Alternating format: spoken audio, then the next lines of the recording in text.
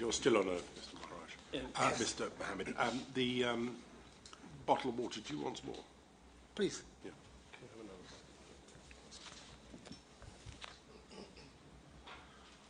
All right. Yes. Much obliged. Thank you. Mr. Mohammed, I just want to ask you a few more questions in respect of the families. Right. Would you agree that at the time of the meeting that you had with the families at the Pointe-à-Pierre Staff Club, Paria was considering recovery? I would say that recovery had been discussions that started to emerge by that time, but we were still moving ahead full-fledged with the attempted dry rescue in terms of getting the pumps and As a matter of fact, on that Saturday at around 5:15 p.m., yes, you and Mr. Piper made a decision to move to recovery. yes. How did you inform the family of Rishi Nagesa about the decision to move to recovery? Rishi you know? Nagesa. Yes. So Friday, we informed them by... I'm talking about Rishi Nagesa. Rishi Nagesa. Yeah, the family of Rishi Nagesa. We informed them through a WhatsApp call. WhatsApp? Yes. And how did you inform the family of Yusuf Henry? Same method. And the family of Faisal Kurban? Same method. I'm suggesting to you that the Rishi Nagesa's family were informed of the decision to move to recovery at Paria's media conference, No. which was on Sunday. No. So, just let me be... No, and I want to provide an explanation, right? Yeah, okay. When we met on Saturday, the families were there, right? We asked the families what would be the best method to continue the communications if they opted not to stay at the complex. Can you reach a little closer to Sorry, the I'm sorry. microphone, please? Yes. And they said that WhatsApp calls would work best for them, right? On Saturday afternoon, after we made the decision to move from rescue to recovery, we had a discussion with Mr. Ali. And the plan on Saturday afternoon was to go to visit each one of those families on Saturday afternoon at their homes to be able to communicate that message. Mr. Ali asked that we go to his daughter-in-law's home firstly to be able to deliver that message. And myself, Mr. Ali, and one or two other people on my team went to the home of Mr. Ali's daughter-in-law to be able to deliver that message. The plan was for myself and Mr. Ali to continue to visit the rest of the families that afternoon. Mr. Ali said that he wasn't going to visit the rest of the families. And I said, okay, well, Mr. Ali not going, we have to find other ways to communicate. On the way back to the Paria's office at Pointe-à-Pierre, we informed that the families were waiting, were at the car park. When I got to the office on Saturday evening, we called all the families individually and asked them to come in to the office so we could have a discussion with them on what was the next move with regards to the incident. Families refused to enter the office, and that is when we opted for the WhatsApp call using the numbers that was provided for us by those families as the means of contact. Okay. At paragraph 10 of your witness statement, you said that in February 2022, Paria employed 95 persons and retained 183 Kenson employees. Yes. So, in February 2022, Kenson employees almost doubled the amount of Paria employees. As of that date, As Yeah. of that date, yes. Right, yeah. And And at paragraph 13, you explain that Paria deployed Kenson employees primarily in Paria's HSEQ maintenance and operations department, Yes. where they were most required, and as subordinates to Paria officials. Yes. That's correct. That's correct. Now, you have been saying today that, and in your evidence, that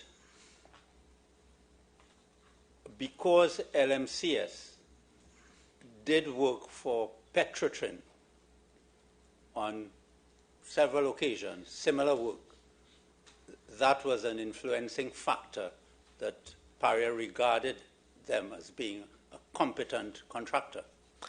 I want to be careful about what I said.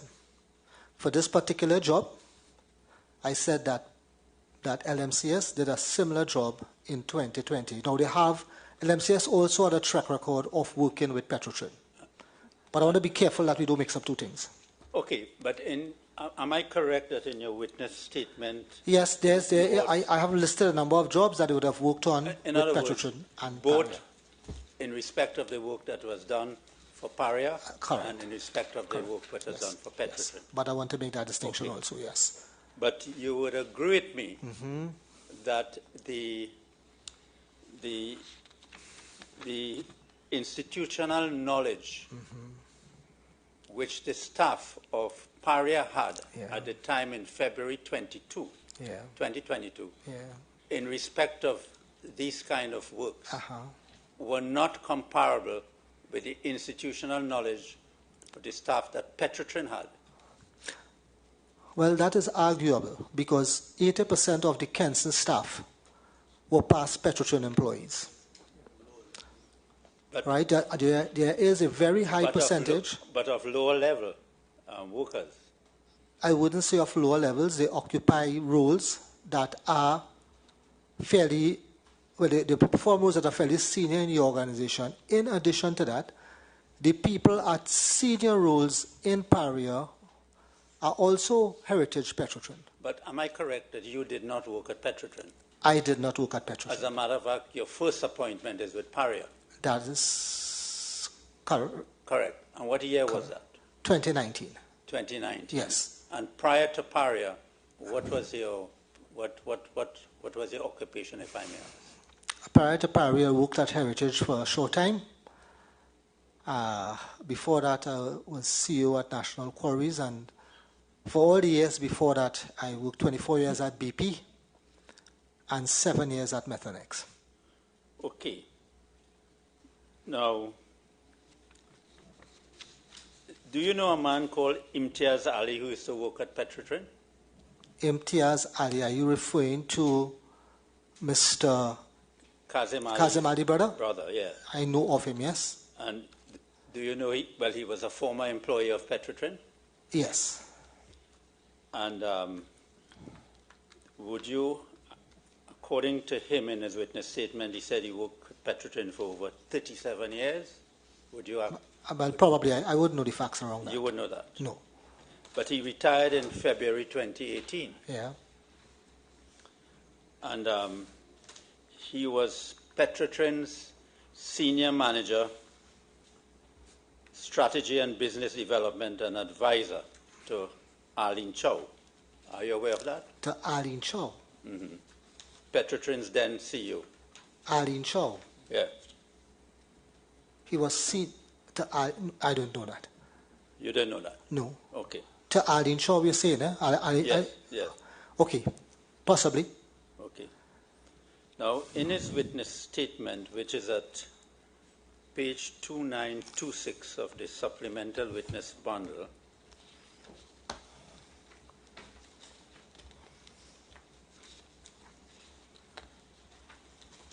Is it tabbed? 66. Yeah, 66. 66. Okay, good. Thank you.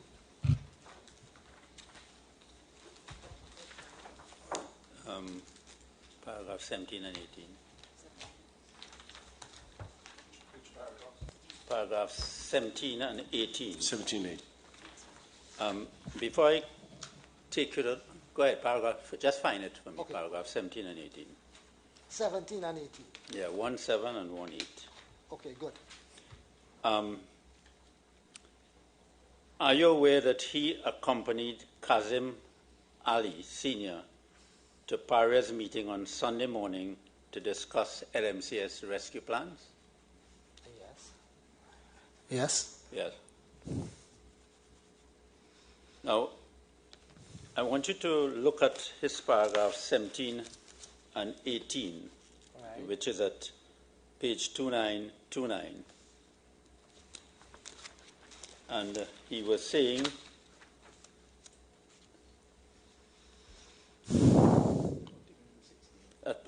I should start at paragraph 16. Paragraph 16. 2928. It was now about midday, and it was clear to me that Paria was very reluctant to convene a rescue. After more discussions, Paria said they wanted a written proposal of the rescue plan that they could share with their subject matter experts. And I want to refer you to this. All of this could have been done on Saturday, the 26th of February, or even on Friday, the 25th of February, when the rescue plan was developed so that Paria could have come to a quick decision. Paria had the responsibility and authority to assemble whatever resources they needed urgently to review LMCS rescue plan. They did nothing. Paria was presented with a viable rescue plan developed by LMCS and Conan Bedu, who was an experienced and competent diver, was prepared to enter the pipe. Rather than responding decisively, Paria did nothing. They vacillated, even though lives were in peril. Would you agree with those statements, or you disagree? I disagree with those statements. Okay. Let me tell you, I disagree with it in part. The fact is that we did ask LMCS to come up with a plan on Sunday, and the fact is LMCS... Which day, sorry? On Sunday. On Sunday? Yes. Well, a written plan, right? That was when the request was made. Sorry, I just want to be clear. You asked LMCS to provide you with a written plan on Sunday. Listen, Had you asked them to provide one before then? we were always asking for a plan, Chairman. This was LMCS' second attempt at providing a plan that makes sense. Right. Not the first, All right. or maybe not the second, maybe the third or fourth attempt. It's important to me, this. Yes. So I want to understand, you're saying that you asked LMCS to provide a written plan on Sunday. Listen, let me go back. Just a minute. Yeah. Jen said that was not the first one, or that Yes. this was another plan. Let me When go was back. the first plan that you got from LMCS? Well, outside of a few words, I have no plan. Is there a plan in evidence that I have not seen that LMCS has presented? Right. Is there a written plan or something I could say that LMCS presented this plan? And in the absence of not having a plan, written, articulated, drawn, or any other imaginary outside of a few words, and a request to dive, the obvious thing to do was to ask for a plan. Yes. I mean, I don't know how all much... I'm asking, there's no need to get emotional about it. I just want to understand. When did you first ask LMCS to provide you with a plan? I think from Friday afternoon, we were Friday asking for afternoon. a plan. Yes. Yeah. And who asked, please? I guess that would have been Colin at some stage, or Catherine at some stage. I personally didn't ask for a specific plan until on Sunday. Is it your understanding and therefore It your is my evidence? understanding, yes. Is it your understanding and therefore your evidence that Paria or someone at Paria asked LMCS for a plan on Friday afternoon? That is my understanding. Yeah, all right, thank you. LMCS asked. So LMCS were asked for a plan on Friday afternoon by Paria, and you're not able to say who it was that asked that. It would either be Colin or Catherine would be one of one those. or the other. One or the other, right? Either Colin Piper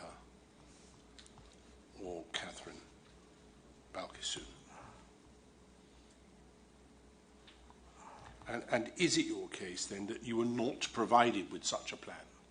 No plan ever reached No me from, plan ever reached me, from right. LMCS written. There were a few verbal mutterings, but no real plan. No plan reached IMT or me. Is that right? As far as I know, those are the facts. And you said earlier, not written, articulated, or drawn outside of a few words. Yes. All right. Thank you very much. Yes. Thank you, Mr. Maharaj.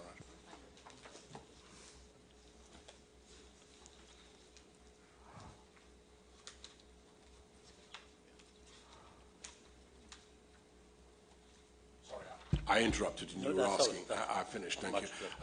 You were asking him whether or not he asked yes, for a plan. Yes, there's one more thing I want to put in from what Mr. Ali said in his witness statement. Look at paragraph 28.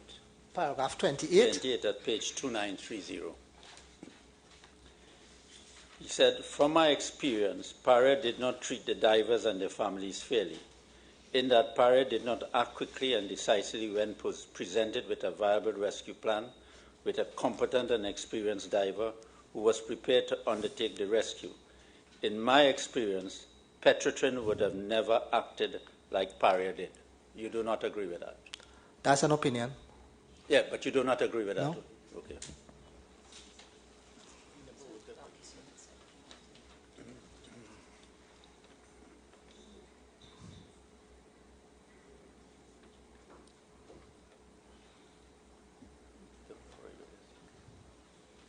I have no further questions for this witness. Thank you very much. Right. So some hands went up. Do I take it that Mr. Hussein Shah, have I got your name right? Yes.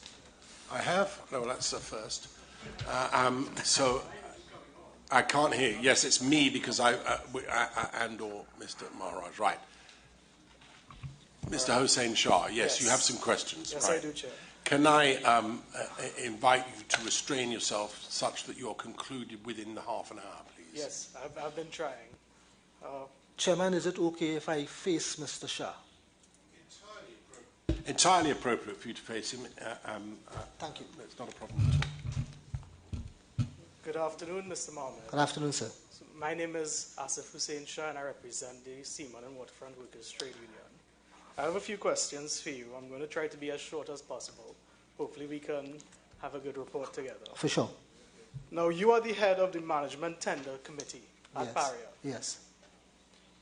And in answer to certain questions from Mr. Maharaj, yes, you said you did not find it necessary to seek expert assistance in evaluating the tender of LMCS. I believe your words were that you trusted their expert competence as a contractor to bring forward the specific risks. Yes. And you also said that you trusted them to bring the expertise, to bring all the expertise through the contractor. I want to be careful. I'm not sure I said trusted. What I said was based on their track record of having done the job safely about a year ago. So I don't want to bring the word trust into it because we run a business, right? So we work with track record, competence, display of objectives, achieving objectives. So I just want to be clear, make sure that you're not paraphrasing me wrongly. Yeah, let me be fair to you. Right. So I'm specifically talking about the evaluation of LMCS's tender. Okay. Specifically the safety, the job safety analysis and the emergency response plan. Yes. And you said that you not trusted, but you relied upon. Correct. Their competence. Yes. Yeah? Now, you also said that there are rules at Paria, and I believe Mr. Maharaj took you through some of them, and that there's also the practical application of those rules. Yeah. Now, I want to take you to the witness statement bundle. This is the invitation to tender at page 560. Which one? You may not have it. It's 4 bundles. It's going to be provided to you. Maybe we'll clear away some that you have there. Thank you. Just keep your witness statement. Yes.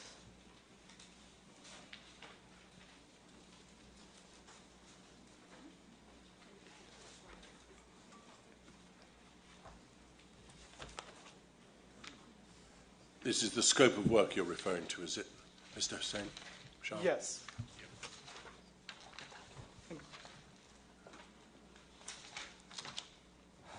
So just a moment, Mr. Hussain. Let's just give an opportunity for some space to be cleared. Sure. Right, lovely. Thank you very much. Yes, your question. Yes, so we're going to heading 6.3. 6.3? Which deals with safety. And in particular, we're looking at 6.38.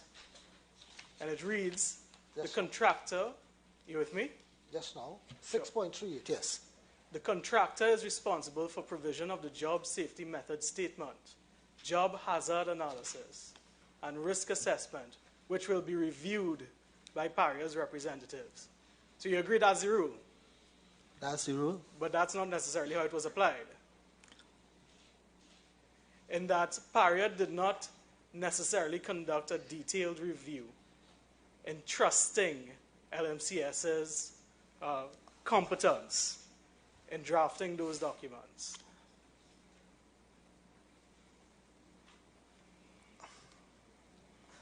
I lost somewhere. Help me. Sorry. If you could repeat. Sorry. Sure. I lost somewhere. Sure. So the end of that clause ends right. with those documents that you see there listed yes. will be reviewed by Paria's representative. Yes. And in terms of the review, that review, you say, did not include any expert advice, correct? What? All right. In terms of identifying the hazard, sir. Right. So as I said, the way we built the system, or we fashioned it, is that we would go for the contractor who would bring specialized services to the facility. The development in particular, the method statement would belong to the contractor because they would be specialists and they would know what are the job steps for executing that job. Right. However, the risk assessment and the hazard analysis would be joint between the Paria team and the contract team. But at the point of procurement, at the point of the tenders committee, the full development of the risk analysis and the hazard assessment is done once the contractor is selected. They do a site visit. That's a process that continues to run, right? Yes, but you trusted LMCS to identify all the hazards. In that we believe, based on the track record that LMCS had, that they were competent enough to be able to identify the hazards. Yes, they had done the job, a very similar job, not too long ago. Correct. So Paria did not undertake to identify the hazards. Is that correct? Paria did not undertake. Paria, together, working with the contractor over the period of the development of the project, would have engaged with the contractor. I'm talking about the tender, sir. Would have engaged with the tender? Yeah, LMCS would not be involved in evaluating the tender. That's Paria. But then the method statement, etc., would come fully developed by the contractor at the tender stage. So Paria wouldn't have a role at the tender stage. Correct. So you're saying that in evaluating the risk identified by LMCS, Paria would not have done its own independent, or it would not have tried to identify those risks on its own accord. In the method statement that was provided at the tender, is what you're saying? Well, the job safety analysis, the emergency response plan, all the safety documents, sir. The risk assessment. At the tender stage, LMCS would have presented Paria with a set of documents that would have formed part of the package. Paria would have assessed those documents based on what the pre-qualification was for that tender. I can't remember exactly what the pre-qualification was, and that would be the assessment done at the tender stage. Correct. Right? So that they would not have, and we're on the same page here. Okay. They would not have identified or sought to identify independently the risks associated with the job. They would have trusted the competence of LMCS. Is that true? I would say that Paria would have assessed the package presented to it at the tenders committee based on the criteria that was set out by Paria. I see, based on the criteria. Yes. Now, I want to take you to the witness statement of Mr. Balkaran at page 1432 of the witness statement bundle. This is the same witness statement bundle I'm looking at here? I'm not quite sure. Is it tabbed? What page number are you asking for? 1432. Is it tabbed? It's volume 4 of the witness bundle. You probably had that removed. No, you should be the same bundle as the one you're in. Yes. I see volume 143. No, this is up to 1027. Sorry? 1432. No, this wouldn't be here. This has 1027. The tab should be 43, I believe. The tab should be 43. No.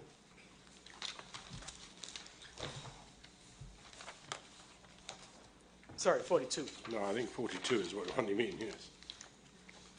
It's a statement. It's the statement immediately before your own in your bundle, 43. In the bundle. Right.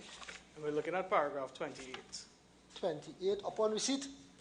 Yes. Uh-huh. And you see, among other things in that paragraph, Mr. Balkaran, in talking about evaluating the tender, says that he evaluated the suitability of the documents provided by LMCS.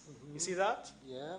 Right, and now I want to take you to Mr. Archibald's witness statement at page 1317 of the witness statement bundle. 1317. Yeah. Yeah. Is it tabbed? My version is tabbed. I'll try to see if I can tell you what. 36. On my version. Good. I'm sorry, you've lost me. I need to... Sure.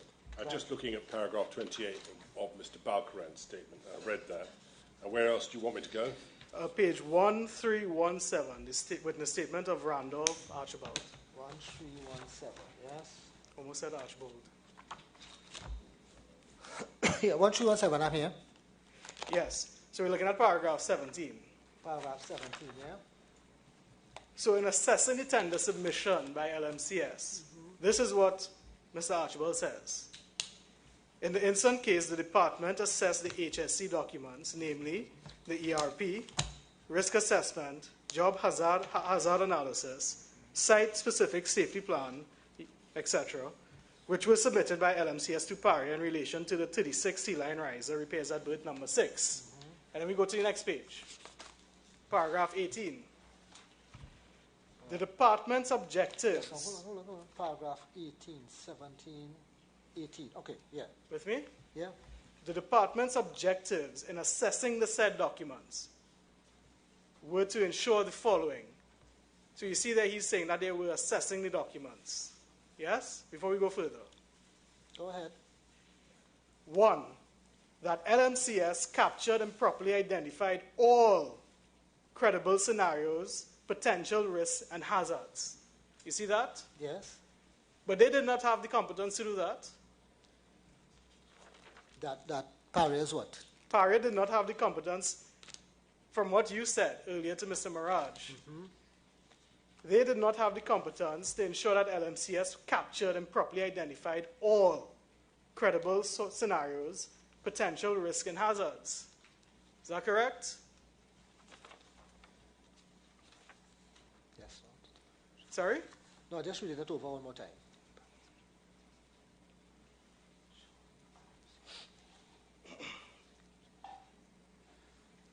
I mean, I just have to go back to the process that we work, right? The credible scenarios for that specific work.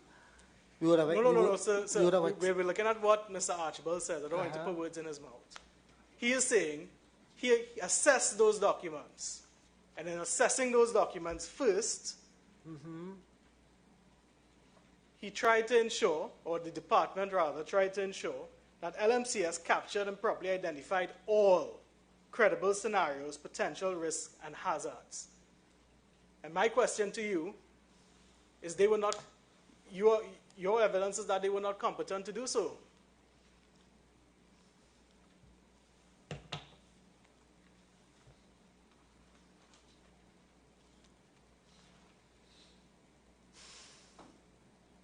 All credible risk scenarios.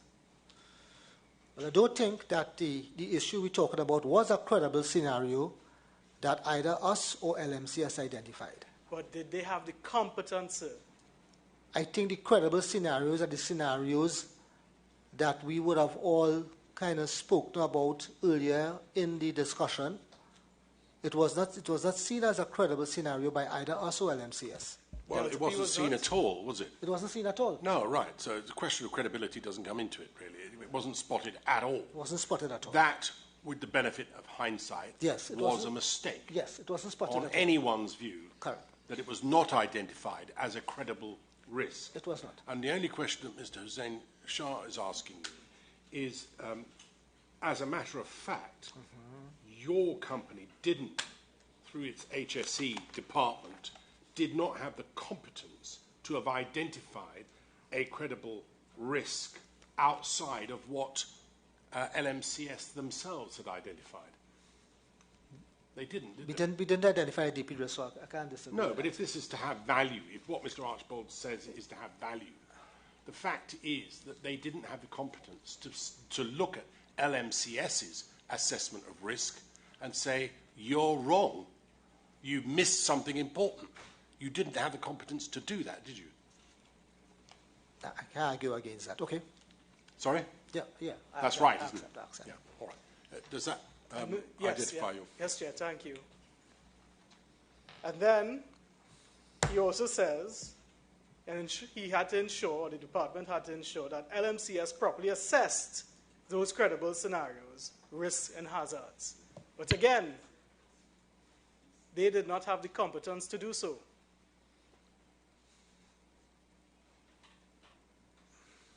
Yes? I can't argue against it.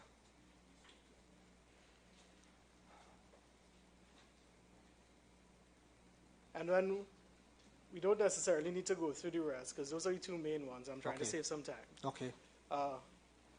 But you'll see paragraph 19 says that upon that assessment, they found that the documents were satisfactory, but they could not. Correct? Based on the logic of the question, I can't argue against it. Thank you.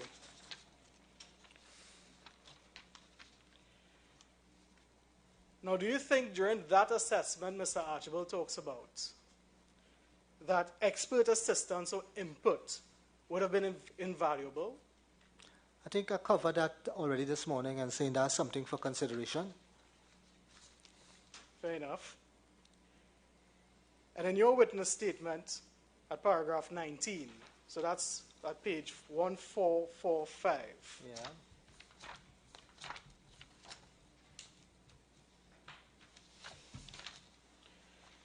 You talk about LMCS's past experience working for Paria. Yes. And you identify that they worked two similar jobs to the one that is the subject of this inquiry. Yes. Now, those jobs would have been performed in compliance with Paria's permit to work system, yes? Yes.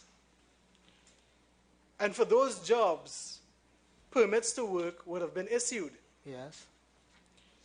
It would have been issued from the start of the job and up to the completion of the job, yes? You mean different permits, right? Various permits would have been issued during that time. For the similar jobs. Yeah, various permits would have been issued. Now, in those similar jobs, would they have also involved the installation of a migration barrier? I'm certain that the job in 2020 involved the installation of a migration barrier. And the job would have also involved the removal of a migration barrier. Correct. And that ought to have been captured in the permits to work for that job or those jobs. Correct. And in this inquiry, Paria says that LMCS breached the permit to work system for this job. Yes. Now, in evaluating the breach, did you consider how the former jobs were completed? The methodology employed? We didn't go, well, to be honest, I didn't go back to the former job. What I went back to is the permits to install the plug. So for this job, specific permits were given for installation of the plugs. Yes. And on the particular permit for the job on that day, there was a specific statement that said that those plugs were to remain in place. That's absolutely clear. Where does it say that? On the permit. No, it doesn't. No, it doesn't. Can we have the permit up, please? So you're not expected to remember the exact wording of this. You should have it in front of you. Right? Yeah. Well, let's put I agree. It doesn't say anything about. It mentioned migration barrier, not plugs. Well, just a minute. I agree. It doesn't say anything about the plugs specifically. What I want to understand is you're saying that it specifically said not to remove them. Come on. Migration barriers to be used. Yes, well, they were being used. They were being used. They'd been put in weeks before, or at least some days before. So, what is it you're trying to say? I just need to follow what you're saying. But when I read this, yes, let me tell you what my interpretation is. Yes. That during the execution of those activities outlined on the permit, yes, that migration barrier was to remain in place until that job was completed. That is what I read. Right, that's what you read into it, is it? But you agree it doesn't say that? It doesn't say it specifically. Well, when were they put in? I don't need the exact date from you. I don't expect you to remember the exact about date. A week before. Yeah, it's some time before, right? Yeah. Right. So they were already in place? Yes. Right. Once that hyperbaric chamber was in operation and people was in that hyperbaric chamber, those barriers were to be used. For what reason? Remember the reason that we would have discussed was two important things, right? One is the issue of fuel, the gas from the fuel or poisonous or potential harmful gases from the fuel getting into the hyperbaric chamber. Two, that while they were welding and welding were taking place, that we didn't have sparks or any kind of hot liquid getting into the pipeline, which probably still had hydrocarbon. Three, like everything else, you wouldn't want people. Remember, this is an open space, 30-inch open space. They also have the migration barrier to prevent tools, people, anything from tripping and falling into the space. Once people was inside of that hyperbaric chamber, and you had an open 30-inch space, typically in industry, all of those spaces are closed, surrounded, barred. That's normal industry practice. You don't leave an open 30-inch space where there's a possibility for people to fall into while they're working in an area. That's just standard industry practice. Right, I got you. It's almost like leaving, sir. It's almost like leaving a manhole without a cover. You wouldn't do it. No, I understand. So the migration barrier to be used, you understand that sentence, if it is a sentence, you understand that to mean that the migration barrier had to be put in place in order to carry out works that were to take place on inside the hyperbaric chamber, yes. Yeah, but just so that I'm clear, on the 25th of February, it was already in place. Yes. Right, so it doesn't say anything about removing them or putting them in place. They were already there. Is that right? They were already there. That is correct. I mean, it's not as though... I just thought you were trying to suggest for a moment, in answer to a question from Mr. Hussein Shah, that the migration barrier was not to be removed, and it specifically said that. It doesn't say that, does it? It doesn't specifically say that. No, it doesn't specifically those specific words. No, it doesn't use those words. What it says is migration barrier to be used under the heading requirements for equipment, isolation and clearance. And then the subheading, cleared of processed hazardous materials, answer yes, migration barrier to be used. So I follow all of that. Yes. I mean, you know, we've looked at this at some considerable length over the past few weeks. Yes. What I want to understand from you is that you understood that to mean that it should not be removed. Correct. Once there were men inside of that chamber working, and that chamber was pressurized, and the potential for gases coming up into that chamber, those migration barriers would be in place. And the second thing that was in place was the gas testing to ensure that that environment remained breathable and free of contaminants. So the migration barrier was the actual solid barrier, and the gas testing was the confirmation that that area was clear of hazardous gases. You agree, don't you, that this document, this work permit, says that the chamber, as we understood it, the hyperbaric chamber, is to be removed? The hyperbaric chamber is to be removed? Yes. At some point, yes. It says remove. Well, not about at some point. This is the application for work yeah, remove the on chamber. The 25th of February. Right. Remove chamber and blank top of the new riser, Right. yes. So what it says is to remove and install a 50-inch flange. Yes. Remove and install a 30-inch riser pipe. Yeah. Remove a 30-inch solid blank. Yeah. Conduct pressure test on flange weld. Yes. Remove chamber and blank top of new riser. That is correct. Now, all of those things weren't done on that day, were they? No, you didn't get to the point where the riser was removed. So the riser, sorry, the chamber, I'm sorry, let's recollect myself a bit. The chamber was not removed on that day. No, it was removed the next day, but never mind about that. The point is, what I'm asking is the specific tasks that were appointed and completed by the applicant. So what was supposed to happen based on the permit is the chamber was supposed to be depressured. Yes.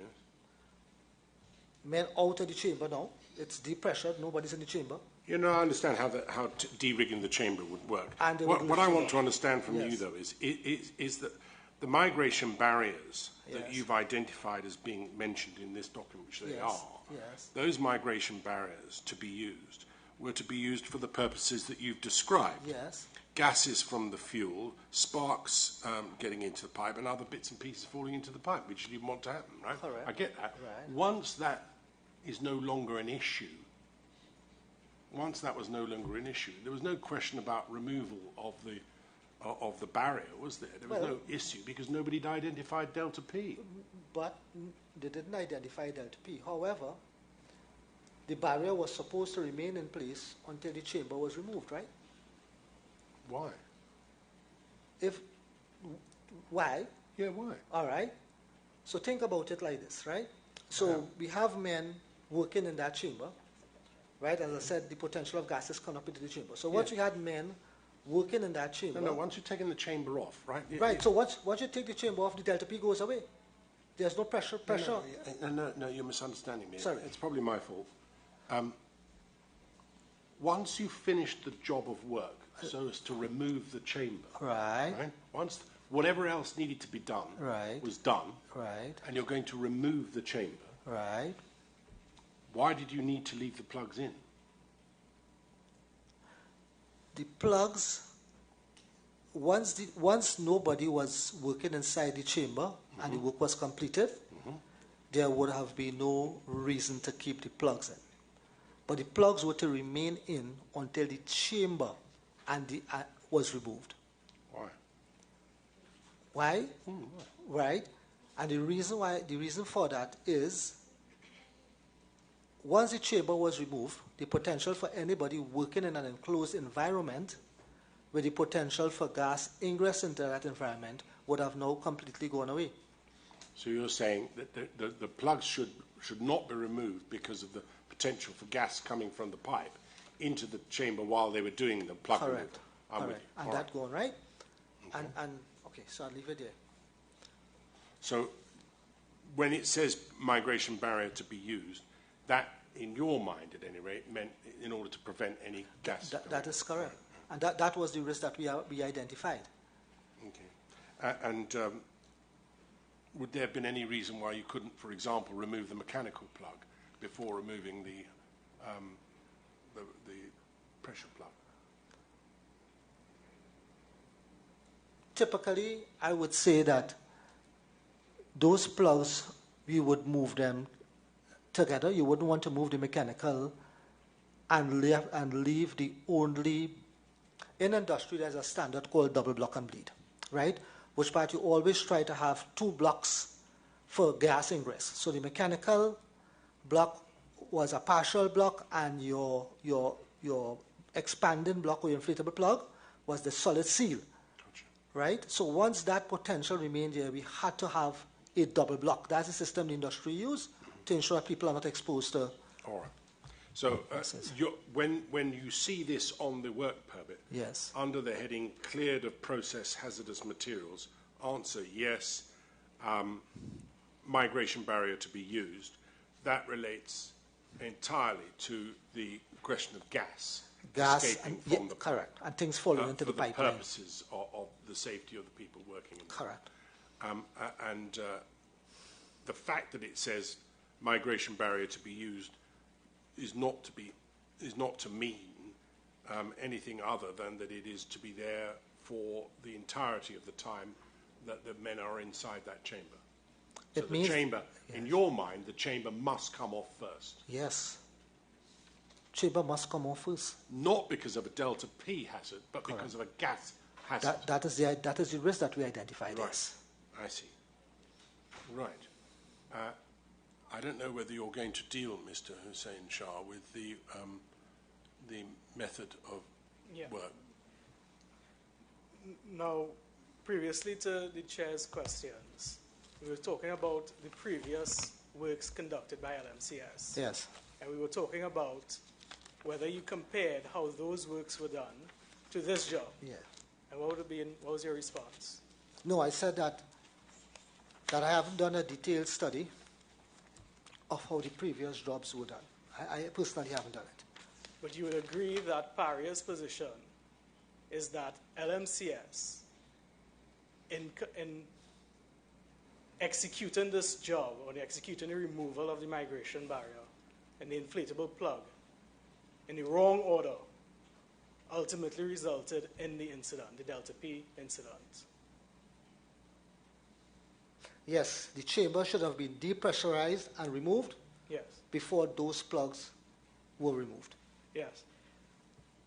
Now, in looking at the previous scope of works, or looking at the previous permit to works, were you able to identify how LMCS conducted the job? Whether this... No, as I said, I didn't look at that detail on the last jobs. I didn't go into that level of inquiry into the permits and the exact work statements, etc. of the last job. Do you think it would be important to compare how LMCS conducted the previous jobs to this job in identifying exactly how, where, or whether they got lucky in the past? Yeah, I think there's value in doing that.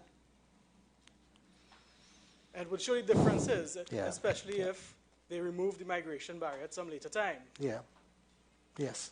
There's some value in doing that, I would agree. Now, would you be in a position to share those previous the permits to work with the Commission? If it is a request from the Commission, we will comply.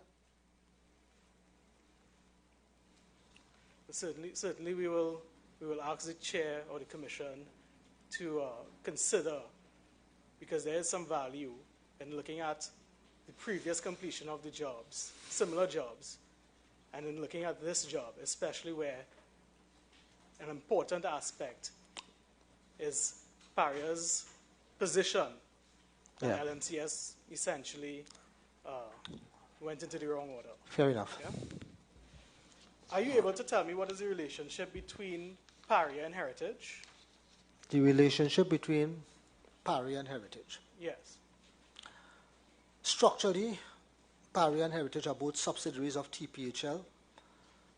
So let's say we have a connection by being subsidiary of a overarching governing body, which is the TPHL board. And does Heritage share certain expertise with Paria when required? If requested, there would be no hesitation with Heritage sharing expertise with the Paria organization. And are you aware that Mr. Rolf Seals, a Kenson employee, is attached to Heritage? Yes. And he assisted Paria Yes. with respect to the rescue and recovery? Yes. Would you agree that if it is that Paria had a dearth or had a vacuum of competence, that they could reach out to Heritage essentially and request assistance in the future? Yeah, I think that's something that we have to consider. Now, there's a lot of things to consider. I want to take you to paragraph 51 of your witness statement. That's at page 1451, 1451. 1451. Yeah.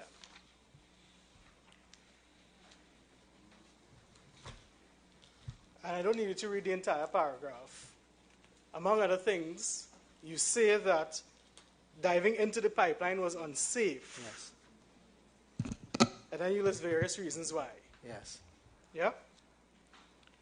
And you base this on not knowing the condition of the pipeline. Yes. And that there was no plan or risk analysis.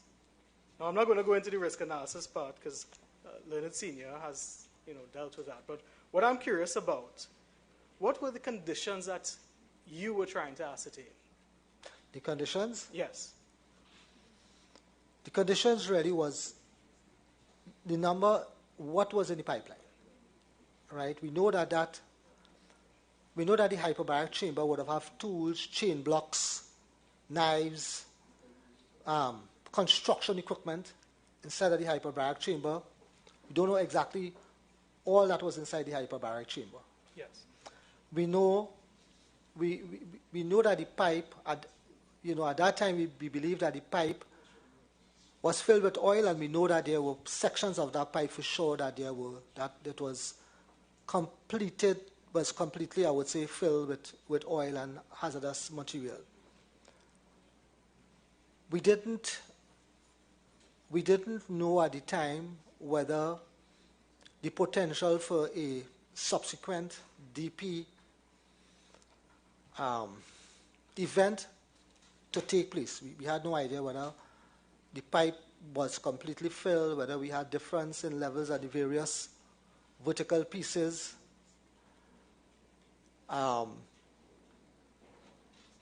We didn't know exactly where the blockages were and how people would navigate around them. So those were some of the big issues that we didn't know exactly where the men were, how far they were in the pipeline. We don't know exactly what was the condition of the plug, where the plug was in the pipeline. A number of things that we just didn't know. Sorry. What inside the pipeline contain other hazardous materials besides oil? We don't know. Remember, that pipeline has not been in use for a number of years, so we just didn't know. We just didn't have that information. But you had the information that Christopher Boudram came out, and I want to take you to the ICT bundle of documents at page 1541. Page 1541. This is bundle one. Not the witness statement bundle, the ICT bundle.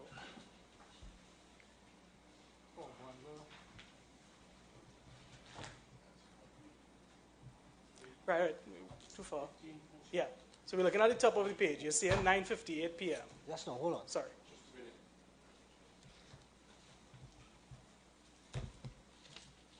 Now you recall, sorry. Just a minute, please.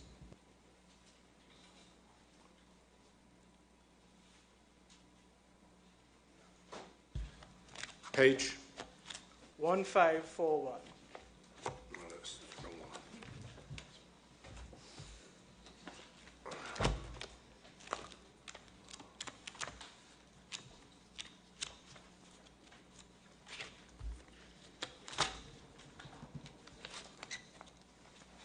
Yep. Now you recall a conversation which occurred in your presence between the incident command team and Mr. Boudram. Yes. And do you identify these scribbles? So you could read through them. Do you identify these scribbles as the contemporaneous notes taken of that conversation? So I can help you read it. 40 feet from riser, I think. 2 air pockets and went down. Faisal couldn't be found. Broken hand and foot. Everyone tried to pull. Reach in an air pocket. Only Faizi answer. Another part with water. Faizi had tank on him. Couldn't climb out the water at the top of the flange. Fell too well, it seems. Yeah. Does that accurately summarize the conversation that occurred in your presence?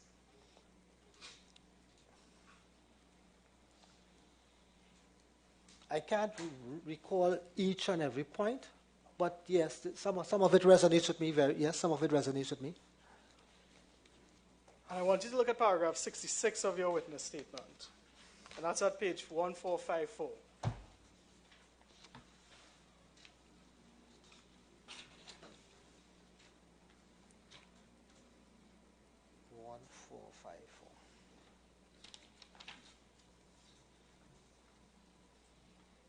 Paragraph 66? Yes. Uh-huh. You accept, so I'm looking at subpoint 4. He crossed blacks who was unresponsive. Yes. You accept that that statement appears nowhere in the handwritten note. Do you? Yeah, it's not there, so it's not there. Thank you. You would have had the information that both Mr. Boudram and Mr. Kurban, so Boudram coming out of the pipeline, the information ought to have reached you that he said, the boy is right behind me. Do you recall that? Yes, go ahead. And Mr. Kurban would have also come out of the pipeline. So that, at least at that time, with proper equipment, a rescue may have been possible. Because when you speak about what the camera is supposed to see, oil, knives, tanks, gear, all those things would have either been navigated through by Mr. Boudram, or Mr. Kurban, whatever limited space he went into, or whatever limited depth he went into. He would have either come across it, but either way, you had the information that Mr. Boudram would have crossed all those obstacles, if should they exist. And probably also may have left some behind. Like what? I don't know. Mr. Boudram, how did he come out? Did he have tanks that he used? Yes. Did those tanks became deposited along the line? I don't know how many tanks Mr. Boudram would have used to come out and what he would have left in his wake coming out of the pipeline. But you didn't seek to find out. I disagree with that. I seek to find out using a method that was safe without putting people's lives at risk. And you think a camera would tell you whether a tank could move?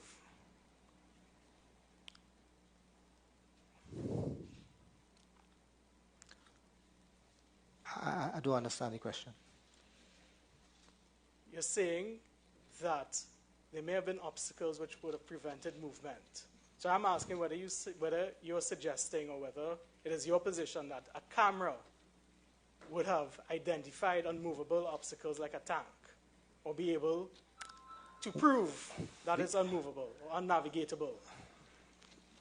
What we had expected is that we would have been able to move around the tanks, be able to identify exactly where they were located, at least as a minimum identify where they were located, identify where we had oil, where we had water, identify where the men were, so that we could have properly risk assessed and understand the perils or the hazards that a diver would meet entering that pipeline.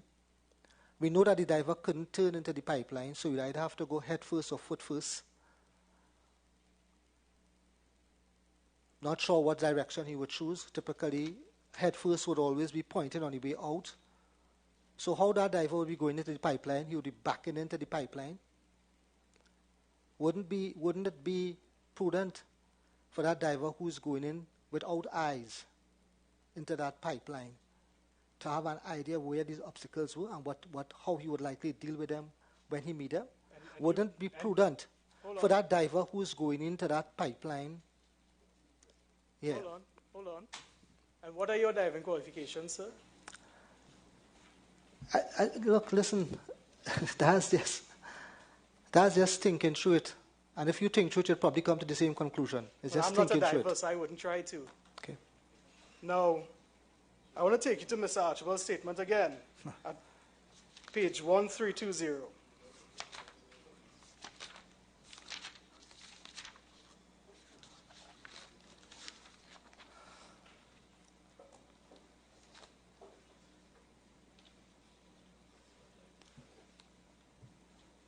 Now, this is Mr. Archibald seeking to talk about what a safe dive may entail. What page, sir? 1320 at paragraph 37. Paragraph 37. 1320.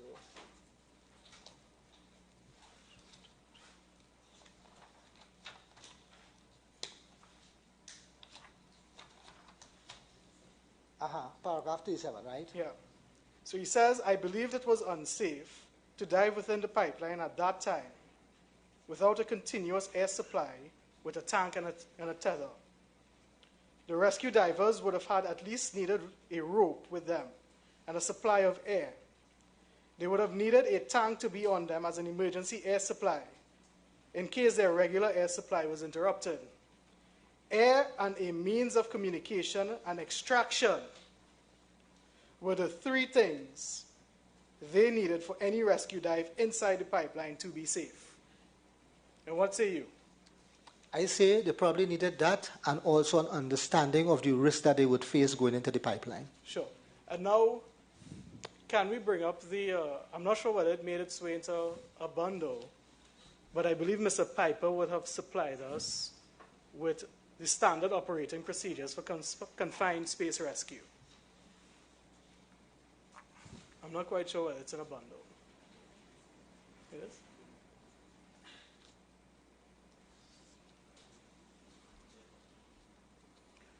So I want to go to 3.2. Do I have it here? I'm not quite sure.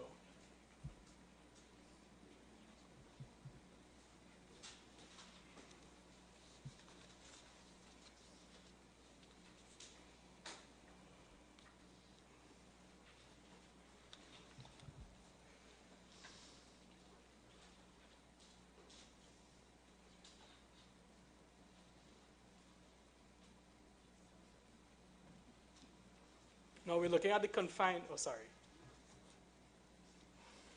Let me know when you're with me. Yeah, I'm here. I'm with you. Now we're looking at the confined space entrance. Mm-hmm. Yeah? Now a suitably qualified diver ought to know the hazards associated with entering a confined space.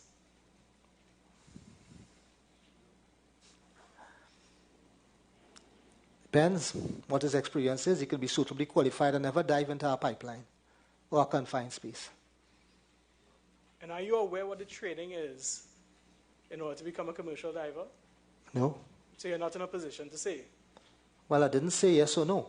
I said there's a possibility that he would have never dived into a pipeline. Yeah, but these are Paria's. This is Paria's document. About confined space? Yeah, Okay. well, it's the closest thing we have. So we have know the hazards and know how to use all required equipment. Do you believe a commercial diver would know how to use the required equipment?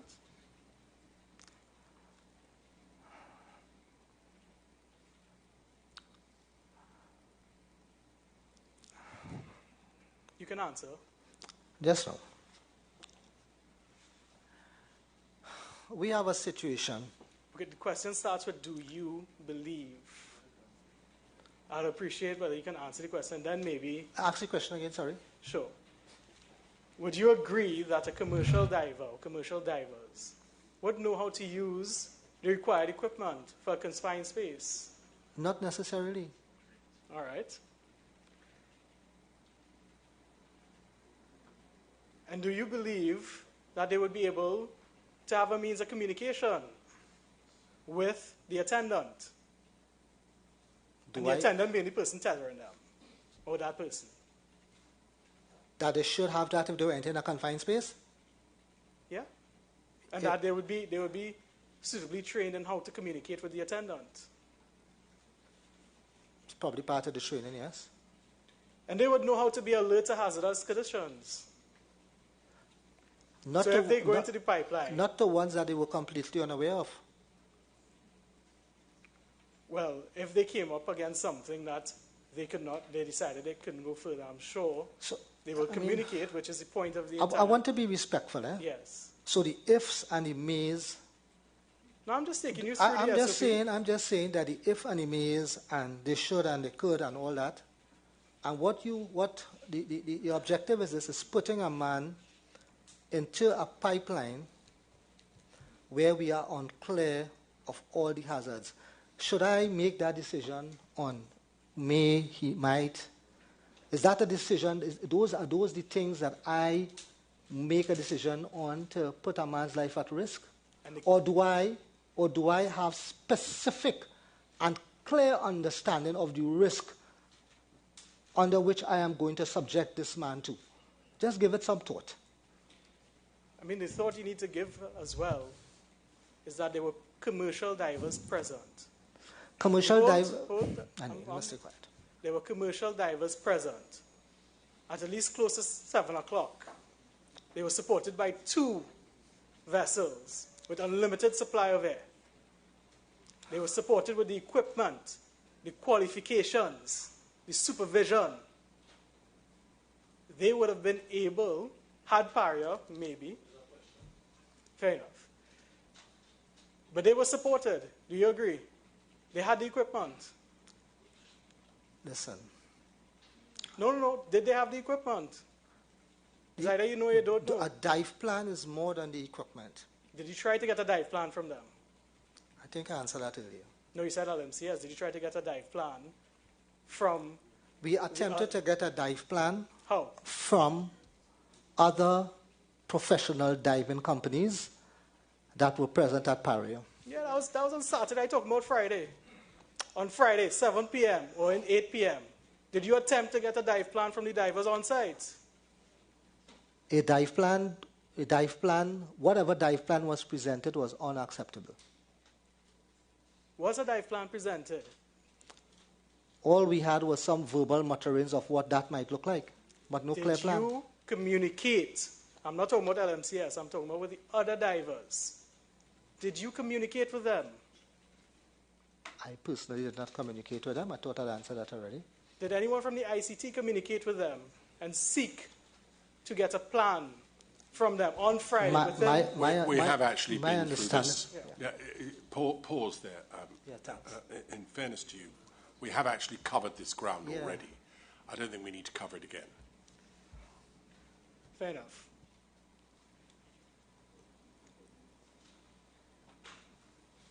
Now, when did Paria first consider the use of a waiver of liability for persons who may want to dive into the pipeline?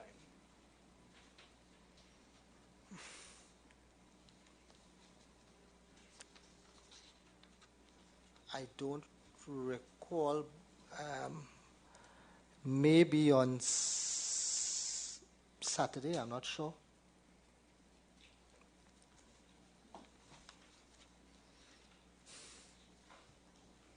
And did Paria communicate to any of the other divers their willingness to accept a waiver of liability?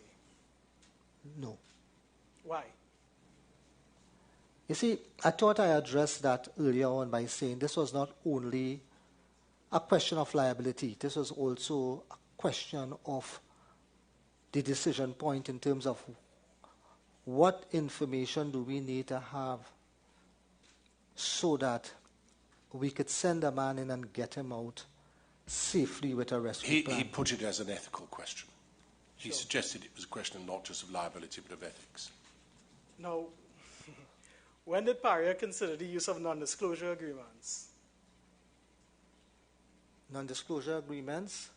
Yes. If you need some help to refresh, I believe it's the Well, I need some help to understand the relevance. In Mr. Fuentes' new statement or email that was disclosed, he makes reference to a non-disclosure agreement. So? I just wanted to know when was that considered and why was it considered? Why is it relevant to anything? Just tell me, explain relevance, and I'll let you answer it. Sure. In terms of the ability for persons to communicate freely and the limits of that non-disclosure agreement. Relating to?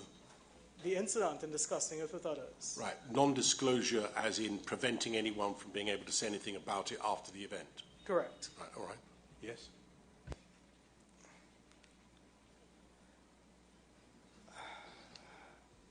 I can't recall. It did, first of all, Paria consider the question of non-disclosure agreements to prevent people from being able to say anything about what happened on this occasion. Was there any such consideration by Paria? There was consideration of non-disclosure agreement and the use of cell phones at the recovery. What we didn't want is to have.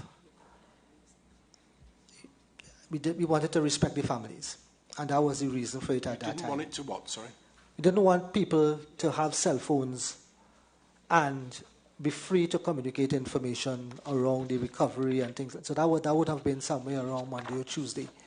That's my recollection of the use of non-disclosure agreements by Paria. Of its own staff or of everyone else? Everyone else. Everyone, staff, people who were attendants at the... Because you used WhatsApp, didn't you, or some other text communication between They had to be authorized by the ICT. Yes. No, I want to go to the supplemental witness statement bundle at page 3157. 3157. This is Mr. Fuentes' new statement or email statement. And you go into... You have a tab on it? No, unfortunately. Okay. 84? 84, yeah. Oh, 84. Supplemental statement, are you? Just a minute. Which one? Witness bundle? Yeah.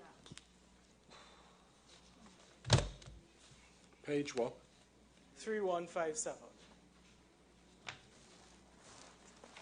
Yes. I have it here. It's behind tab 83.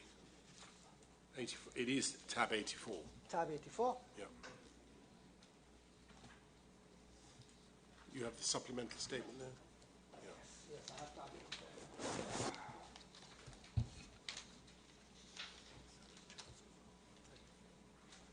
It's an email. Is that what you're referring Yes. to, the email? Yes. I believe this is the only statement we have from Mr. Fuentes. Yes. So look some ways down, you'll see a sentence saying, I was asked to fill out a NDA document which I complied with.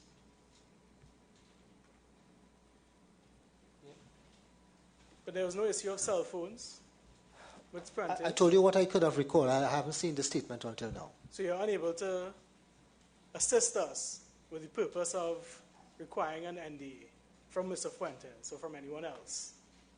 I mean, well, I think typically, you know, incidents like these, you'd always want to make sure that information isn't, or there is somehow what I call it. There is some caution with how information is shared.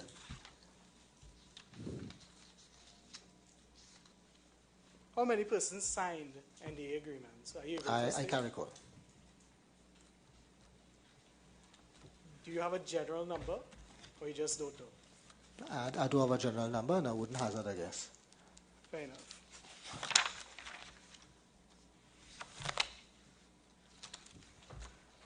Now I want to take you back to your witness statement at paragraph 1441. Paragraph 1441. Just tab me along so I could be quick. Sorry? You have the tab? Oh, it's your witness statement.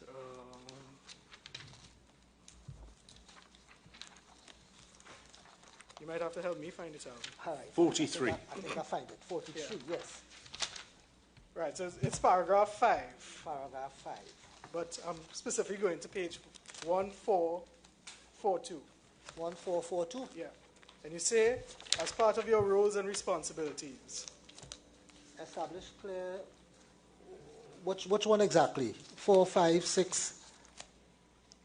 Yeah, I'm going to get there. Okay. But you list out your roles and responsibilities. Yes.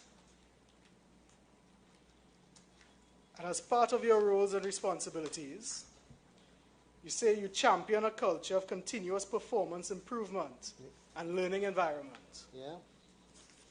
That's number 11. And at number 7, Right. you say you drive major transformations to increase safety, environmental performance, reliability, quality, delivery, and or financial performance. Yes? Yes. Now, did Paria prepare an investigation report, an incident investigation report? Paria prepared an investigation report, yes, an internal investigation. Did you have a role in the preparation of that report? No. Did you review the contents of that report? Yes.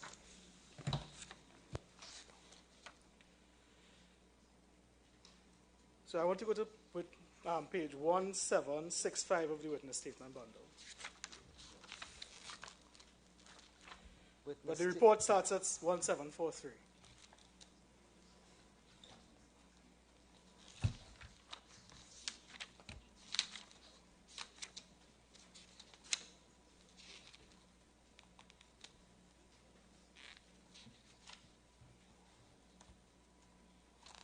Yeah?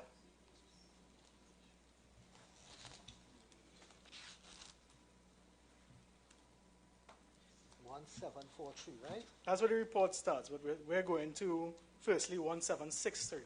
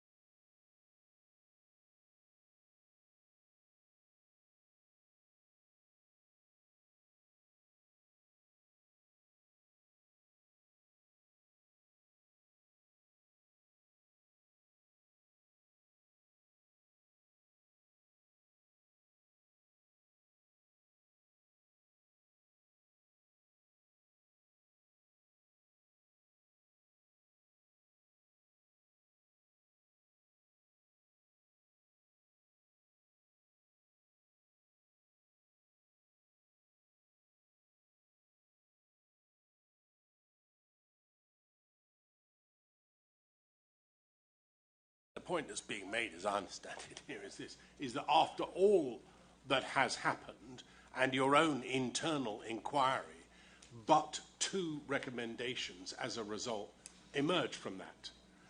I dare say that even during the course of cross-examination today, you would regard those 2 recommendations as perhaps a little short of what might be recommended in the future. Leave aside the question of any thoroughness of your own internal inquiry. The question being addressed here is, that is the totality of what you identified, or what your firm identified, as by way of recommendation. And the point I'm simply asking you is this, is that had those plugs not been removed, of course it wouldn't have happened. Yes. But the fact that they weren't removed was nothing to do with identifying delta P. And that's correct. One of the recommendations that might have appeared on there is recognizing delta P. I can't argue with that, Chairman. No, right. So on any view, there is at least one short of the recommendations from your own report. I would accept that. Right. Mr.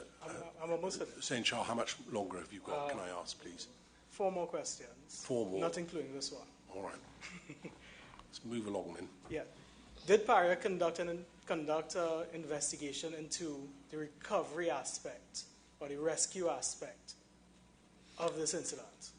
That process is ongoing. We haven't conducted a full investigation into the rescue and recovery effort. And don't you consider that to be important in championing we know that it is important. And is there a time frame for the completion of that investigation? I haven't put a time frame on it to date, and a lot of the time and effort was being spent preparing for this Commission of Inquiry. And preparing half a report? And preparing what report?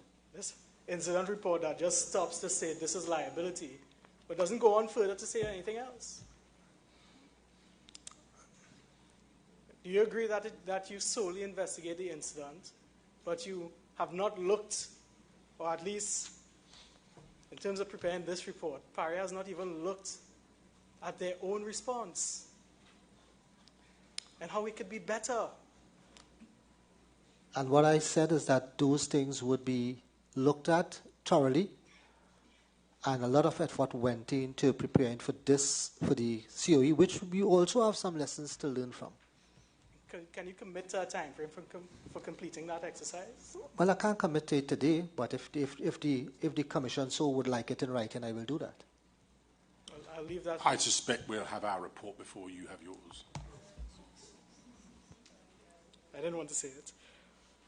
Now, what systems does Paria have in place to support the families of these divers? Paria was written by the attorneys for these families on the 21st of March, indicating that Paria desist and stop all communications with the families. And is it that Paria was desirous of continuing the support to families?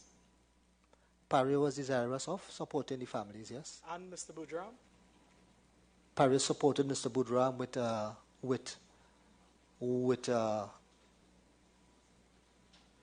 with counseling. We also supported Mr. Boudram, or was willing to support Mr. Boudram with an alternative to what he suggested as the requirement for help. So yes. And do you think the support provided by Paria was sufficient? Do I think the support provided by Paria was sufficient? Yes. I would say yes, Paria was open to providing all the support that it could have provided. What was that support provided? I mentioned some of it in the report. We thought that immediately the issue of counseling would have been important to get people through what would have been a very, very tough time for the families. What about financial support? We talked about providing people with a supply of the necessities that they would need until they were able to stand on their feet. But that's not what you say in your statement. What I said in the statement? Your statement at paragraph 93, 1459 on to 1460 essentially says that you offer them support in the form of purchase of groceries and Massey gift cards.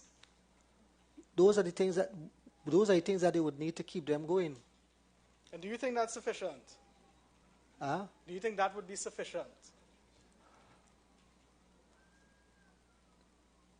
Do I think that would be sufficient? Yes. Do you think? Look, I think it was a start, and we were willing to engage with the families further until we were put to a stop. Are you still willing to engage with I'm families? going to put an end to this now. Thank you very much. Fair enough. Those are my questions. Interesting though it is, the fact is that's not within the ambit of this inquiry. And I think that's as far as I'm prepared to permit to ask questions. Those are my questions, Chair. Yes.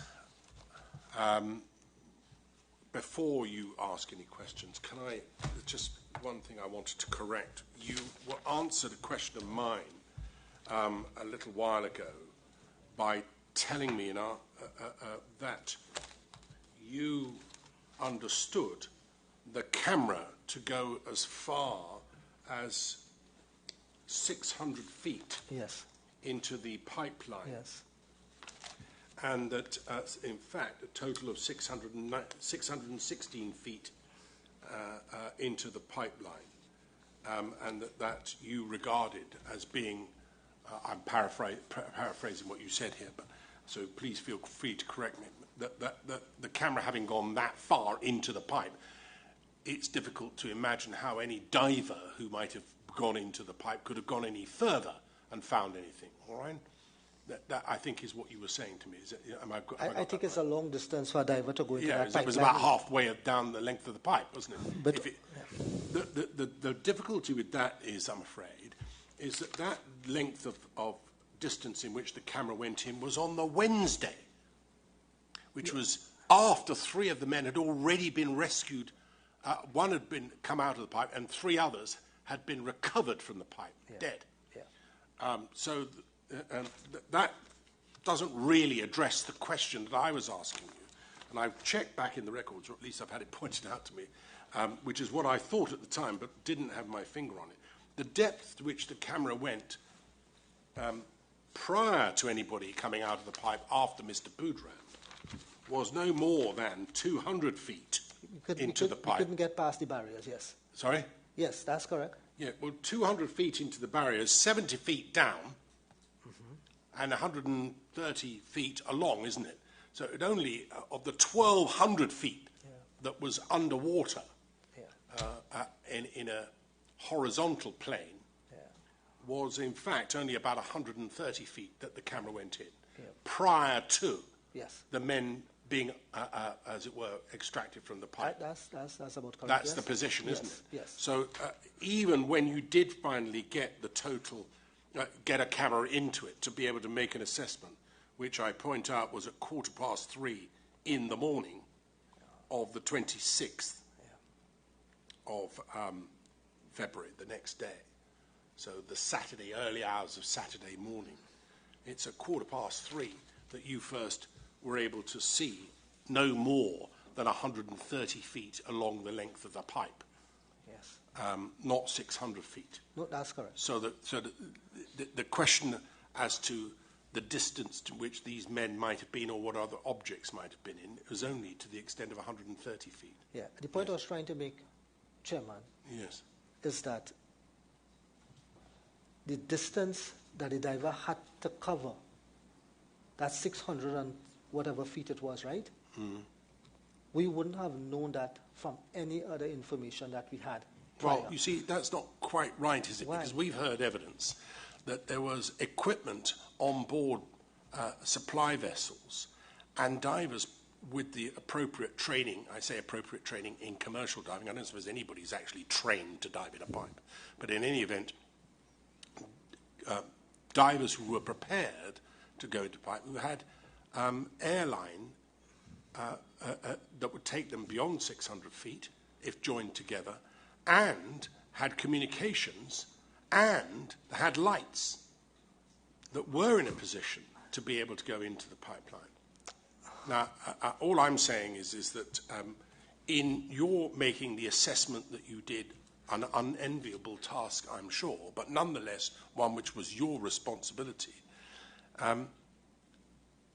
the best that you were able to achieve was seeing into the pipeline by 130 feet at 4 or 5 o'clock in the morning. They were dead anyway, weren't they? It's possible. Almost inevitable. We've already heard nobody undertook an exercise to try and find out how much air might have been in the pipe. Did you? We haven't done a detailed exercise to be able to determine the amount of air in the pipe. Did you do a detailed exercise to work out how much fluid was in the pipe? No. Yet you knew, as a matter of fact, that there were at least 2 places in that pipe with air. We know that there were 2 places in the pipe. I wouldn't say with air, there were vapor spaces. Well, they were able to breathe it. For some time, they would have a certain amount of oxygen for some time. Yeah, but that space would be filled with H2S and other all kinds of toxic gases. Of course. But at best, air. At worst, some kind of toxic gas, but breathable. At best, yeah. Correct? Yes. No attempt was made to try and identify how much would be needed per man, per hour, that sort of thing, was it? No, and we didn't have the information to see how big those air pockets were, what were the size of the air pockets. What you did have information of, though, was how much fluid had been pumped out of the pipe. Yeah, but remember the pipe was re-flooded. No, of course, but you knew what had been taken out, didn't you? Yeah, but we didn't know how much actually went back in.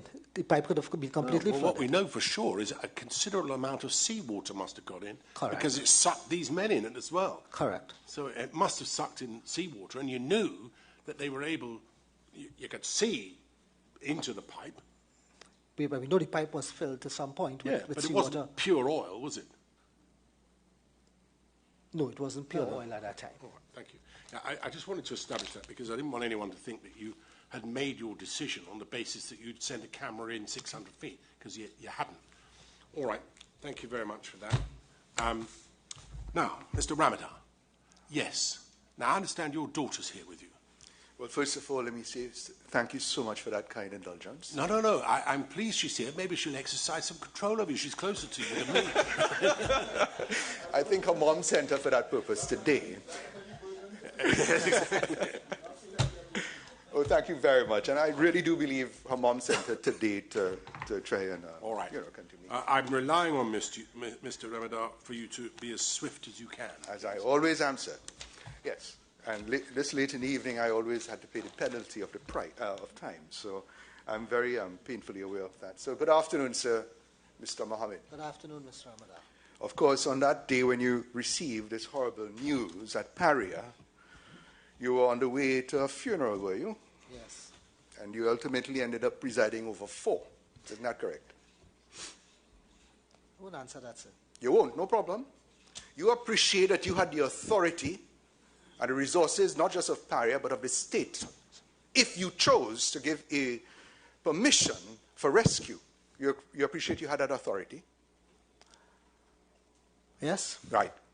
And you, for whatever reason, good or bad or indifferent, chose not to give permission to do the rescue. You agree with that? Well, let's get one fact straight. Let's get the answer. No, I want to get a fact straight. Well, you go right ahead, sir. You are not in Paria. I understand you're in the Commission of Enquiry. And as godlike as you believe you are, you will answer the questions here. No, sir. He started too early with that. I tell you, the burden you place on his daughter is too much to bear. No child should be given that burden, sir. Yeah. Well, of the children of the deceased, of course, Mr. Peterson. Mr. Ramadar. Yes. I withdraw and I shall move on for the sake of time. It's only going to take longer if you do that. Mr. Peterson, if you will interrupt less, of course. Thank you. So you appreciate that you did not give permission for rescue. You agree with that? I want to clear one fact up first. It works much better if you answer the question first and then add your rider. Okay, please, good. So if you would address yourself to the question. I'm sorry, Chairman, I'm sorry. Right. Good. No, we did not give permission, or we didn't allow diving into the pipeline. In fact, you prevented efforts. I wouldn't say we prevented efforts. We didn't prevent efforts. People continue to dive. Oh. And let me get one thing straight. And don't point at me, sir, please. All right, that's all right. That to others, but I knew from Mr. Maraj you don't ever do that in a court or anywhere else. Okay. Yes. Yeah. Carry on, please. We're waiting for you. I just want to address the first question, that we did bring beer to the incident, the state, through the Coast Guard. Yes. Right? And the Coast Guard, through their assessment, also agreed. Listen, I appreciate that. The Coast Guard will answer for themselves. We're asking about you. You are the ultimate authority, the general manager. You had the authority and responsibility to make decisions. Isn't that correct? Yes. And the decision was made that no one should go into the pipe. We've heard that many times before. You want to change that? No. No. So, let us just move for one moment. We're hearing about recovery and we're hearing about rescue. And I'm grateful to my friend, Mr. Small, Gerard Small, who, what was so obvious and we dealt with before, but I shall ask you now. What efforts were made to sustain the lives of those who were in the pipe while you came up with your plan for rescue?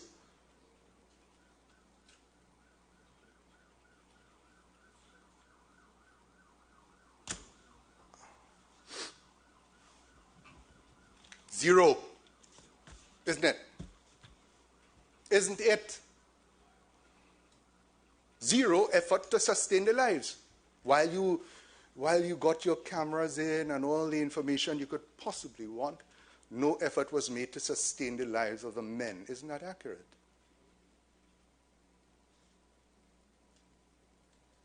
Is a yes, no, or a big rider, a big butt? Which is it? Look, I would answer that by saying that we were working as quickly as we can to be able to develop a rescue plan, to be able to rescue these. And could you tell us ad nauseum now, what was the rescue plan you ultimately had? At the end of the day, we were not... Which day? Which day are we talking about? We're talking Friday. All right, at the end of... which day? All right, at the end of Friday, yeah, we were not able to significantly have the information to be able to do risk. Beautiful. So that we could have gotten right.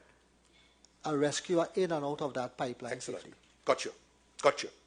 Now remember, His Lordship, the Chairman, yes. asked, and you answered, yes. the timeline which you anticipated that life will end for those who were in the pipe. Remind us what number we're talking about?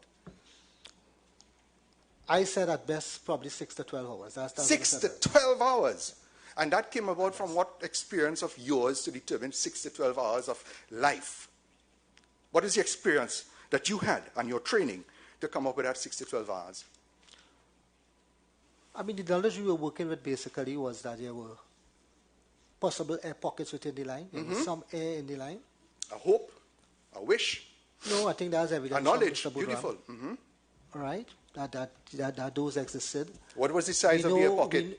We didn't know. We also knew that there were tanks inside of the pipeline. We don't know exactly where the tanks were. Right. So if the tanks were close to the men, they would have had breathing air for some period of time. And you appreciate that tank, at a maximum of tanks, and I'm no expert, but no more than 2 hours. Well, it depends whether the tanks were close to one man. No, not on that. Separated. Forgive me, so that we may not misunderstand the questions. You'll give the answer to the question. Right. Right. A tank at its maximum will endure life for how long?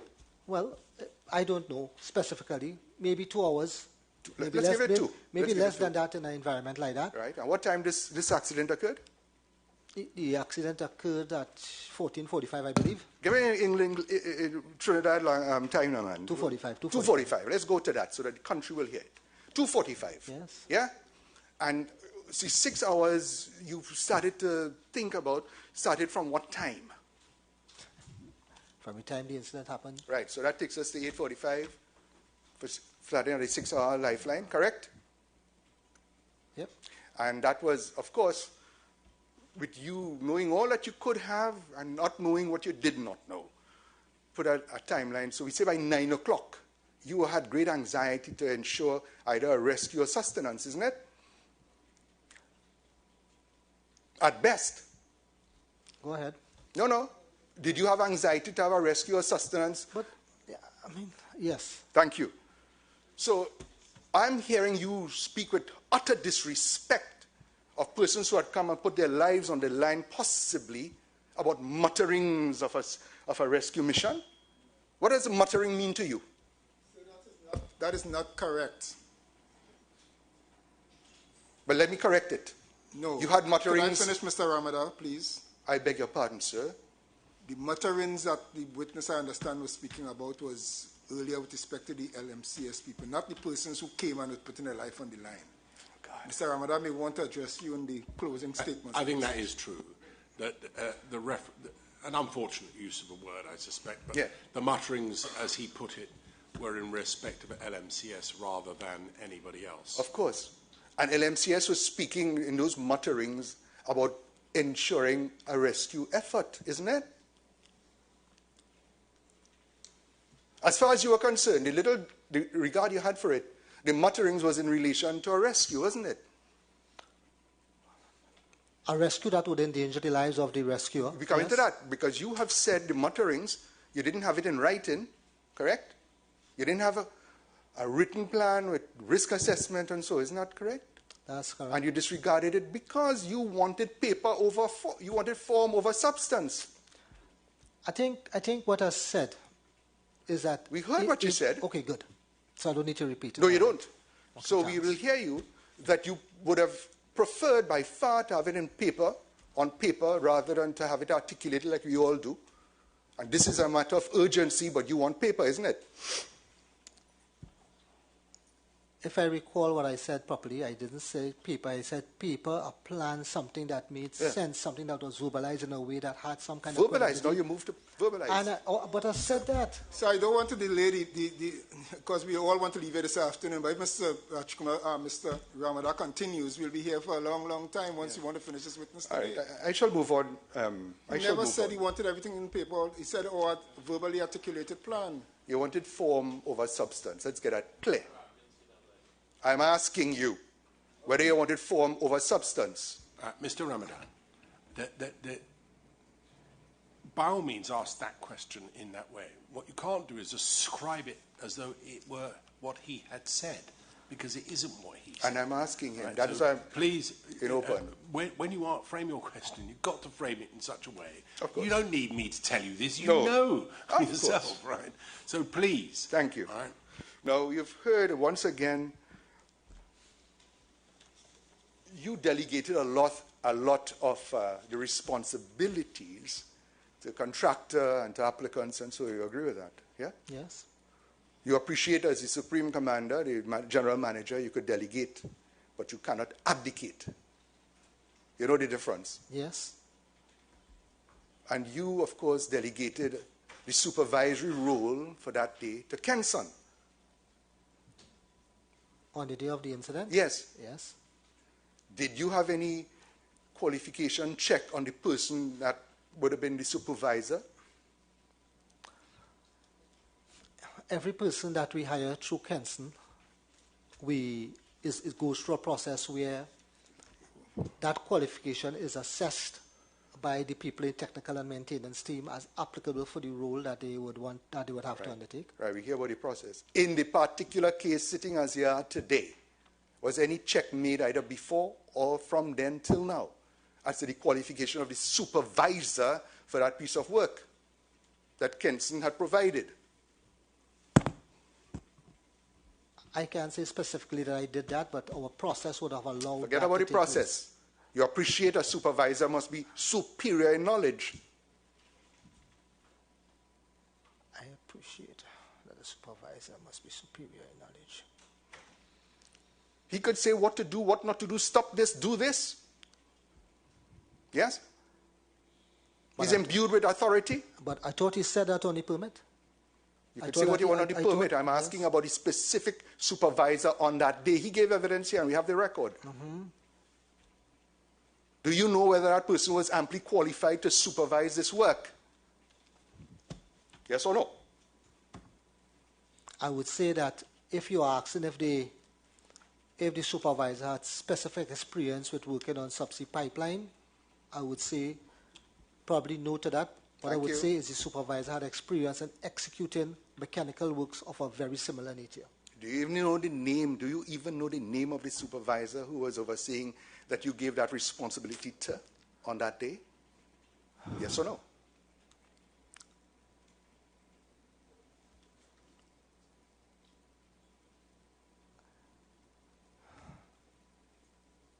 I would say, I can't recall it now, but I'll recall it before your session is out. But you appreciate that you had a catastrophic failure of all your systems and procedures on that day.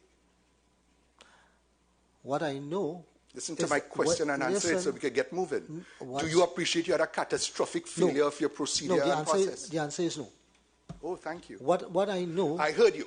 No. You had no failure. No, he's going to be allowed to add. If he answers the question with a yes or no, he is going to be permitted to give his rider. Give your rider, sir. The rider is simple that on the permit, there were specific instructions to work to. Yes. So the system didn't fail. People didn't adhere to what the work that was authorized in the way that it was authorized. In that regard, can I just ask you this, please? Yes.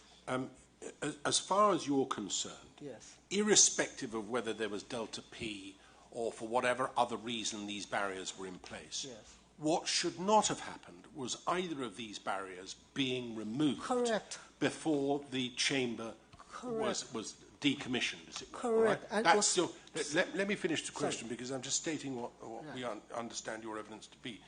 So it follows from that, doesn't it, that if the supervisor to which Mr. Ramadar is referring knew that for whatever reason those plugs should not be removed prior to the removal of the hyperbaric chamber, he would and should have stopped all work. Yes. Is that right? Yes. Do you recognise then that whatever level of supervision there was, it was woefully inadequate in that they had failed to stop the removal of those plugs? They would not. So, in the course of work, right, there is a clear barrier that is written onto the permit, right? There's a what, sorry? A barrier. There's a specific request that the plugs to be remained in use. Yes. Correct? No, you pointed that out to me before. Good. So if consider that these people in the hyperbaric chamber, they work in, they're not open, not visible to everyone. Well, there's a camera, isn't there? There's a camera, yes. And somebody's supposed to be monitoring their work. The way that the work is conducted is that work is being monitored by the LMCS and their supervisors, and our people would, from time to time, check in. But the fact is, if that plug was to be removed against what was written on the permit, our supervisor should be informed. Our supervisor should have been informed that we are going to remove this plug. It is written in the permit that the plug is to be used. There is a responsibility on the worker to work safe. And I don't want to abdicate him from that responsibility. Explain to me, you see, I get that entirely. But clearly they thought that they were entitled to remove it. They didn't do it for the fun of it. They did it because they thought whoever did it must have done it because they thought it was appropriate to do. Rightly or wrongly, right? We know that to be the case. The fact is that you have a degree of supervision and a responsibility of supervision over the works being conducted. Do you agree with that or not? I agree with that. No. I do have to go with it. So what Mr. Ramadar is asking you, in effect, is this, isn't it? Is that given that there is a responsibility to supervise, I don't agree with him that a supervisor needs to have more experience than the person who's being supervised, so long as he has the same amount of experience, or at least an experience of dealing with that particular issue, right? So working on that premise, that the supervisor understands what must and must not be done on a particular occasion, help me about this. Do you know how long it would take to remove those two plugs? I take the top plug, 20 minutes. There's a number of bolts. It's just a matter of slacking some bolts and pulling it out.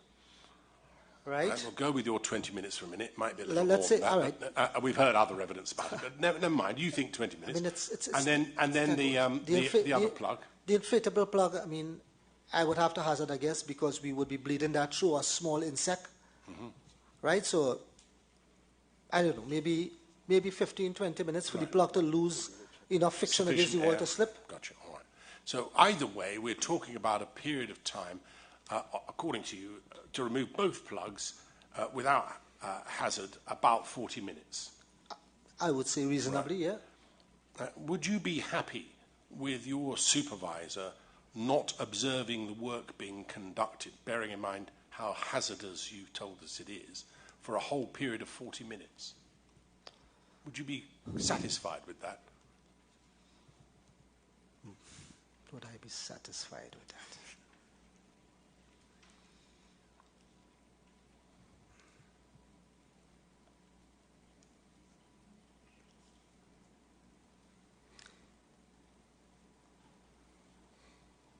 I'd probably say no. Right. So if that is the case, one of the things that you might have recommended at the end of your own report, other than the two that you did, not you personally, but your inquiry, might have said that the period of supervision where this sort of hazardous work is being carried out should be no more than 10 minutes or 15 minutes or whatever period you think appropriate, so that you're keeping an eye on the work that's being done. Because the fact is that had that been done, it would have been stopped, wouldn't they? Should have been. Yeah, I think they would have been stopped. Right, that I think addresses Mr. Roundell's question about the supervision that was being conducted of the men who were carrying out this work, who obviously thought that what they were doing was okay, rightly or wrongly. We know wrongly, but the fact is that that's what the position was. You've seen, haven't you, the... I hope we don't need to go to it, but you've seen the method statement that they prepared, haven't you? You know all about that, and I don't want to go over it again because we've already covered all of this and the order of works that they say needed to be done. But the fact is that the degree of supervision fell short of what you yourself would have expected. Yeah, I'd argue that we could probably have been closer. Yep. All right. Yes, thank you, Mr. Remino. Much obliged, sir. Now, could you tell Mr. Chairman and all of us, between the 13th of February and the 25th of February, what other work would have been conducted in or around the area of the riser 5 and 6? I'm sorry, I wouldn't have that detail. Would you be able to ascertain that? Because it could be crucial if there was other work that could have impacted upon the conditions within the pipe between 5 and 6. You appreciate that? Once the Commission requests it, we will work towards it. Thank you. Now, sir, you gave an instruction for the Coast Guard to basically take control at the site. Yes. And part of that taking of control was to protect Paria and Kenson personnel. Yes. From whom? Well, the reports we had, I mean, I could understand that the... sir, I don't ask for an essay. From whom? From whom? What we thought were the LMCS employees at the time. Yes. Because they were emotional and they were behaving, I guess, in ways that the guys felt uncomfortable. Uncomfortable? Yeah. You think it was comfortable to have 4 men in a pipe and the possibility of rescue was at hand? I already said that. All right. I already said that. Yeah. They would have been in a... I could understand. They were in a really tough place. I could understand that. And also, you wanted the Coast Guard to basically execute your instructions. Yes. Right. And part of your instructions was to prevent diving into the pipe, isn't it? Yes.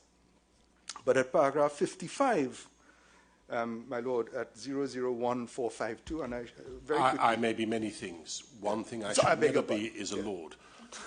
But I know the peerage is under scrutiny now. Anyhow. You, at that last line, indicated that the main focus was to inspect the internal conditions of the line with assistance of the video footage as that night approaches. The divers stopped diving on their own accord. Yes. This is your statement. Well, hold on. Yeah. So we'll get a question. Yeah. Which diver told you that they stopped on their own accord? Well, the fact is that the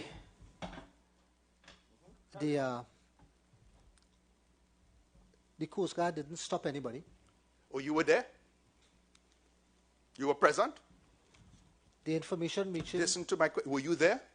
I was at this. I was not on berth 6, but I was... So did you hear and see any and everything the Coast Guard did?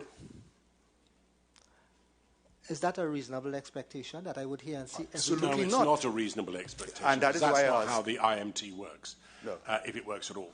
But the fact is that he's entitled to receive reports from whoever. Exactly. And your question is entirely apposite to be able to ask him, well, who did you hear it from? You weren't there. Yeah. We know you weren't there, so we can ignore that bit. Yeah. But we are entitled to know from whom you heard that report. That report came from Ms. Catherine at the site and through Colin to myself. Right. And so she spoke to the divers and confirmed that they did so stop voluntarily? Is that what you're telling us? That's the information that I have. That she spoke and they said, okay, we voluntarily not going in? I don't know if they said in those exact words. Well, what words? Because we have different evidence. All right. Okay.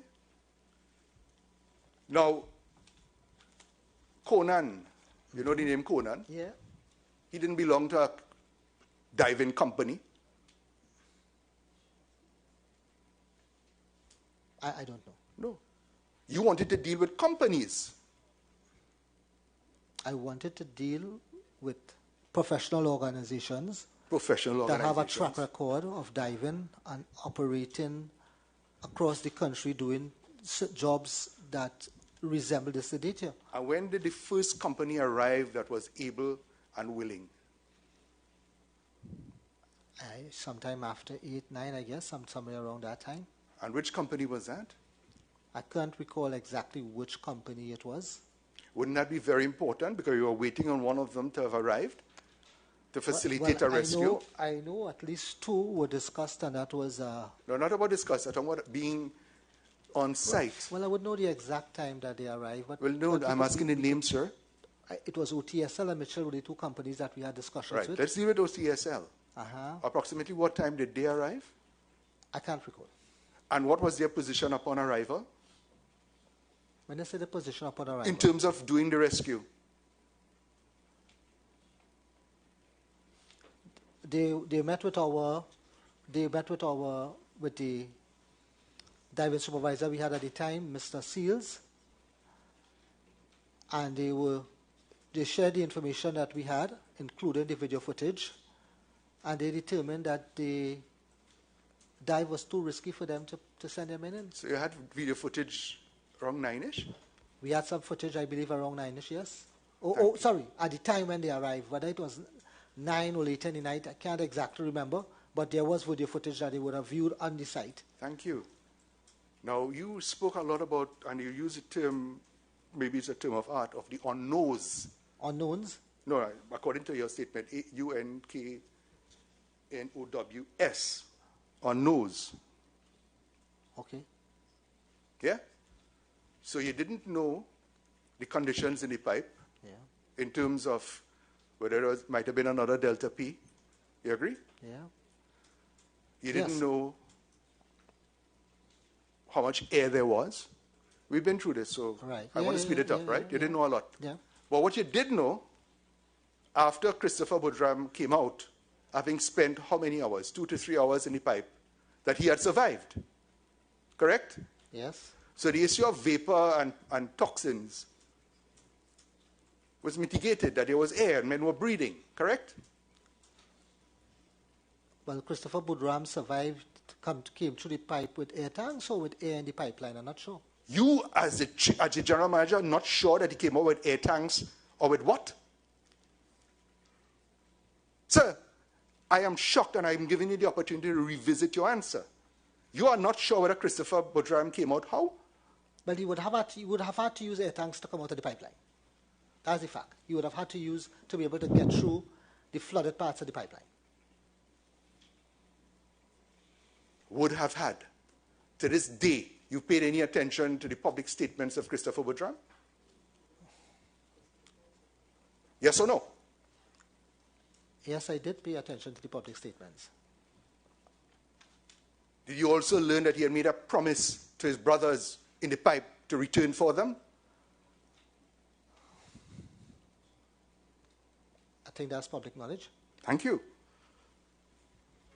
Now, you, shockingly, and maybe I have it all wrong, did not anticipate a delta P.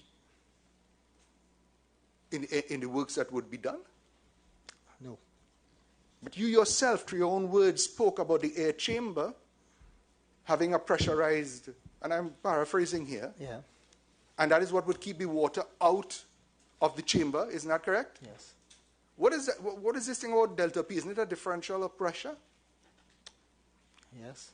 And if you were, for instance, to cut off the compressor leading into the chamber, what would happen? The chamber would flood. And as a result of what was the scientific term for that? Delta P? Huh? There's a change in pressure, yeah? Yeah. Isn't that an obvious risk when one is underwater and you have a pressurized chamber that delta P was alive, in fact, not live, but a death threat? But there are also barriers to prevent. Yes, we hear all of that. Yes, but those are But facts. do you appreciate a hose, a compressor hose could burst and cause a differential pressure and cause flooding and killing? Compressor hose could burst. Yes. So when you tell all of us that it was not even contemplated at delta P, looking upon it now, you realize that that makes very little sense. Huh?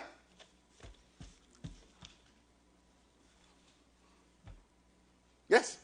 I'll take it as yes. All right, go ahead. All right. No, I'm going ahead, of course. You talk about a plug, correct? And what is the other barrier they put? There were two plugs. Two plugs. That pipe, was there a draining of that pipe before the work began? I think that yeah. Right? You drain it, and then you seal it at the other end, correct? At which end? Well, there are two ends. Is a U-pipe, isn't it? Yeah, but which end are you talking You about? tell me, you're the boss. Was it sealed at both ends or no end? Rock back and answer. It was sealed at berth 5 with a flange, and it was sealed at berth 6 with both barriers, the Beautiful. inflatable plug and the mechanical Right. plug. So, in that pipe, what did you expect when both sides were sealed? What was the contents within it? Anything? When you say the contents, what did I don't understand? Contents, the contents of the pipe. The contents of the pipe would have been the liquids that would have been in the pipeline. Right? So was it filled? Was it an equilibrium reached on both ends? Or was there not a vacuum in that pipe? I don't know that there was a vacuum in the pipe. You don't know. Would that be part and parcel of pumping out the pipe? That the pipe, a vacuum was created in the pipe? Yeah. I'm asking you. You're the expert. It was pumped out. I'm not the expert, but I mean, we can I think beg a your little bit. pardon. It was the pipe would have been emptied at atmospheric pressure, so I don't see a vacuum being created at atmospheric pressure. The pipe was emptied at both sides open at atmospheric pressure. So, So as far as you were concerned, I can't rationalize a vacuum being created. let's rationalize some bit more. As far as you were concerned, that pipe contained only water and possibly some oil. Probably, water and oil. If Beautiful. The pipe was Could you filled, tell all of us Uh-huh. that when you began the pumping out, the flushing out of the pipe after the men unfortunately had perished, what was the volume of water and oil that you all pumped out of that pipe to get the men's bodies? You didn't check that either? If I have it correct, I think it's 150, over 100 barrels of oil. Uh-huh. And water? And, well, the water would have been the rest. Yeah, how much? How much water came out? Yes. You only interested in oil? I don't think we measured the water. Well, you see, we would have thought any logical, scientific approach would have required us to know, after the fact even, what was in there. You agree with that? Yeah? It's a perspective. Not a perspective. Excuse me, can I understand, please? Are you saying that you can say with a degree of certainty that 100 barrels of oil or thereabouts came out of the pipe, but you don't know how much water came out of the pipe? Is that the position? Yeah. So, do I understand you to say that then that you separated the two? Well, what we would have done is that we would have started to pump, and the oil and water would have come first. But once the oil, sorry, the water would come first. Yeah, once the oil started to come, we would have captured it. Which end was the water coming out of? Berth 5 or 6? Berth 6. So pumping in at 5, Yeah. out at 6. Yeah. So the same way out as they had come, Yes. gone in. Yes.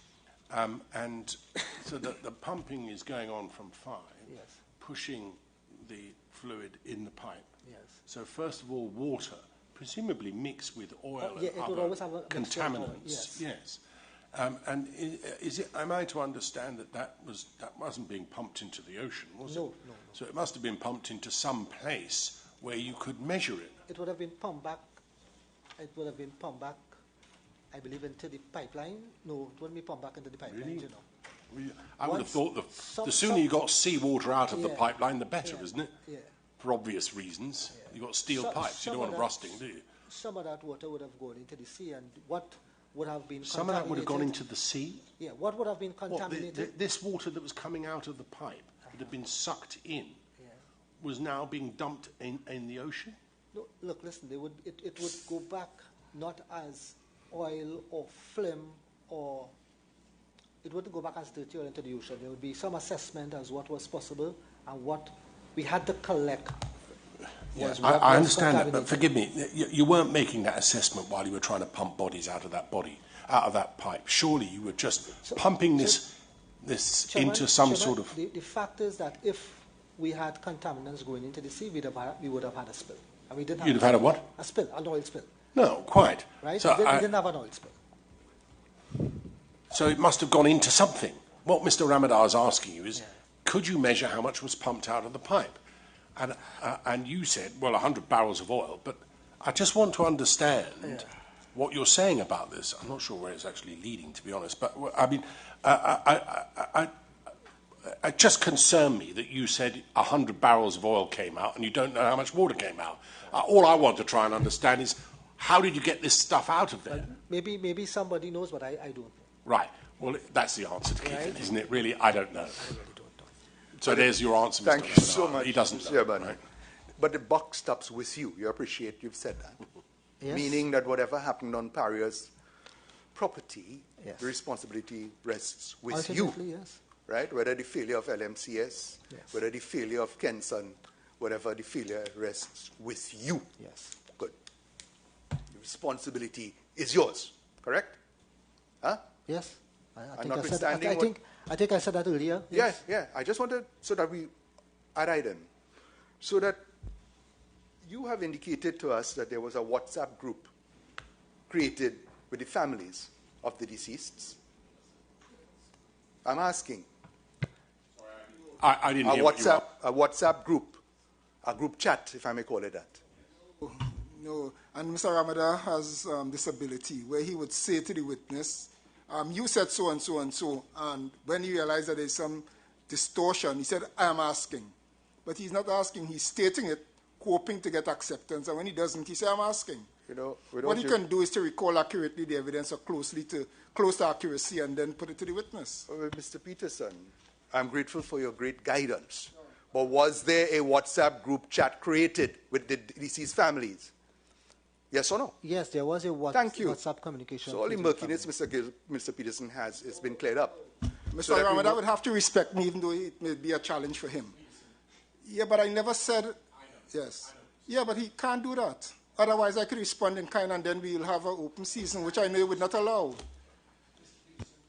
Understand, with your great experience, that sometimes it's easier to let things go than it is to challenge each and every one, simply because we will be here forever. Mr. Ramadar has a certain style about him which some like, some don't. I'm not going to pull him up every time he makes something which might be objectionable. So, oh, well, all right. Well, that's a little harsh, but never mind. He wouldn't have any clients if that were the case, would he? Let's be clear. He does. I need to respond that the clients that Mr. Peterson has, I could understand why they do not we're going like to stop this now, Mr. Yes. Ramadar. You can carry on, but please. All the big boys. Just please be Big money. circumspect. please be circumspect about the way So, which we move forward. We move forward, sir. We talk about the WhatsApp group chat, or whatever you want to call it, WhatsApp, to communicate with the families. Do you have a record of the communication issued by Paria through the WhatsApp group chat? If there is a record, Yeah.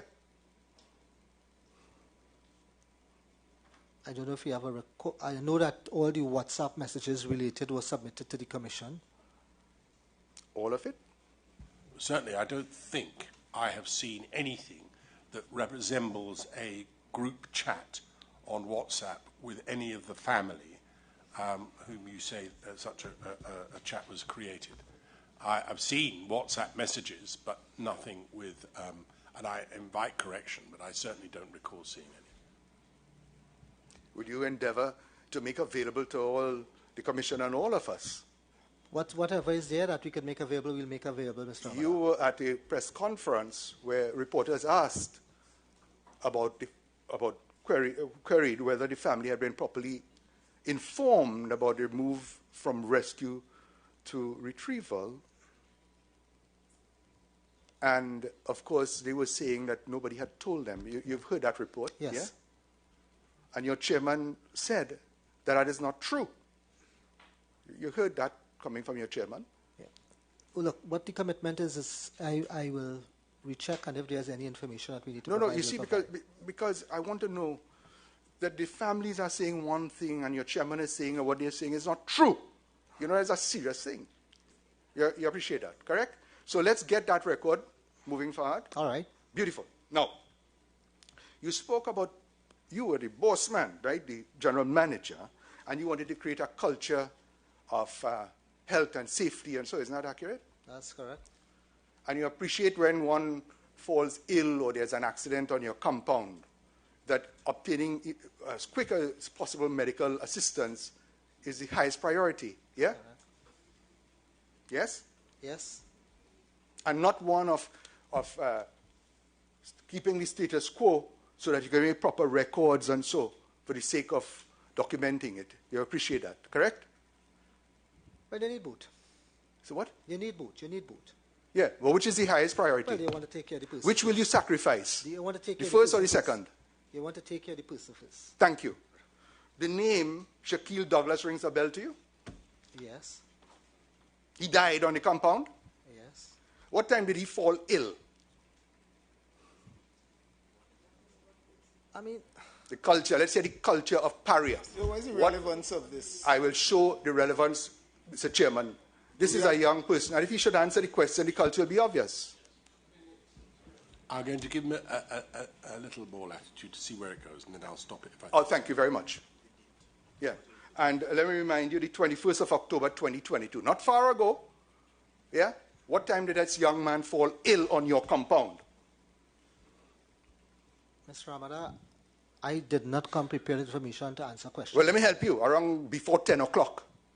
You want to disagree with that? Because you participated in this, didn't you? Yes? What time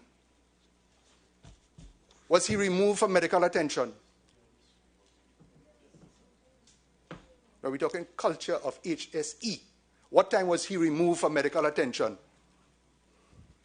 As I said, Mr. Ramada, I am not prepared to answer those He was questions. pronounced dead on site after 1 o'clock. You remember that, though? I know he was pronounced. Oh, thank you very much. Let's talk about the culture of health, safety for workers. You appreciate every working man, woman, and whomever in this country that goes to work expect of their employers some level of care? Yes or no? Yes, I expect that. And immediate medical assistance, if required, should be rendered? But why are you making the assumption that immediate? Well, we'll probably deal with that in another case against you. So let's deal with that then. Yeah, I'm asking you now, as a matter of your culture that you wish to create. Mr. Chairman, Is it not if for... If Mr. Ramada is seeking to use this opportunity to lay some groundwork for some action he has up his sleeve. You see that sleazy approach that Mr. Peterson is speaking to? No. That's enough. Thank you. And I hope he knows that too. Yeah. So, there we go. That Conan, I'm bringing you back to Conan, who you had no interest in terms of finding out, you told me, learned friend, as his qualifications and no expertise, presented himself as a savior, a rescuer. You know that now, don't you? Around 7 that evening. Oh, go ahead. No, I'm asking if you know that. That what? That Mr. Kudan presented himself as a potential rescuer at 7? Yes. Not sure about the time, but I know that he did present himself. Right. You also knew from what you told us already on your oath that equipment was available from several sources at that time? Yes. Yeah. You made no inquiry or caused any one of your agents or servants to make inquiry as to the man's qualification and her expertise and his ability?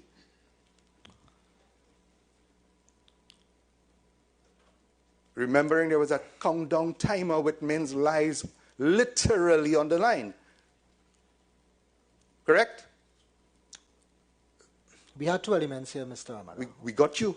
I'm asking a specific question, whether you made any inquiry or caused an inquiry to be made as his capacity to save the lives, to paraphrase it. I didn't specifically make an inquiry. Did you cause one to be made? You're the general manager. You had the authority. The buck stopped with you. The information coming from the IMT at that time was the plan wasn't a credible one, and we were investigating alternative dive options with other reliable companies. Yeah, reliable companies that came late into the night, isn't it? You remember you told us that? They came later on, yes. Yeah. Now, how would one rescue those persons ultimately to make sure that they were alive and well? Wouldn't it be to retrieve them from within the pipe while they were still alive?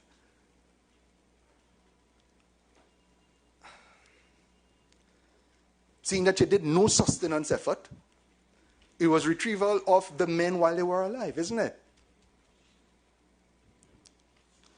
It was always considered to retrieve the men. The issue had always been the risk of the a little closer to the microphone, please. Yeah.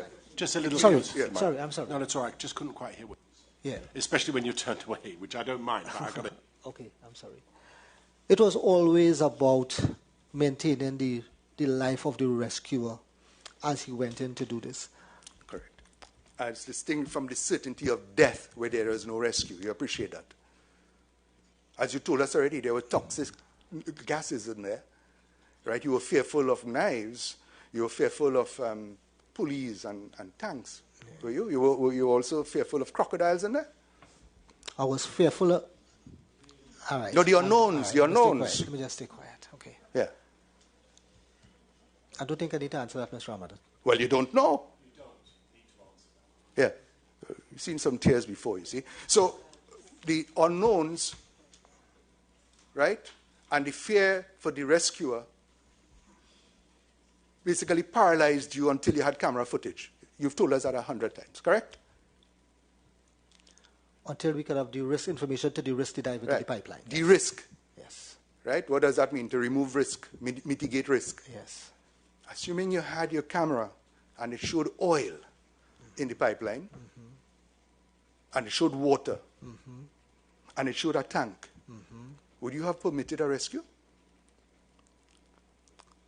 Yes or no? I think understanding where the oil was, the tank was, the method for rescuing the rescuer, should the rescuer get into trouble, right, the approach that the rescuer would have on meeting the men, where the men were in the pipeline, there are a number of questions that need to be answered before we put somebody else's life at risk. Excellent. Having got the information, even at 10 o'clock, from Christopher that he had passed 2 well seams, we had a better idea that maybe it's about within 150 feet of the bend. Yeah? Or you disregarded that as not credible? We didn't disregard it as not credible. Okay? So, not having disregarded it, he survived. He came out. He said that at least Faizi was right behind him. You appreciate that? Yes, he said that. Right? And your big fear then was that if you permitted or against your advice men went in there, that would not been the ethical thing to do. Because you brought ethics into this, so let's explore your level of ethics. I don't understand the question. It's a very simple one. What's the question? Ethically, you couldn't allow anybody to go into that pipe because you didn't know all the risk factors. Is that accurate? I think that's about correct, yes. You think every human being is entitled to their level of ethics?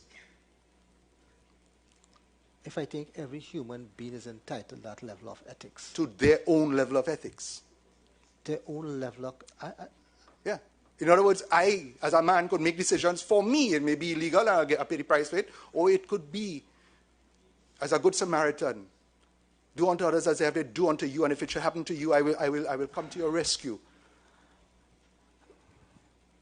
Mr. Ramada? Yes, sir. I've spent the day here listening. Eh? You want to go home now? No, I don't want to go home. Mr. Kurban wished to have gone home. I could go for as long as you'd like me to go. And so will I. But the chairman will not permit that. So let's get your answer.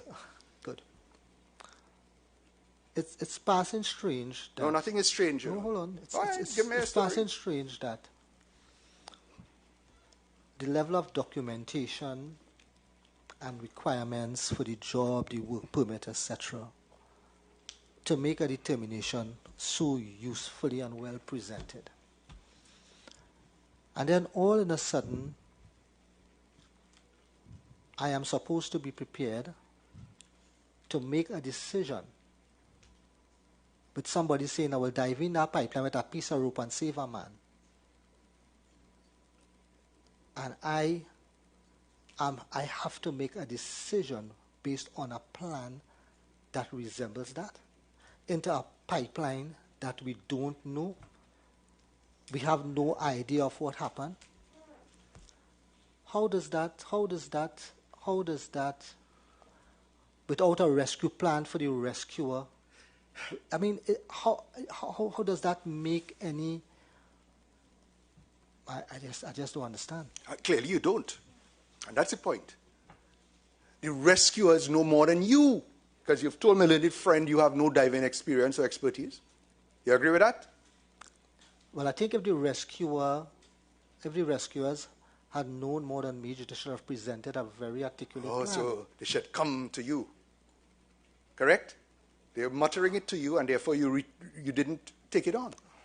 You wanted it in, not to offend Mr. Peterson, in some form of formality. Correct? We waited. Obviously, I would have liked to see something that was testable, that makes sense. If you don't like it, let them die. Is that it? That's the effect of the consequence of what you didn't do.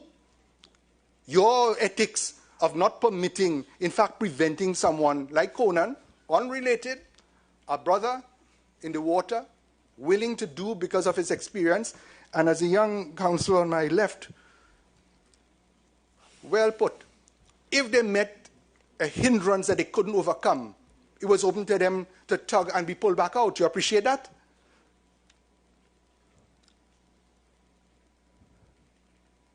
I will continue to remain where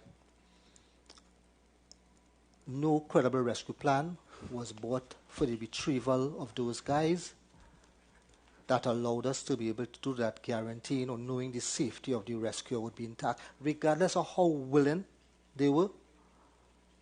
You appreciate the ethics that you speak to is almost godlike in its power? We needed to have. Do you appreciate the ethics that you exercise is almost godlike in its power, in that it made a determination for the death of 4 men? Madam, objecting. Let me hear you on this. No, you wouldn't. The chairman will hear me. Mr. Chairman, we have been through this over and over and over, and it's 4:30. My friend is still to go for 45 minutes. Are we going to restrain Mr. Ramada? Is not curtail him? We have been through all of this over and over and over. Mr. Ramadan, he has a point. He has a point. How much longer? Not much. What's that mean? I too have a countdown timer. What's that mean? I shall, within the 10 minutes, and it could be less. Thank you. Yeah. You are still general manager? You are still the general manager? As of today, yes. You consider your handling of this incident excellent? I consider that we handled the incident in a way that was organized around the principle of minimizing risk to the rescuers who would have to go into that pipeline. Right. To offend Mr. Peterson, we've heard that 1,000 times. But that's the fact. I mean, right? I'm yeah, asking you now, do you consider that that was an excellent approach? I have already given my answer. No, I want your answer as whether it's excellent, poor, in need of work, or something along that grading. Chairman, can I choose not to answer a question? Of course. Well, I'm not going to answer that question. Beautiful. I shall decide whether you answer a question or not, but I think we have actually covered this ground, so yeah. Can we move on? Right. Of course, we've heard you now. You do not wish to answer that question as to how you will grade yourself. Your incident management team, who you clearly relied upon, how do you grade them? You're the general manager. You have to grade, and you have to know who has to go, who has to stay, what fixes we need, and what we shall retain, who we shall retain. How do you grade your IMT, your team? Another question I'm not prepared to answer this time. Thank you. I'm going to ask you to answer it, please. I think it's a perfectly reasonable question. You are the managing director. Well, I would say you that, are in charge. I would say that you sat there through the IMT. Respect. And I'm going to ask you to answer that question, please. Well, a request was made, so I'll answer the question. I think the incident command team did the best that they could have done with the circumstances that was presented to them. And in fact, I look at it from the perspective that they may have preserved a life or two. Yeah. Give me the names. Potential divers into Give me the names. We know who the names are. So no. Of the lives he preserved. No. The rescuer, he said. Yes. Preserved the name of the rescuer, whoever that might have been. That is sufficient for my purposes. No. We move forward a little bit. But what I do want to know is why there was a reluctance to answer the question in the way that you just did. I just thought that, I don't know if it was appropriate, but I answered the question anyway. No, I appreciate that, but you said you didn't want to answer the question. Then after some thought, you said they did the best they could have done, and you regarded them as having saved the life of a rescuer. Yes. And what was wrong with answering that question in the first instance? Nothing. Right, okay. Nothing was wrong with answering the Mr. question. Ramadan, That's yes. the truth. Yeah, well, we'll deal with the truth. Now, your IMT team, you came in to Paria in 2019. You met that team there, or you formed it? Part of it I met, and part of it we formed. Which part you met? Mr. Piper? The incident commander, the HSC manager, yes. Yeah. Did you, as a new incoming general manager, ascertain the qualification and competence for that role? Well, we all know that these guys had gone through I didn't ask you that. training. I'm asking you whether, as general manager, you confirmed the qualifications you did. We all know that they had training in the incident command system. Training. And when was the last training you ensured that your team had to deal with incidents? We haven't had training since I was there. And did you confirm when was the last training that any of them had? No. Did you ever have a psychometric or psychological test done of these persons? You appreciate they need to be of very hardy stuff to deal with crisis? Yeah? Or no? But I don't know that as a standard industry that people who operate on IMT need to have a psychometric test done. How they get a job? I don't know that as a So anybody who work in there, say, me, I want to be part of it, is good enough? They would have gone through the necessary training and demonstrated competence. Demonstrated competence to you? To the assessors who would have assessed. And who were they? I don't know the names. So in other words, you made no effort to ascertain the qualification and competence of your team. Men and women who will not wilt under pressure. That is what you require, isn't it? With a sort of military approach, that decisive risk assessment in the moment and not a documentary procedure. You appreciate that? I'm listening. I'm asking you if you appreciate it. No. You're going to answer the question, please. He's asked a perfectly reasonable question. You've told us that none of these men or women had had any training since you were there. Yes. You joined us, remind us, in the firm in 2019, was it? Yes, 2019, so yes. In 3 years or so, no particular training had been conducted. No. And you didn't check when they had previously been trained? No. So you have no idea when was the last. Have you asked since? When last they were trained? Yes, since this has happened, did you inquire of those who are part of the IMT? Look, guys, when were you last trained? When did you last go through a training exercise? I haven't inquired specifically, no. So, I asked if they were trained, but I didn't ask specifically when they were trained. Yes, all right. Well, I was trained in the law nearly 40 years ago, but that doesn't really help. If you're simply asking the question, you presumably weren't really interested just in their training, but when? Yeah. No, I didn't ask when. So you didn't ask at the time? No. And you haven't asked since? No, I haven't asked. And so can I ask you next then, please, have you instigated any additional training since? Yes, we have reviewed a number of training sessions to be able to select what we think is the best one for the IMT team. Do I take it that means, although you've looked at the various different options, you haven't done it yet? No, we haven't done it as yet, no. Okay. And can you tell us when it is planned that you might do it? It will be done before the first half of this year. You appreciate it's almost a year since this incident, yeah? Yes. And as you told us earlier today, you have men on high voltage work right now, today, correct? Yes.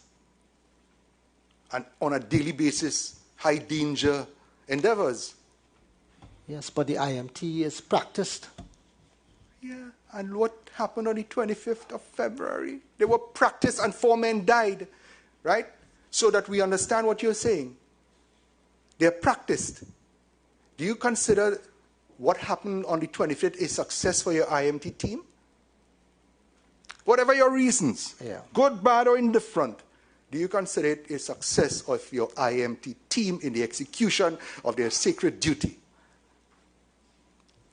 I would argue that, as I said before, the IMT team did the best that they could have done, and I'm looking at it from the perspective that they prevented what could have been more loss of lives by sending people into that pipeline. Can anyone say that people would have been able to go into that pipeline and conduct that rescue safely? Listen, you repeat that they did the best that they could do. Was that the best that was available? I think anybody standing in that position would probably end up with the same decisions that we made. Really? What arrogance. I'll keep the comments till later, please. Course. So that you, not having assessed the true experience, the true qualifications of your team, believe that others may have made the same decisions. Is that accurate? I believe so. You know the statement, do unto others as they have them do unto you? Do you know that statement?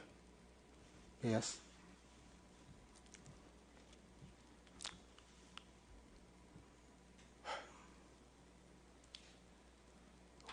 If the same circumstances were to arrive today, yes, with your same team, would you allow what happened on the 25th of February, 2021 to recur, 2022 to recur? If you are asking me... I have asked. Just to be clear, Mr. Ramada. Yes, certainly.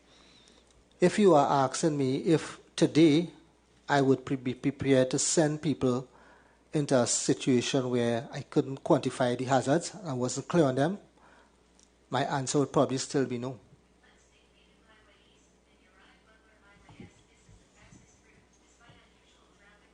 Whoever that belongs to, please either leave or switch it off. I think they're giving directions saying to leave. Sir, with all due respect, you understand that there are mitigating factors for risk-taking, correct? Go ahead, yes. Yes. And your fear was noxious gases, oil. Yes? Tell me, I need to know quickly. I want to finish. Noxious gases in the pipe, oil, water, possible... Blockages. Huh? Blockages, etc. Yeah, blockages, right? And the human being, as you know one, has the capacity to assess situations, and if it's too dangerous, to back off. Huh? Human beings, like you and I sit here probably watching the tables and the desks, but human beings going foot first in a dark environment that is claustrophobic, that is filled with oil, that they don't know what they're going to meet next. That's a whole different scenario. And going through a bend in a pipe at 90 degrees to get into a horizontal section, crawling backwards into that pipeline, not knowing where the next person might be. That's a whole different. But Christopher, that is right, isn't it? Of course it is a whole different thing. But you know, I can't help but ask myself, as I'm sure everybody has, of themselves. If it was my father or son in that pipe, I could not live with myself afterwards if I didn't try and rescue them. And you would have had to shoot me to prevent me. That, I suspect, is the sentiment of many people. So the question here really is ultimately, were you, do you think, entitled to prevent someone from seeking to rescue either someone who they're very close to, as a close personal friend, or a relative? Did that at any stage come into the equation in your thinking before deciding whether to bar anyone from entering the pipe? It came into our thinking, and the question was, in the same way that you asked that question, would I be willing to send somebody into a situation where clearly have no idea what the hazards are, clearly don't have idea how they would be rescued if they were caught in that pipeline? Would I be willing to put another life at risk? Knowing from everything we know in the industry that most people who die in confined spaces are the rescuers, would I be willing to take that? Would I take that risk? And that is at the heart of the issue. That is at the heart of the issue. Yeah. And you heard, and maybe with some level of condemnation when I use the word arrogant, but let me ask you this. That is your position, correct? As the boss man, the general manager. That was your position. Well, you know, in some ways, coming out of this incident, there probably is the need for some standard, for some recognized code that the industry would operate at. For this time, in this instance, we decided that we wouldn't allow diving into the pipeline, or we didn't want it because of the risk. There may be another instance where somebody is allowed to go into a hazardous situation and that person dies. And we could be sitting here already. Yeah. But without, and Chairman, this is at the heart of the incident. Without some code to be able to guide that judgment. Wow. Yeah, I follow that. I mean, I do. I mean, I've been asking myself these questions, and ultimately we're going to have to make recommendations and such like. But I'm not sure that a code or a specific set of rules can cover every situation that might arise where a hard decision has to be made. And, you know, you could be sitting here giving evidence about why 5 people died in the pipe because you allowed a rescue to go in. I get that. I do understand that. I also understand that it is sometimes easier to say no. I think the easier answer in this case was to say yes.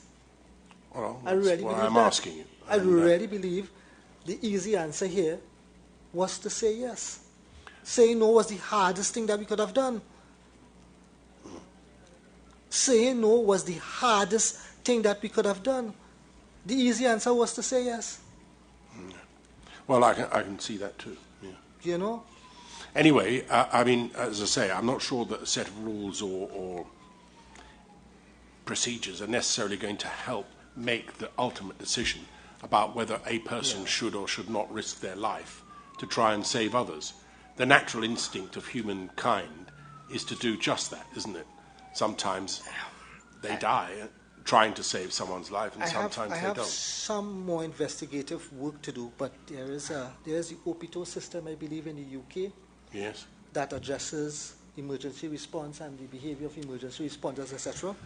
Yes. Something that I'd like to spend some time looking at. But I think that's to do with professional responders, first-line defenders. Well, something to provide look, some kind of guideline. It's something that we're going to have to wrestle with in due course. Yeah. 10 months, I beg your pardon. I passed the final questions to Mr. Ramadar because we're going to stop for 5 minutes in that. You saw a whiteboard when you arrived at Paria, an update board. Yes. You know what confirmation bias is? As a man who's widely read, what does it mean? Well, it means that you see something and you're biased to believing that that is an outcome. You saw a notation very early in the evening at 3:38 or thereabouts, that the likelihood of survival effectively was very slim. From early in the day, Paria made that determination. You saw that, didn't you? Yes. Yeah. That influenced you? No. No. You didn't believe it? No. But you moved as if the men dead already? Well, until Christopher came out. I do agree with that. That could help explain the failure of any meaningful effort, because even though Christopher came out, you're already in the mindset that the men dead or could be written off as dead. I would never say yes to that. Sir, I want to thank you for the time you've spent with us. And I heard you say something very interesting, that you wished to assist the families, but that you were basically prevented from so doing by lawyers. Written notification, yes, by written notification. By written notification. Yes. And did you make any effort to ascertain the conditions of these families, notwithstanding they couldn't communicate with them or help them, as to whether they had to put a barbecue before Christmas to raise money for the children and so? I mean, I'm sorry. Sympathetic though I am to all of those issues, I do not think that they are part of the remit of this inquiry. Thank you. So, Mr. Mohammed, the Coast Guard, were you ever informed that they were there with guns? No. You never knew that they had guns? The Coast Guard, outside of what they would have come with as normal, I guess, what would be their outfit, I didn't know the Coast Guard came specifically with guns to it, and we invited the Coast Guard to a rescue operation. Yeah, I didn't ask you whether they came specifically with guns, but were you aware that they were there with machine guns at all? Or is it the first time you're hearing that today? I wasn't aware that they were there specifically armed with machine guns, but I would have expected them to be armed in some way. You expected them, hold on, did I hear you right? You expected them to be armed in some way? Yeah, they are Coast Guard. I expect them that they would move with some amount of ammunition, I expect. Oh, beautiful. And you knew that even before they arrived? That Coast Guard's men will be armed? Yes, I expect that, yes. So that when you issued the edict that you wanted the Coast Guard to protect Paria and Kenson personnel, you would anticipate that they would do so bearing arms. No, that was never an anticipation. A traffic cop in Trinidad has an arm. Yeah? I don't expect him to pull his arm out for somebody who break a traffic light. I mean, they're stretching it too far. So when you asked for their protection to give protection to personnel. Listen to me. I'm not finished with my question, sir. Go ahead. Yeah. When you issued your edict, Yeah. your instruction. Go ahead. Go ahead. Of course. Not with your leave, but with leaves of the chairman, yes? That they were to provide protection for Paria and Kenson personnel. What you thought, they were going to throw water on people or something? Or that they will use, and they are military arm of the state?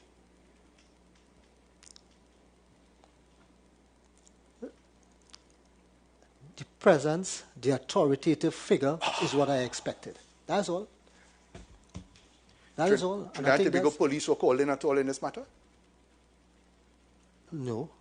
Thank you. Paria had its own private security? Yes. Provided by Kenson, I understand? No. No, not, sorry, not Kenson. Huh? It's our internal force, is it? We have a outsourced source that we use. Outsourced? Yes. Did you require them to exercise protection over the... No, we agree. Listen to my question, I want to finish. I'm almost done. Okay. The line is just there. I'm sorry. Yeah. Did you engage them, that is Paria security, to protect personnel from Paria and Kenson? No.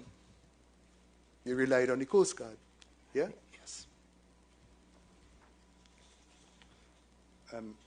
Mr. Chairman, if you just give me a few seconds, I think I will bring relief to Mr. Peterson and others by taking my seat.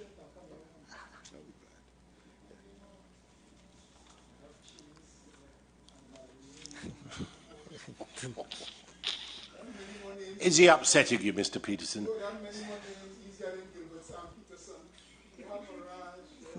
Did you nearly say Gilbertson? Even my friend is confused in his own name. Yeah. So let's see what we have now. From what your procedure, as you painfully told us all today, is that you allow the contractors to basically police themselves in the execution of their jobs, relying on their expertise. In this particular case, what we were looking to hire is a specialist contractor with specialized expertise to be able to execute this job. This contractor in particular had the experience and they had executed very similar jobs very well in the past. Right. And that they too, after this accident occurred, made effort to rescue, but you prevented them. Isn't that correct? Prevented them? Yeah. What we did was... Listen to my question. You prevented them. You said nobody to dive again. You want to change that? Listen. Yeah, I'm listening. We never said nobody to dive again because we continue to explore dive options to the point where we brought in additional divers. We got escort for additional divers to come to support the LMCFs to the point where we supplied oxygen for dives to take place. What has been the continuous issue is that a credible dive plan never came forth. It's as simple as that. And as we have the opportunity in this last minute, what would have been a credible diving plan? A diving plan that would have dealt with the issues. No, don't give me generalizations. Mechanics. How would you effect this credible diving plan that you would have approved? Look, we have walked through a process where those dive plans were tested with expert Could you divers. answer the question? I am being looked at unfavorably here. No, Tell us now. I don't think so, Mr. Ramada. Well, because we've covered the territory, really. You know, I mean, we have covered this territory. He's made it absolutely clear, to me, at any rate, that he was not prepared to countenance any plan until he'd had a camera in that pipeline that gave him all the information he wanted. Excellent. And I'm moving just a little bit further than that. So having had, assuming you had camera footage of blockage and so, what would have been the plan? You had robots to go in? At some point in time, we would have, my belief is that with the right level of information, probably would have been able to conduct a proper risk assessment that give us the confidence to allow somebody to get in, rescue, and get out of that pipe safely. We heard that many times. Well, that is just the fact. Yeah, the fact, I'm asking you now, that there been blockage, there been oil. What would have been your plan, knowing that with the camera, assuming the camera gave you bad news? What would have been the plan to rescue? Well, we had a number. Remember, we had a number of divers on site, including parias, parias from Heritage. Yeah, so no doubt. And the plans that would have come forth would have been tested for making sense. It had to make sense, Mr. Ramadan. Yeah, well, I want to make sense of what you're saying. My question remains, had you very bad news, would there have been a rescue plan? We would have tested that rescue plan with the people who were there, and have it tested as being safe to be able to use. What would that plan have been? I'm sorry. I'm not the expert in what Clearly that not. plan should be. Clearly not. Thank you so much. Right, we're going to take 5 minutes. There's a couple of things I'd like to address counsel about, what I'd like is if the witness could, Mr. Mohammed, you take a break and comfort break for yourself. But can I ask you, you were asked a number of times about the other diving teams that you contacted, or that the IMT did. And I've just been working my way through the what is a schedule of events as they unfolded. We've been told that this was contemporaneous. Would you expect that document to show when the different divers arrived on site? I'm not sure whether it would be there in detail, but I could always get that from the gate. There's reference made to Eastern divers, for example, things like that, and shows when they came. If all the times were recorded when they entered the gate, but that is information that we could provide to the Commission. Well, whether they entered the gate or, presumably they had to enter the gate unless they came by boat. What I'm interested to know is, you've identified for us 4 dive companies that you contacted. I say you, I mean the IMT. Hull Support Services, Offshore Technology Solutions, Mitchell's Professional Diving Services, and Eastern Emergency Response Services. They all do different things, types of rescue. Different types. 2 are certainly dive experts, if not all 3, 4. But they have different functions as well. And I'd just like to know, really from you, whether this document would help you in identifying when the first of those 4 arrived on scene and when they told you they would arrive on scene. Do you see what I mean? There's a difference, isn't there? You call them up and say, right, we need you here now, we've got this emergency situation. Oh, we're going to be 3 hours before we get there. Okay. You might discount them and then go to somebody else. Do you see what I mean? I understand. So I'd like to know if you're able to do it now. If not, I'm happy to have it at some later point in time. I wouldn't be able to do it now. I'd like to know when they were contacted, if they told you how long they were likely to be, and lastly, when they actually arrived. All right, as far as you're aware, right? We've got some evidence of this already, but I'd like to know from your perspective what you understood the position to be. All right? So I think that's quite a lot to do, and you might prefer to do it, provide it to me later this week. For sure. Probably better to do it that way, rather than you trying to wade your way through this and trying to work out bits of information without having the whole picture. But do you think you could do that for me? Yes, we could do that. Right, super. I'll let you go now and take your comfort break. Okay, so great. You'll go with this lady here, if you take him first out the back. A couple of things I wanted to address counsel about. First of all, Mr. Pasod Maharaj, Miss Pasod Maharaj, you asked for permit to work and method statement in relation to the previous incidents. Have I got this right? Was it Mr. That's Mr. Hussain. Mr. Hussain Shah, wasn't it? Forgive me, Mr. Hussain Shah. It was you, I think, who raised it, was it not? The question of whether you could have the method statement. Was it the method statement and the permit to work? Yes. In relation to the previous incident? In relation to the in relation to the previous jobs. works that had taken place. Yeah. One in 2021? 2020, and I don't believe the witness, in his witness statement, was able to identify. No, he doesn't. I think there were two, he yes, said. two similar jobs. Yes, certainly the one from 2020 might be relevant. Is there any objection to my making an order? I thought we had something in relation to this. Right. Sorry? We have the 2022 permits to work. I don't think we have the permits. I definitely don't think we have the permits to work. We may have the method statement or something similar. All right, look, we'll get to the bottom of it, but is it your position that you would like a copy of that, if at all possible? Yes, preferably for both jobs, just for comparative purposes. All right, we'll see what we can do. Is there? It seems your witness didn't have any particular objection to it, but you might want to consider whether or not that's something that can be. We'll try to track it down, sir. But also, I think LMCS may also have records of that job. Well, I was going to come to them in a moment, but I mean, if you've got anything you've got in relation to that might be helpful.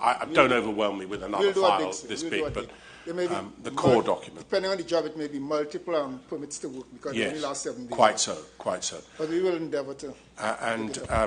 Yes, Ms. Pasoda Maharaj, where I was confusing it. I was going to ask you whether or not that you have such documents. We had given in a document, I can't recall clearly, but as a result of the interrogation that we would have undertaken during the interviews, that was one of the things that counsel had inquired into, and I do believe we had given what we had. I think I have a feeling a method statement exists for one of them. Yes, it was a method statement. Whether there's a permit, yes. I'm pretty sure there isn't a permit to work because I haven't seen it. And sorry, but LMCS would not have the permit to works. That would all be in Paria's possession. Well, wouldn't you have been given a copy of it at the time? No, copies aren't given to the contractor. All right. That's interesting. They take it away afterwards. That's correct. In fact, the first time we would have seen this, I would have seen this, is when there would have been disclosure. Okay. All right. Well, I'm not going to make any order about it now, but if somebody could make some inquiry, please, including my own team, as to what might have been disclosed, that would be helpful. Thank you. The other thing is, Mr. Ramadar, you raised the question of WhatsApp and family messages, that group. I do regard that as relevant, and I would like to see if there are any that group messages, and I'm pretty sure there aren't any that we would search it, sir, but I think the witnesses' evidence before Mr. Ramadar's cross-examination, I think his evidence was that they made WhatsApp calls because the witnesses gave them numbers to call them on WhatsApp, and I think that's certainly what he says in his statement. Yes, and he said it here too. But we'll endeavour to see there were texts, WhatsApp messages. If there were any, then I'd appreciate that, because there's some evidence to suggest that they heard by way of WhatsApp. You want video too? In the statement of Mr. Mustaq Mohammed at paragraph 93, at page 1460, he referred to a WhatsApp group was formed by 3 p.m. that day, the Saturday, and she thereafter communicated with the diverse relatives. Right. And I've been handed a method statement. Yes, relating to 2018, is it? 2020, yes. 2020. Project execution plan for repairs to SL36 risers topside piping. So that's at 2898 in the supplemental witness statement bundle. So if you could find if there is a permit to work in relation, or permits to work in relation to that, I'd be grateful. All right, thank you very much. Mr. Hussain, yes. Thank you, Chair. While we're on the topic, I believe in the ICT typewritten log, we were supposed to get the expanded version of it because it cut off at a certain point. I'm not sure whether that was actually provided. This is something I mentioned, I think, to Mr. Piper, wasn't it? It stopped, sorry?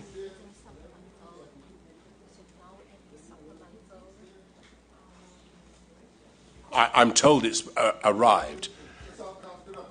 Right, thank you. Thank you very much. I haven't seen it yet, I confess. I've not noticed. There are a number of additional documents in the supplemental bundle that have been uploaded today. Before today. Right. Some of my colleagues not doing their homework. So this was... did I get it before Christmas? Right. It didn't arrive before Christmas, and I confess straight away I have not done any work, bar preparing for today, since Christmas. So, if Christmas does this to you, so think of what Carnival will do to you. No. Well, I am, because of what it clearly does to you. It does, it does. All right. We'll take 5 minutes. Everyone, please have a look at what you've got to ask. Rule out that which we have already covered, please. All right? Thank you.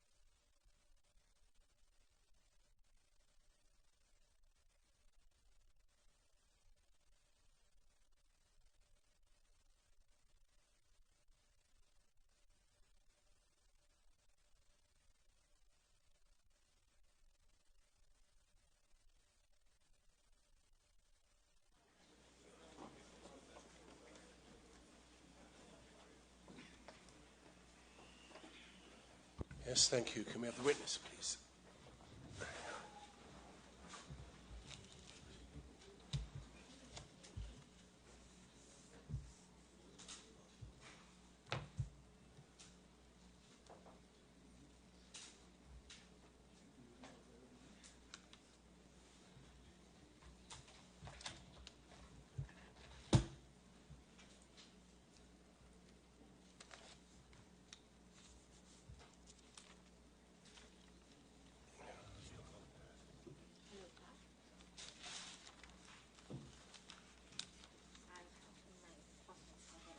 Someone get me.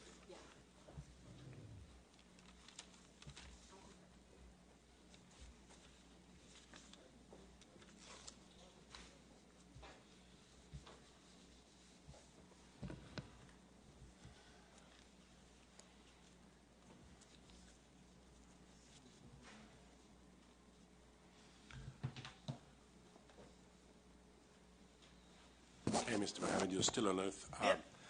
Final furlong, I hope. All right. I think Mr. Pegas has some questions. Is that right, Mr. Pegas? Yes, Mr. Chairman. Yes. Good afternoon, Mr. Mohammed. Good afternoon, sir. My name is Chase Pegas, and I represent the interests of Kenson. Right. Right.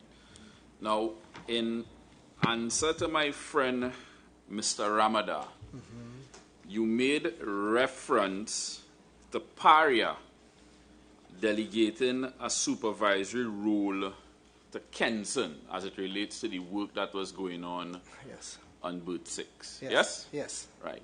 Now, implicit in that reference or statement is not only that Paria had an obligation to supervise. Agree? Yeah. You are saying Kenson had an obligation to supervise. Yes. Good. Now, you as the general manager, of course, would be familiar with the scope of works, which would have outlined the obligations of Paria and Kenson. Any contract you're talking about now? Yes. Right, yes. Good.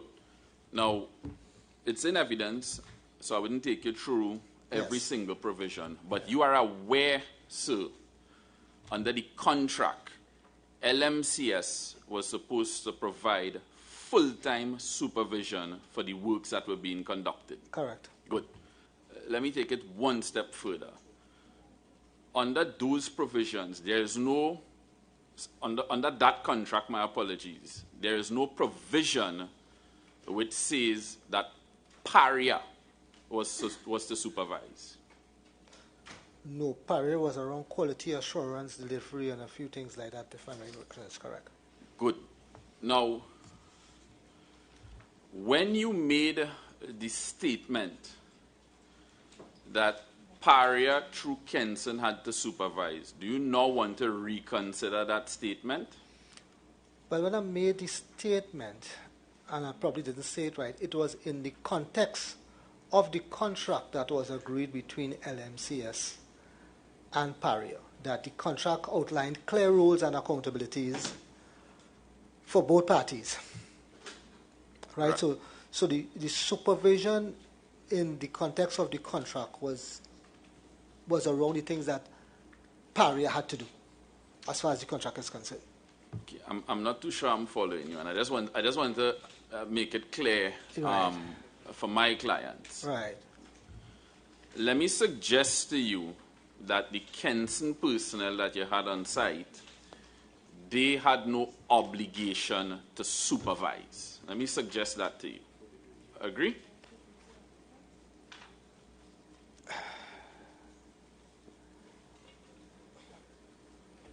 I'd have to go back to the contractor, sorry. Yeah, I think that might be more useful, Mr. Pegas, okay. because I'm not sure. I'm sorry. Just to help my head clear up a little bit. Right. The contract can be found, I'm looking at page 544 of the witness statement bundle.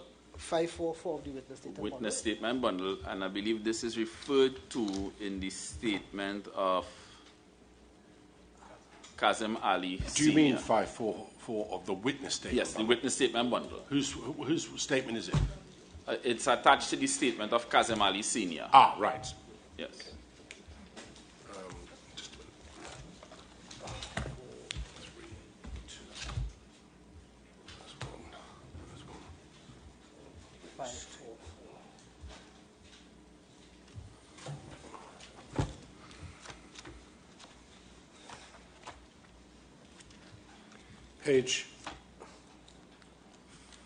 Page what? It could be found at page 544.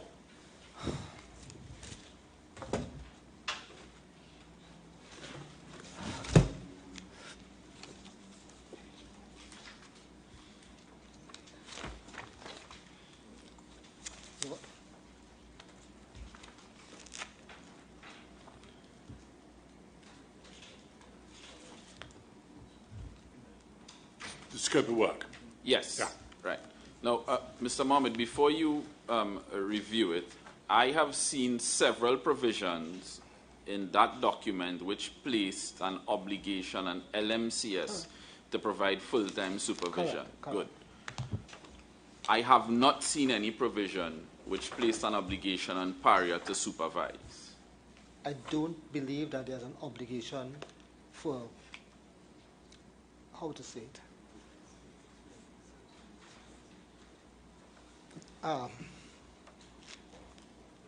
For full-time supervision by Paria in the document. You're speaking away from the microphone. I'm sorry. Just repeat the question for me again, please. Okay. Just an observation. What I'm saying is that I have seen several provisions which placed an obligation on LMCS to supervise. Yes. Full-time supervision. Full-time supervision I was always looking for. So I don't recollect from the contract that there's an obligation for Paria for full-time supervision on the project. Good. And we could go with your recollection for now. There's also no contractual provision that you are aware of which placed an obligation on Kenson to provide full-time supervision. No, there is no contractual provision in the contract that placed full-time supervision with Kenson. Okay, thank you very much. Now, I just want to turn your attention briefly to the permit to work procedure. I'm not on the work permit for the day in question. I'm on the permit to work procedure. Right. Good. Now, the permit to work procedure, my apologies, in case you need to refer to it. Page 24 of the core bundle.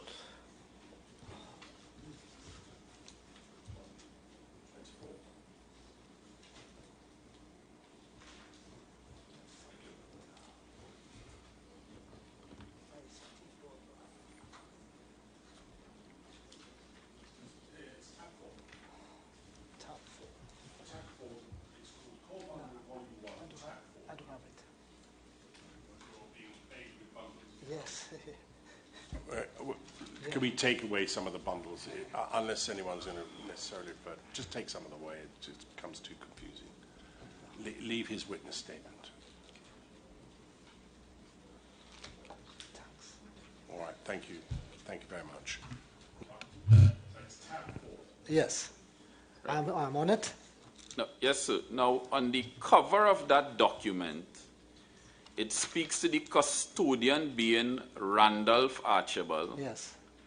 And the approving authority, one Miss Lisa Ali. Yes. Right. Who developed this procedure? I believe that the procedure was developed by Mr. Archibald. Right. Now, this procedure, this permit to work procedure, yes, was this procedure tailored to the works that were being conducted on Bird 6 and Bird 5, or was it a general document? This is a document that is a general guide for work at Paria. Right. Now, so it's a general... Well, just so that I understand what you're saying, you have to comply with it in order to get a permit to work. Yes, right. Yes. Right.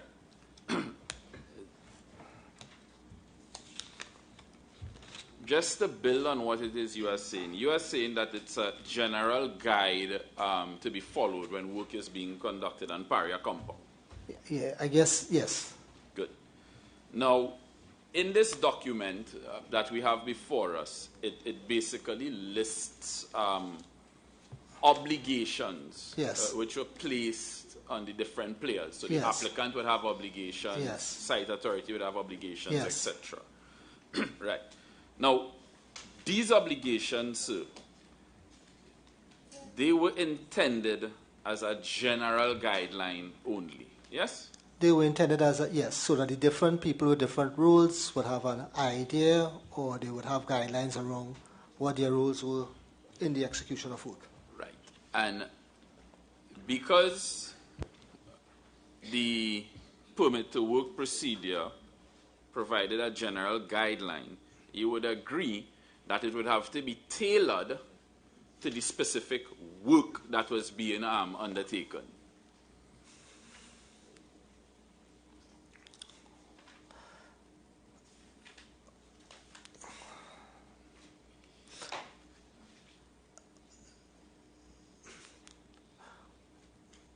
So we have two things at play here, right? So let me just see if I can help with that, right? We have a contract that we would have signed with a company who's going to perform work at the site. Yes. That contract has specific rules and obligations for the company and the contractor. Yes. Right? We have a permit to work system that is a general guide for work on the facility.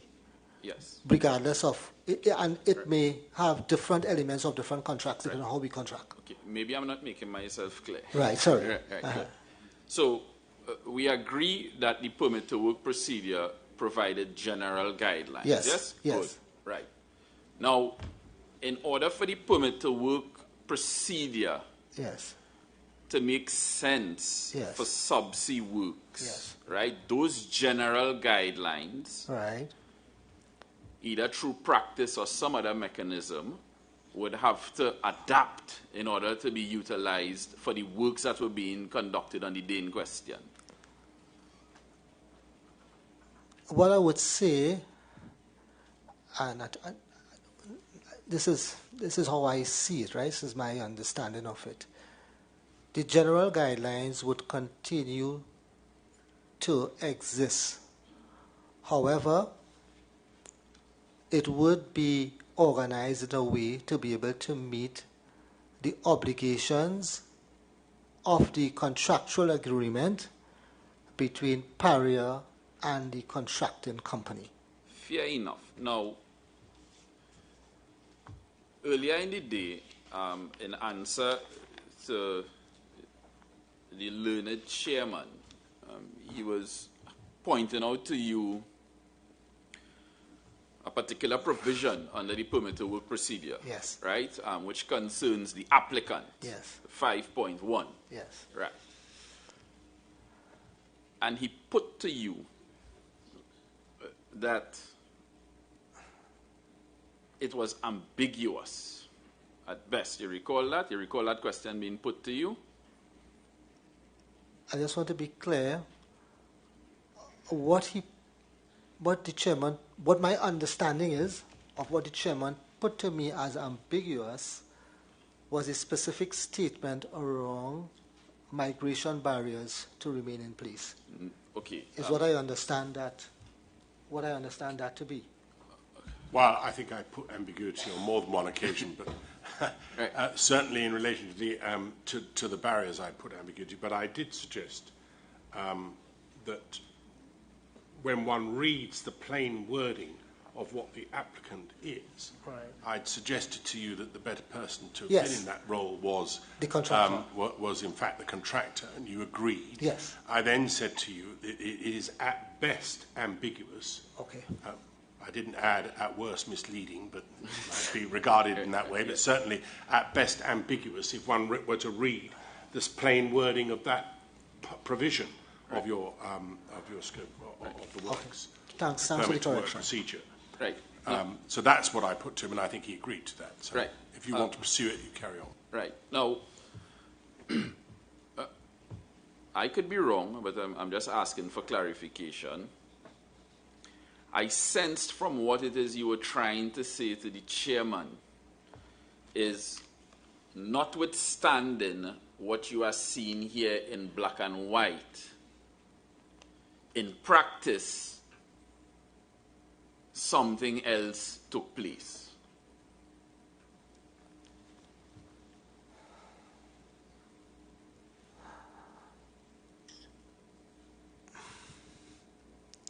Let me answer the question the way that I understand it.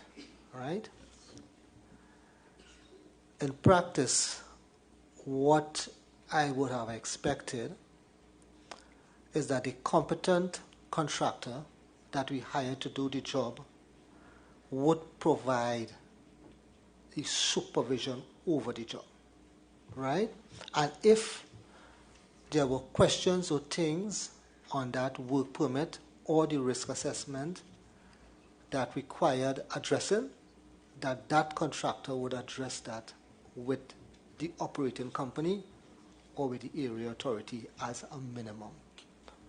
Right, so what I'm trying to get at is this. Earlier you agreed that the permit to work procedure provided a general guideline. Yes. Yes? Good. Now, in a case where the permit to work procedure was not adhered to, right, to the letter, yes, right? Because in practice, something else would happen. Yeah. In an instance where it wasn't followed to the letter, well, then you can't place fault on anyone. Agreed?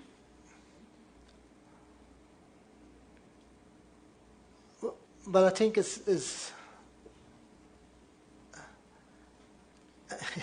a distinction between what's written and how work actually takes place on a day-to-day basis using what is written as a guideline. I don't think every single... The practicalities may be sometimes a little bit different from what is completely written in the permit because it's people working, eh? Now, is there... This is my question, right? Is there anything other than what you would say or what you would have to say, sorry, operated in practice? Is there anything that the Commission could refer to determine what was the intention behind the permit to work procedure? In Paria, what was the intention? No. When you agreed with the chairman, right, that clause 5.1 of the permit to work procedure, parts right, of it were ambiguous. Right. And you were trying to say to him, well, listen, this is what is written here. Right. But in practice, it might be tailored to suit. Yeah. Right. My question is this. Apart from what is written here, is there anything other than what is written here that the Commission could use to determine what was the intention behind the permit to work procedure? No, not that I know of. And if such a document or thing don't exist, one of the things that would assist would be to hear from the people who utilize the permit to work procedure, yes, or who are familiar with it like yourself. Yes. Agreed? Yes. Right. Now, the permit to work procedure is not a contractual document. No. Good. And nothing in the permit to work procedure would displace a contractual obligation that LMCS had. No, not to my understanding. Can I have that question? Okay. Nothing, just for the chairman's benefit, none of these obligations which are outlined in the permit to work procedure would displace a contractual obligation that LMCS had. Sorry. No. No.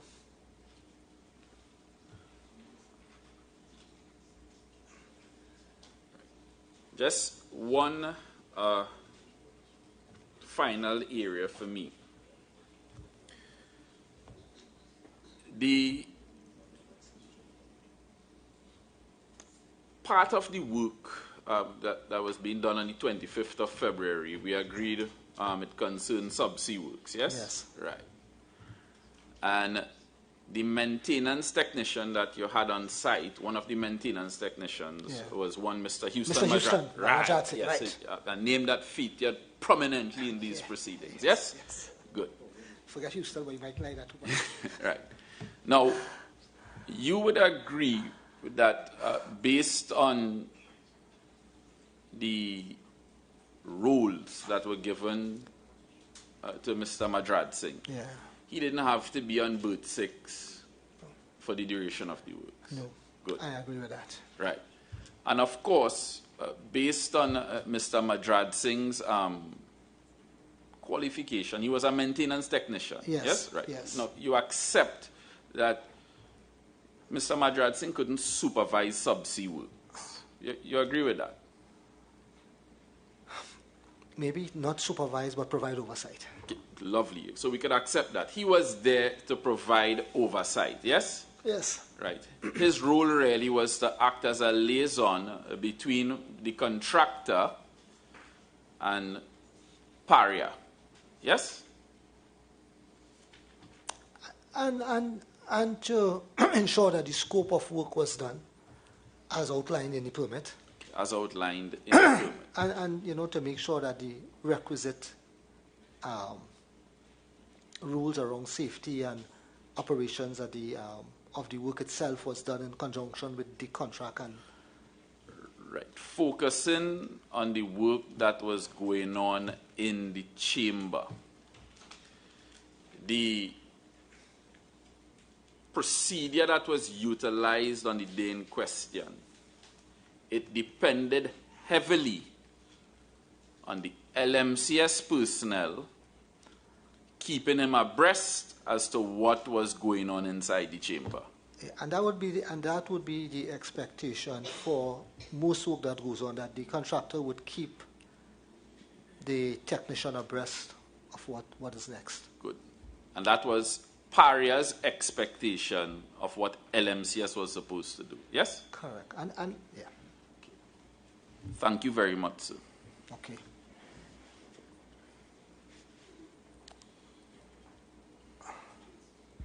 Just a moment.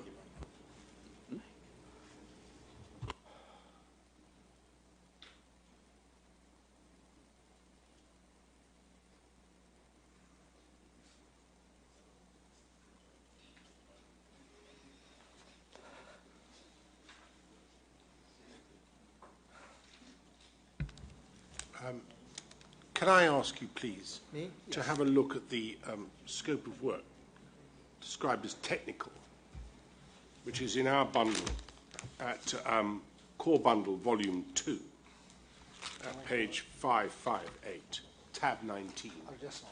Do you have Core Bundle 2? I have Volume 1 here. Right. It'll be provided with it. Yes.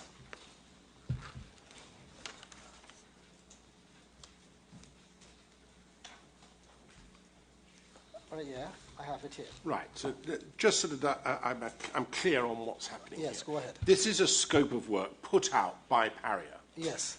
This is what we want done. Yes. This is supposed to set out what we regard as being our responsibilities in the contract and what we regard as being the contractor's responsibilities. Correct. And it does so at some length, and we've done a lot of this already, all right? So I don't want to belabor it, but can I just take you to a few of the paragraphs, please? Yes. Paragraph 2, general. Paragraph 2. 2, yes, general. Do you see that? Yes. What page? It's at 560. 560. Okay. 560. It's paragraph 2. I have it here. General, yes, general. I have it, right. yes.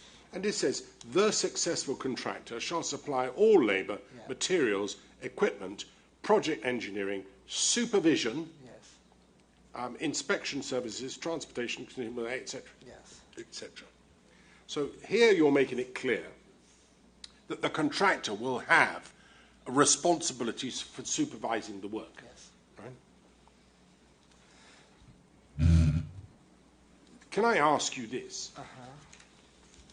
given the hazardous nature of the work that we're dealing with here, do you regard supervision by the contractor themselves, as opposed to you or some independent body, a suitable way of dealing with what might be regarded as you've told us, hazardous work?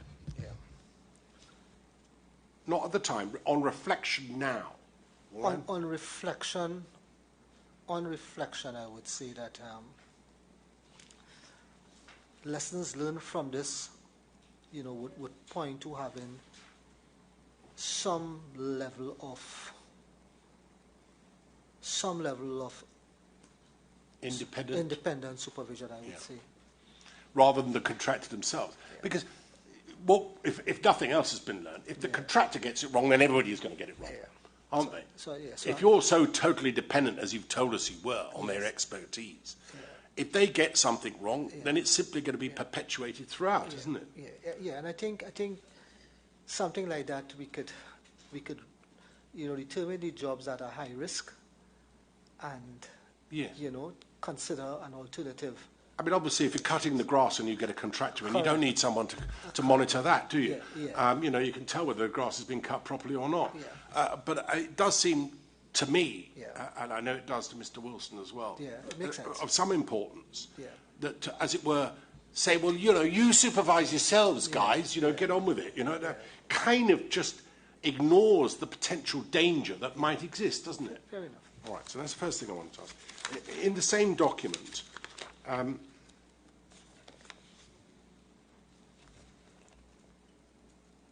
yes, if you go, please, to page 565. 565. 565, yes. 3.1.12. Yeah, I have it. You see there, it deals with, they're dealing with, it's under the, so that you understand, it's under the subheading of renewal of section of the 36 riser piping, modified tie-in bent and so on. Yes. And it says there at 3.1.12, in italics, so identified by you, Paria, note a video stream to be provided topside during work activity for Paria's representative. Can you just tell me what you understand that to mean? Right. What we understand, so typically when you do these works, right, you'd want to learn from them if we could improve them. So this video work. If you could what, sorry?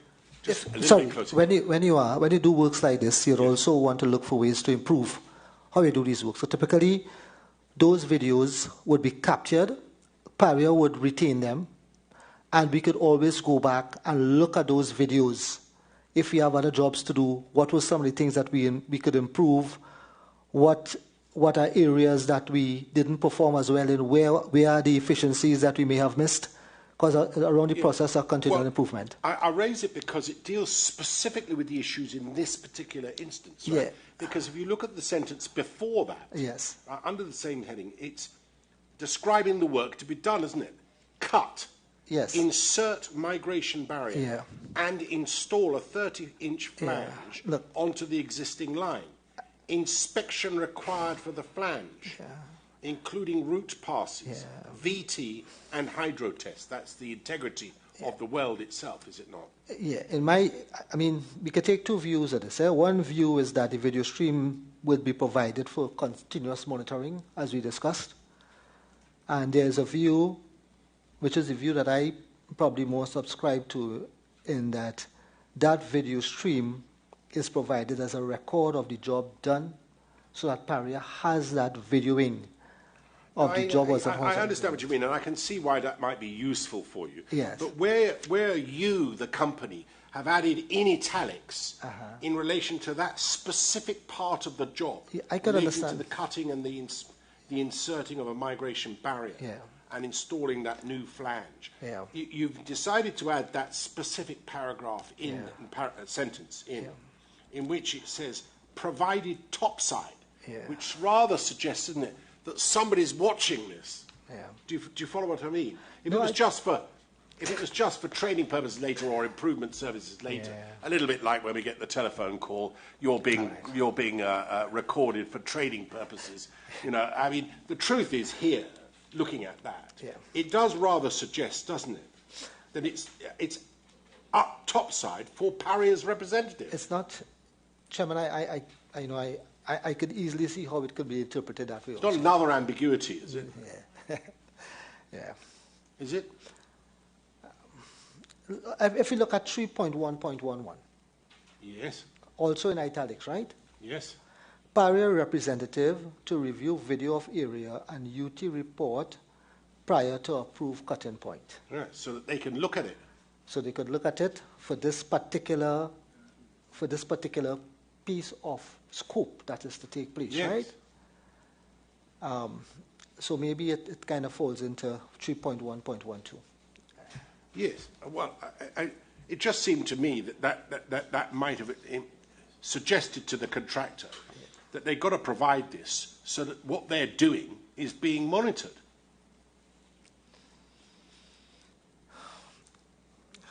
Otherwise, why do you need it to be provided topside? Yeah. Well, just video it and give it to us after. Yeah. If it needs reviewing, do you follow what I mean? Yeah. There's a difference. It's like the phone call, as I say, you make, and somebody's saying, you know, the banker saying we're recording this for training and monitoring purposes or some other nonsense that they claim that they're using it for. But the point, it seems to me, is that on the face of that, it looks, doesn't it? Yes, as if actually, you know, someone's keeping an eye on you here. Yeah. It's a fair comment, Chairman. All right. It's good. Leaving that aside from that, in support of what you say, yes, you'll see that at 3.1.21, yes, we'll move on just a little bit, to be fair to you, to bring that to your attention.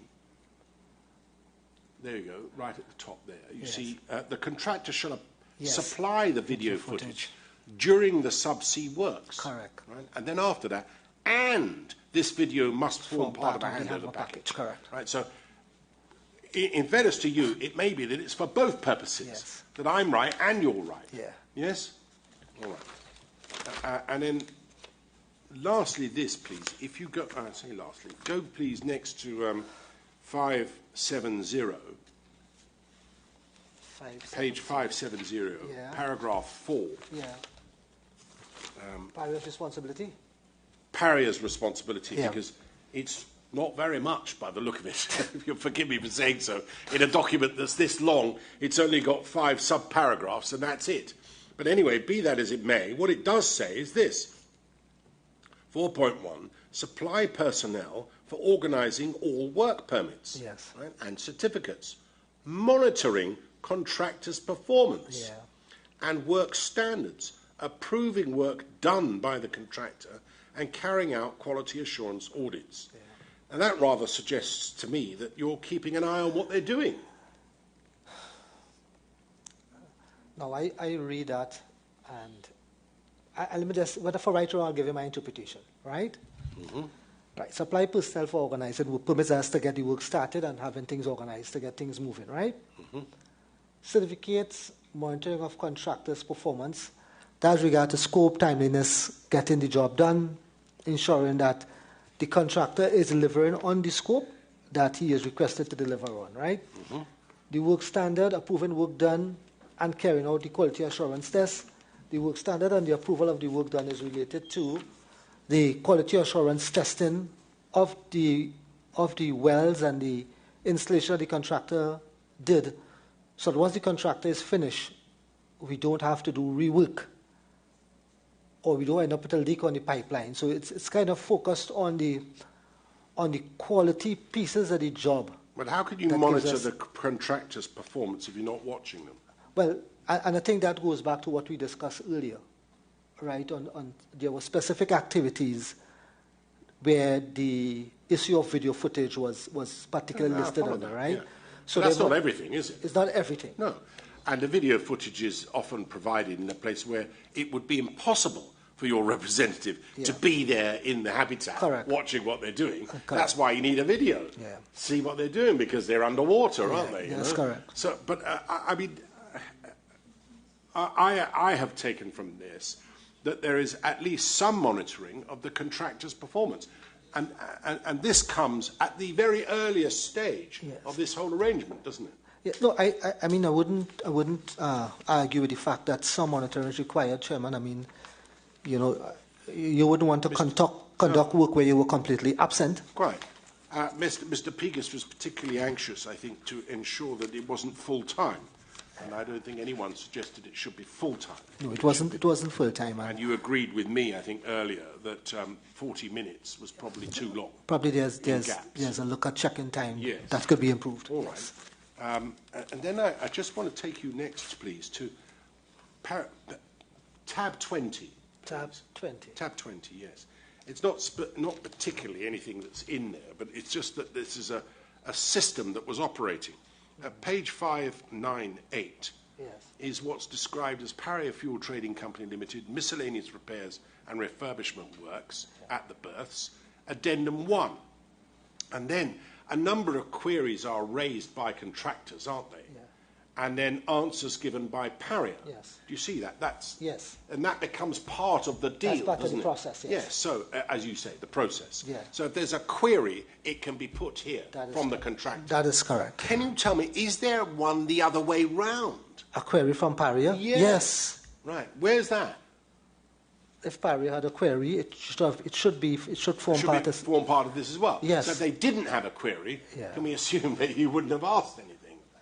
It's possible, yes. Yeah. All right. And so that takes care of that. Can I just remind you again? I don't want to go through it because we've done so ad nauseum, but I just want to be clear about the document that is. Yes. Just a second, please.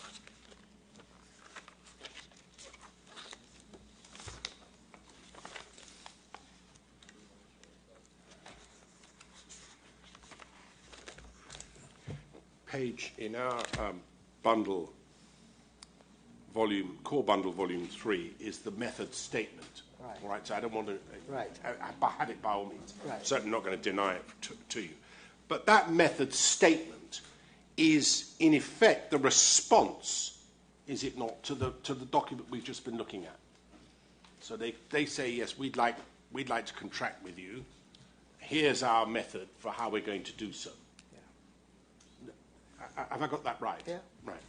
So it sets out the work that they're going to do and the process by which they're going to do it. Because when I look at it, it says in subheadings, to load equipment and material onto the barge. So that's the first thing they've got to do, isn't it? This is how we're going to do it. This is the order in which it's going to take place. Then the next heading is to prepare a line for works. Yeah. Get rid of all the oil that's in there, all of the stuff. Then the next heading is the installing and preparing of the hyperbaric chamber, and so on. Yes. You know? So, again, I don't want to belabor this, but it sets out that process. Yes. And it seemingly has on its face, at any rate, an order in which things are going to be done. Yes. What is clear from that, and what we've identified in the evidence hitherto, is that at paragraphs 56 and 57 of that document, it says to manually remove the migration barrier from the line and then manually deflate the line plug and remove it from the line. Yes. Right? Now that, according to this, looks as though it's supposed to take place before the removal of the hyperbaric chamber, which you pointed out to us, irrespective of delta P, should not happen. Correct. One, to protect the integrity of the line, and two, to protect the people working in the chamber. Yes. Yes. So, when you, the firm, not you necessarily, but when the company received this, and you have this procedure for batting ideas back and forth, didn't someone pick up on this and say, look, this must not happen before you've taken the hyperbaric chamber away? I would say, Chairman, that it probably didn't happen on the reading of the method statement, right? But the method statement is also not cast in stone. No, of course not. Right. Things change day to day, right? Things happen before, after. And in work on a facility, on a production facility, there are a number of barriers to preventing accidents. So you have the risk assessment, you have the permit to work, you have the method statement, right? Yeah. So somewhere along, if one barrier is missed, for example, it was missed in the method statement, it's expected that somewhere along the line, I couldn't agree more, if I may say so. It would get picked up. Couldn't agree more. My concern is that, as you've seen, I wrestle with the papers that are regarded as the central core papers in this case. Yes. If you look at it online, there are tens of thousands of pages. Yeah, huge. Exactly. And I simply need to understand, is there a document somewhere that recognises that there is wrong, right? That order of work should never take place in that order of work. No. Other than the work permit that we've been looking at, in which we have what I regard as a somewhat ambiguous statement to use the barrier. But there's nothing, is there, that says... There's nothing that addressed it at this level of the method statement. There's no email, there's no document, there's nothing that seemingly points to. Do not remove those barriers from the line until you've taken the hyperbaric chamber off. Yeah. There isn't, is there? No, there isn't. I mean, somewhere somebody should have been saying that, shouldn't they? No, and I haven't found it either. So it's. All right. Okay. Well, that's all I wanted to ask. Okay. So that I understand how it works. There is a procedure for you, Paria, to have been able to add as an addendum. Yes. Look, this order is wrong. It might not be what you intended, but let's be quite clear about it. You're not supposed to do it. Correct. That's the process for work. Yeah. Where that engagement should take place and things like this should be identified. Are you disappointed that it didn't? Yes. Yeah. I suppose that's putting too mild a point on it. Yes. Disappointed, isn't it? All right. Thank you very much. Next, please, we'll have Miss Maharaj is going to ask you questions on behalf of LMCS. Good afternoon, Mr. Mohammed. Kamli Prasad Maharaj. Ms. Maharaj, yes. For LMCS. All right. So this morning, in your answer to senior, you said that the 2020 contract that was performed by LMCS had no material difference in type of risk and work to what was being done in this contract under... Yeah, my understanding at this time is that there is no major material difference between what was done now. And I spoke to a few things. One is that it was a little bit shallower. Right. The pipe cut was a little bit shallow, and there are a few other small things, according to my recollection. Right, correct. And your evidence is there. But there was one material difference in the manner in which the work was done. Would it be true that on that project, the 2020 project, you had an engineer assigned with the planner? Did I have an engineer assigned to the planner on the 2020 project? Yes. So you mean in Paria?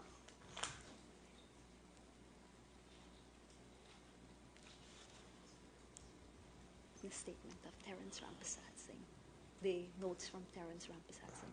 So I have before the statement of, it's not a statement, it's an interview which was done by the commission with Mr. Terence Rampersad Singh. Okay. Yes, might he be shown that? It's a separate document.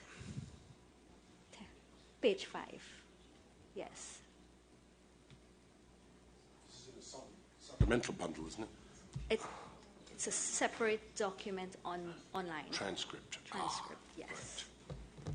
I kept that separately, I think. Yeah.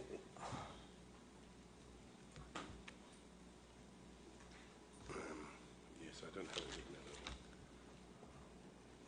there. Well, I'll look at the screen.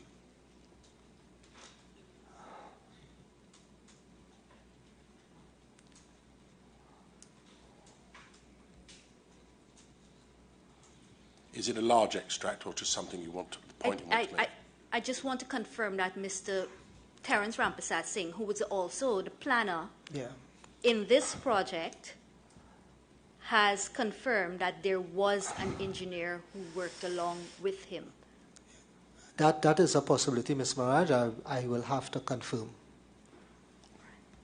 Now, that's what he says in his statement. That's what he says in his statement. To the Commission of Inquiry. That's what right. he said in his interview. If Yes. Mr. Ramprasad Singh said that, he's probably And what correct. I can assure you is that he repeats this statement Well, further if in the transcript. Mr. Ramprasad says that, I wouldn't go against what he said in the transcript. Right.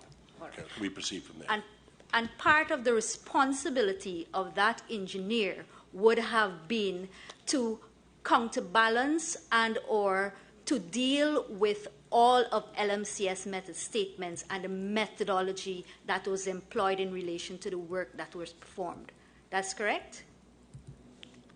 The role of the project engineer. Once there was a project engineer involved, I would yeah, you're probably right that they would probably oversee and provide some guidance to Mr. Ramprasad Singh. Right. And to Mr. Ramprasad Singh in relation to what LMCS is performing. So very likely. Right. And so that would take him into the arena of looking at all of the method statements that would have been provided, whatever they may have been, describing and dealing with all of the actual works done. Correct? As I say, if there was a project engineer, he would perform the role of a project engineer, which would include some of the things that you have outlined. And now you would agree that that was a major and most significant difference in relation to the personnel between the projects in 2020 and 2021-22. If Mr. Ramprasad Singh points to the project engineer, the supervision of this project would have fallen with Mr. Ramprasad Singh, who is the planner, and then up to the technical manager. The technical manager who would have provided the project support that the project that took place in 2021 would have required. So you're essentially saying that it would have been a different system altogether, a system of monitoring, a system of how the works were being performed? Well, I think what I'm saying is that the role of the project engineer, if the role of the project engineer existed in 2020, that there would have been some incremental supervision above Mr. Ramprasad Singh, or some incremental testing of things beyond Mr. Ramprasad Singh. Testing of what? Testing of the works. I can't say specifically what, but a project engineer would test the scope, would test the schedule, would test the cost. Not clear whether the project engineer would actually go into the detailed method statements, etc. So let me ask you this very clearly. Right. Why was there not a project engineer in this 2021-22 contract? Because clearly it's the same person performing the functions. Well, the same contractor. Yeah, I can't say specifically, but what I could proffer is that we have Terence who would have had the experience of doing the job back in 2020. He would have gained that experience. We had a contractor who demonstrated that they could do this job safely and efficiently. And, based on the track record of both Mr. Ramprasad Singh and the contractor, a decision probably could have been made to deploy the project engineer to where we believe that we had more risk. I can't answer specifically because I don't know all the detail, but it's how I would, is what I would offer that could have happened. So you were part and parcel of the tenders committee, that's correct? Yes. All right. And there is the note to management tenders committee that you have signed. That is at page 9 to 8 of the core bundle.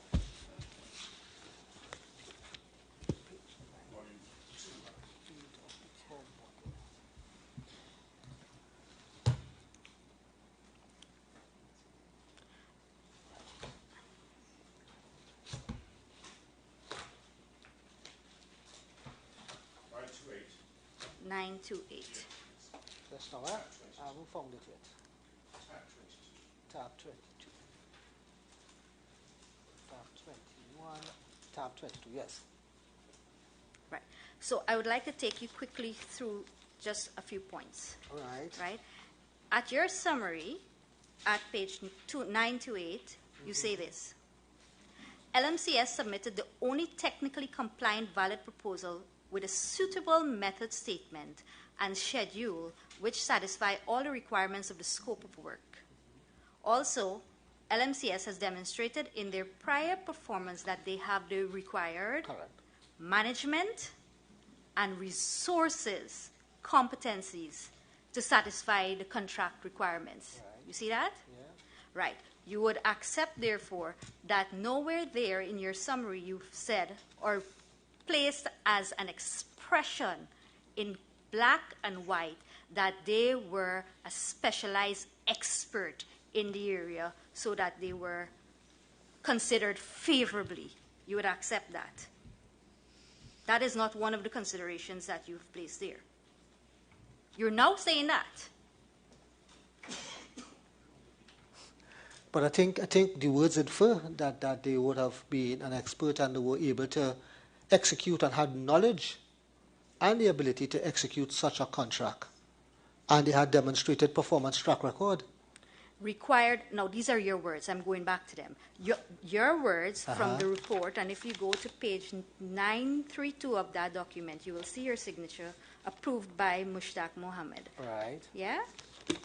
And your words in this report says, prior performance, they have the required management and resource competencies to satisfy the contract requirements. So, I don't know, is that a difference, though, by saying that they specialize? I mean, this is what LMCS does. You are saying to this commission, and you have put in your evidence, and you have repeated it on numerous occasions today, that they were specialized expertise. I see them as specialized expertise. They've done the job. They have a track record of getting the job done. And then so you will accept that, sir, you will accept that those words that you have put to the commission for its consideration does not form part and parcel of the document that you've produced as to the basis on which they are hired or has been awarded. Well, it isn't written here, except it isn't written here. Okay. I mean, the fact is you didn't have an option at that stage, did you? If you wanted the work done relatively urgently, as I think the evidence suggests that you did, they were the only people who were compliant. But it didn't mean that I would hire an incompetent contractor either. Right? Well, no, I appreciate that, but you didn't have anything to measure it against. As I said, what we used as the basic measure was the track record and the ability to be able to perform the job safely. Yes, but what you ended up with was the only compliant applicant. And sometimes that happens in the procurement process.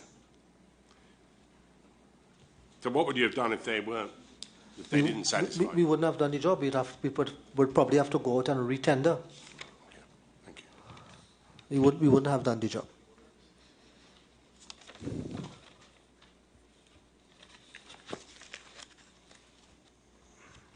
I'd like to take you to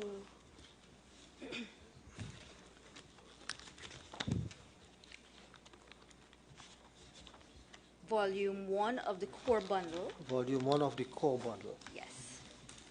At page 29. Volume 1 of the core bundle, page 29.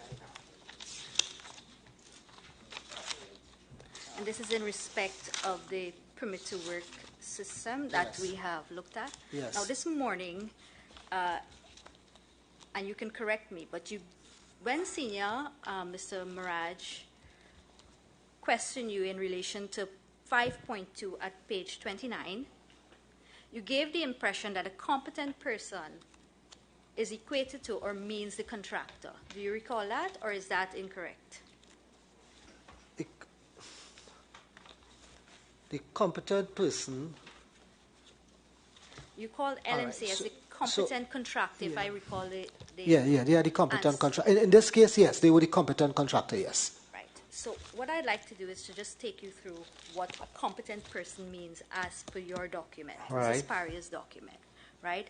It says a competent person in Paria's permit to work system is an individual who has the required training, knowledge, experience, and qualification to identify the hazards and to develop effective precautions for high hazard activities such as hot work, confined space entry, and electrical works. Yes. Now, my question to you is a competent person being described only in relation to, well, it may not be an exhaustive list, but a list of these kinds of work, hot work, confined space entry, and electrical works? What these works would identify is some of the actual higher risk work that we do on the site, right? So on a site where we store 2 million barrels of fuel, hot work is a very critical thing, right? So we want hot work to be effectively managed. Confined spaces is a risk throughout the industry. Electrical works is also high risk. Maybe what could be added here, if I was to take a second look at this, would be working from heights. Those are the critical activities that we do where persons could be seriously hurt or right. Yeah. So, and in other words, a competent person is somebody who is able to deal with these kinds of high risks. Correct. All right. So let's call this the philosophy upon which your permit to work, the actual permit to work, is based. Would that be correct? The permit to work is designed to ensure that work is conducted safely. So, all right, let's take that from there. Right. I would like to take you to the actual permit, the hot work certificate. Yeah, before you do that, Yes. can I just be clear about this? Yeah. Are you saying that the competent person, who I understand to be the area authority, is LMCS? The competent person is the person who is executing the job, right? A competent person in Paris Product System is an individual who has the required training, knowledge.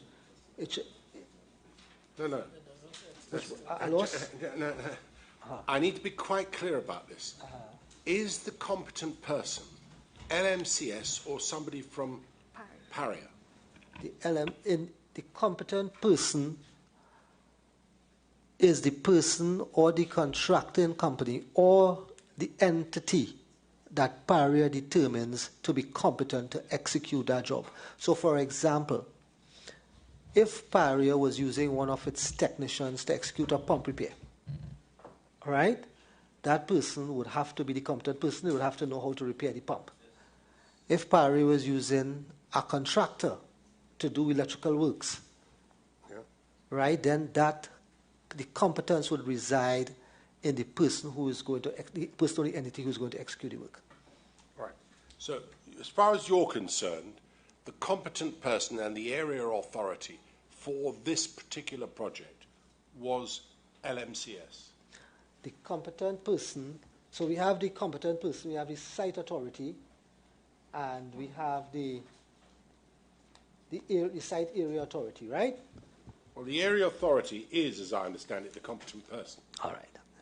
The area authority is responsible for ensuring that the conditions required for safe conduct of the job are maintained, or that the permitted activities are promptly stopped if there are any changes or violation of any of the prescribed conditions, right? That is the area authority. No, I understand. I can read it too. Then I'm missing forgive me if I'm sounding a little impatient. It's a long day. But I just want to understand from you, please, who you regarded as the competent person. LMCS in this case. LMCS, right. You think that's right, do you? I believe that's right. That it should be LMCS? It should be LMCS. Right. Well, I already admitted that Paria didn't have the competence to execute the job. No, I follow that. Yeah. But I'm going to leave it to Ms. Mr. Mohammed, just 1 second. I'd just like to invite you to go back to 5.2.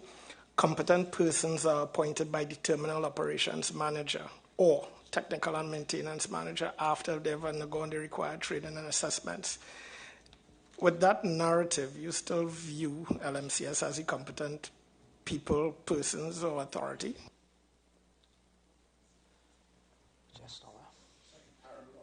Second paragraph of 5.2. It has been a long day for me. Competent persons are appointed by.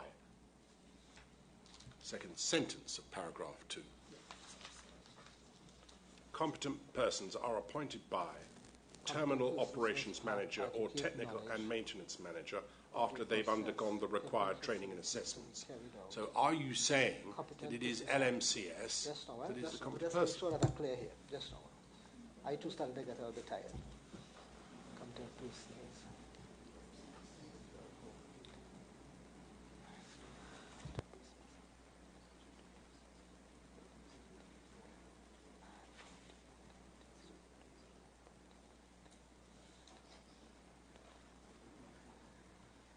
And I think this was specifically designed for competent persons executing work within the Paria organization.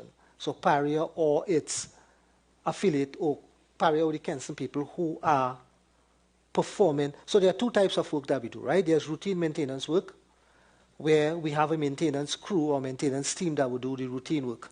Repair the pump, grease the valves, right? Cut the grass. Cut the grass. Well, no, we actually contract that out, right? But there are people, there are people who...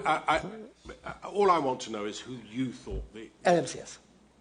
As far as you're concerned, LMCS, notwithstanding you've been pointed out to you by Mr. LMCS Wilson, would be the competent... You still regarded LMCS as the competent person?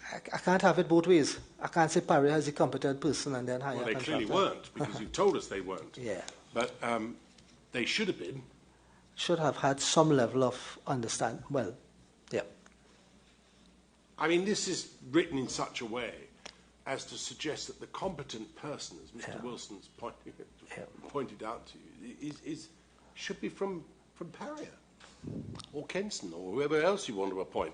But it's not the contractor, is it?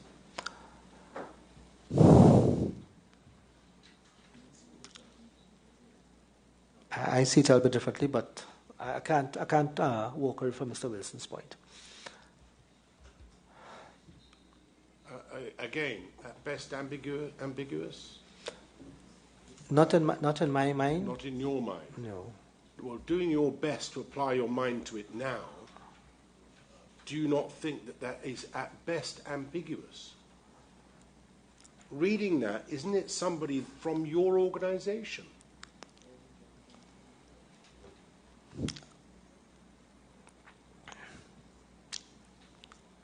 Reading the letter of it, I would say yes. Well, if I may, right, I'll invite you to look at the bullet point number 2, which comes just after what we just read. Yeah? Right at 5.2. We're looking at bullet point number 2. So it says the competent person shall identify any deficiencies in the equipment or method statement for the job and the potential adverse consequences. So essentially what you're saying is that LMCS is onto itself its own monitoring agent. So I think we made up its own independent person onto itself, if that makes sense. I think we covered that earlier, and I think there's a recognition of a second check or a third check in the system that. So then this is somebody other than. Well, I wouldn't say somebody other than. Meaning there's a project manager, project engineer. There is some assurance that I would say that could be done. Could it also mean a project engineer? It could be a project engineer. Depends on what the work is, right? Depends on what is the requirements of the work at the time. Right.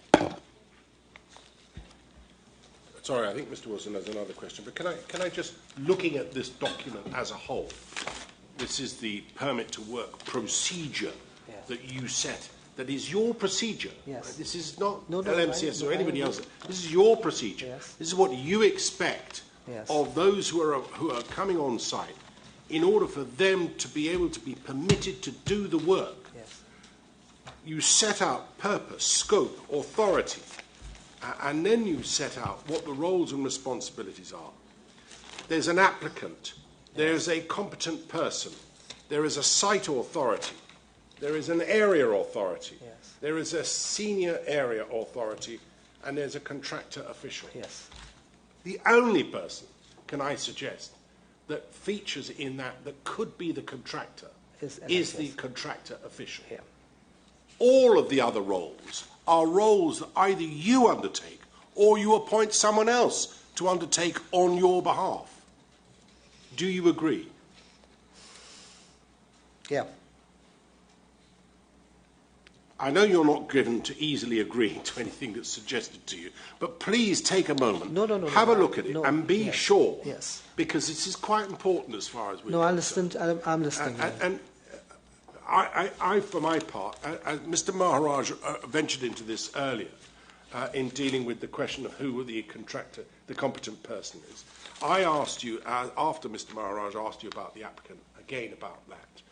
And all of these different authorities, these different responsibilities are said to be, are they not, those persons who are part and parcel of Paria or its appointees, other than the contractor official who's specifically identified and given particular roles.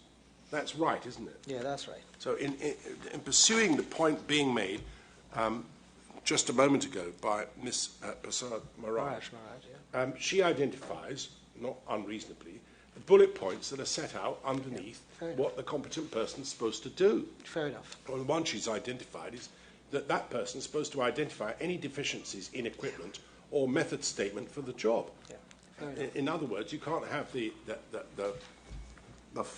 fox looking after the hen house, can you? Fair enough. You know, you need somebody who's going to be completely independent, who's going to look at the method statement for the job and the potential adverse consequences, identify any deficiencies, and so on. And that person's got to come from your firm, hasn't it? Yeah. Hasn't it? Okay, yeah. There wasn't anyone, was there, doing that? Well, as I said earlier, there wasn't anyone from a particular appointment, but the process of the exchanges between the contractor and the company with regards to developing the risk assessment and the methods, well, not the method statement, but the risk assessment, identifying the risk with the job is where we expected those gaps to be filled. See, what Ms. Prasad Maharaj was asking you is whether in the previous job there was an engineer who might have had at least oversight of some of those responsibilities. And I didn't argue that position. If there was, there was. Right, well, I'm not going to belabor it. I'll leave it to Ms. Prasad Maharaj. I think Mr. Wilson might have a question, though. And Mr. Mohammed, one other thing, under your line of inquiry by Mr. Pegasus, sorry, apologies, following from you. If I understood it correctly, he was trying to make a delineation from the contract, from the permit to work procedure. What I want to invite you to consider, because what I heard was, although looking at 5.2, I don't think, a delineation could be made, but not as I heard it. In terms of the contract is the contract, but the permit to work is really how you control the work. So it is using words like shall. And when you use words like shall, it can stand alone from the contract so that people are to adhere to it and it's not merely a guideline. Is that a fair statement? The permit to work is not a contractual document, yes, but the objective of that permit to work is that people are guided and shall follow the permit to work as it is outlined. Yes, and shall statements are different from should, but shall holds a lot of weight in terms of what a personnel are supposed to do or execute any work or control work. Okay, thank you.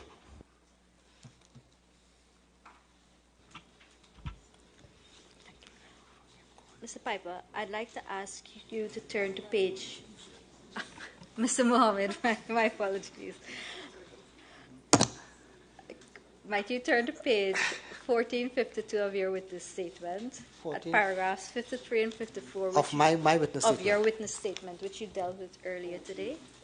1452. Which paragraph? Paragraphs 53 and 54. 53 and 54? Yes. This is where you spoke to the expectation of the TTCG in relation to a development and implementation of a plan. Yes.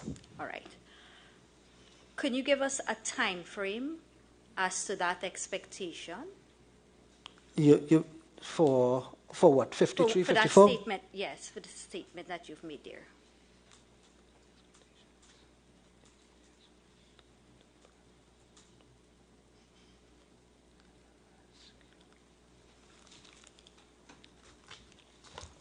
I think the timeline that I mentioned before is, that would have had to happen within the first 6 hours of the incident. No, not in relation to when it had to have happened. In relation to your expectation that the TTCG would, in collaboration with Paria, develop and implement a plan for rescue. I mean, reasonably thinking. I think it would be helpful if you looked at paragraph 67.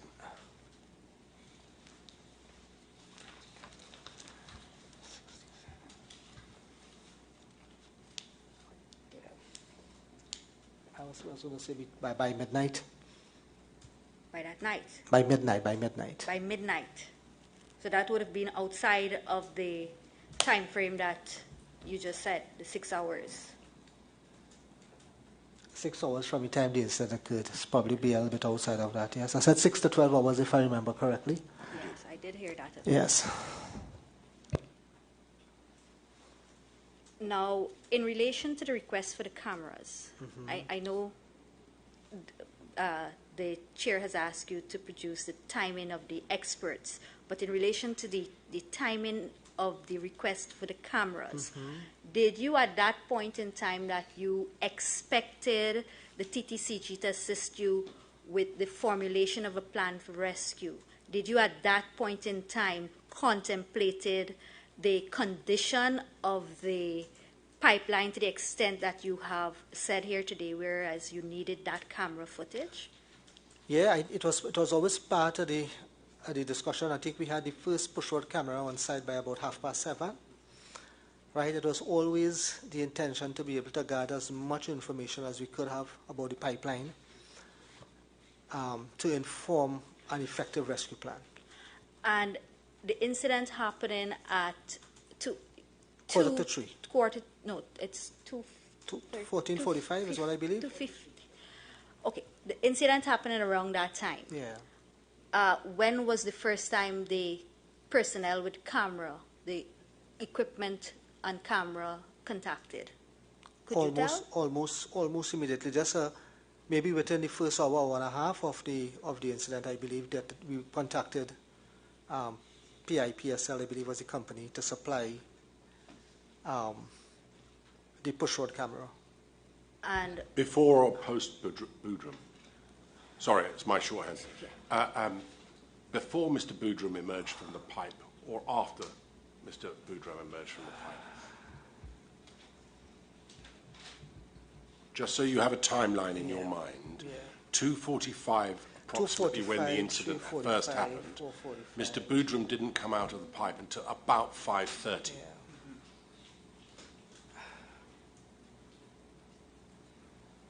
Your log is available. I'm not sure it helps particularly. Yes, but the log had the time that the camera arrived, which was 19:30, which was 7:30, right? Yeah. 7:30, 6:30, 5:30. I'd probably say maybe 2 hours before the camera would arrive that we would have made that request, reasonably thinking. 19:30 is when the camera arrived, right? Well, at 19:30, your log shows, it's at page 1573, which is the Supplemental Core Bundle, ICT Bundle, Volume 2, 1573. And you can see there, at 1937, ROV Subsea 7's boat with 2 ROVs leaving Chagurama. I probably said that completely wrong, but anyway, Chaguramas, and can arrive on site in 2 hours. Is that what you're referring to? Yes, no, hold on.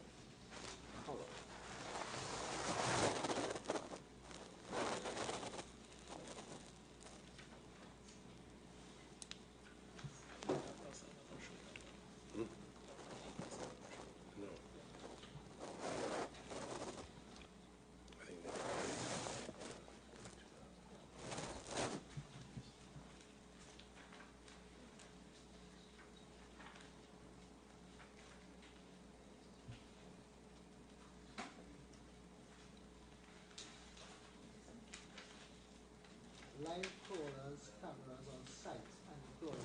1937. Sorry, you've got to speak into the microphone. I'm sorry. Yeah, that's all right.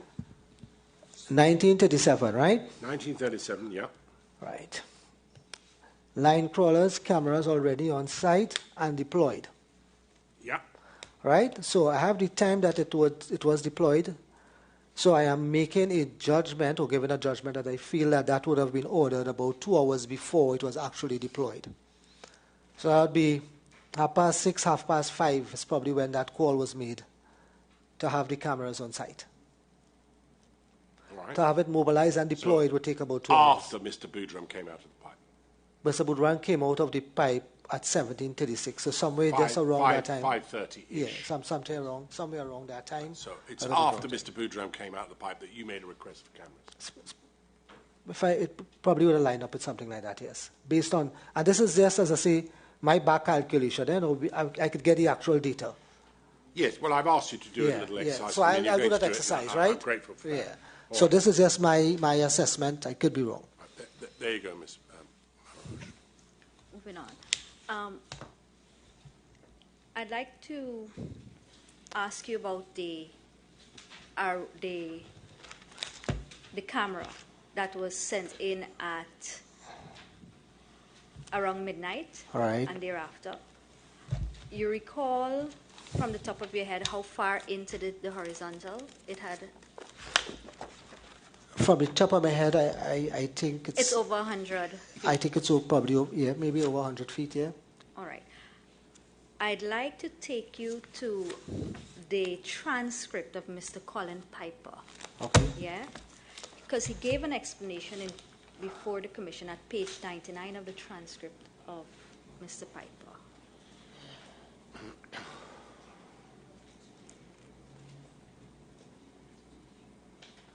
Where he speaks about the crawler, right. So, he says here in relation to cross-examination by senior, he said, the crawler was put down, yes sir, 220 feet up into the pipe with tanks and plugs from berth 6, side yellow, round white. You see that? Yes, yes, yes sir.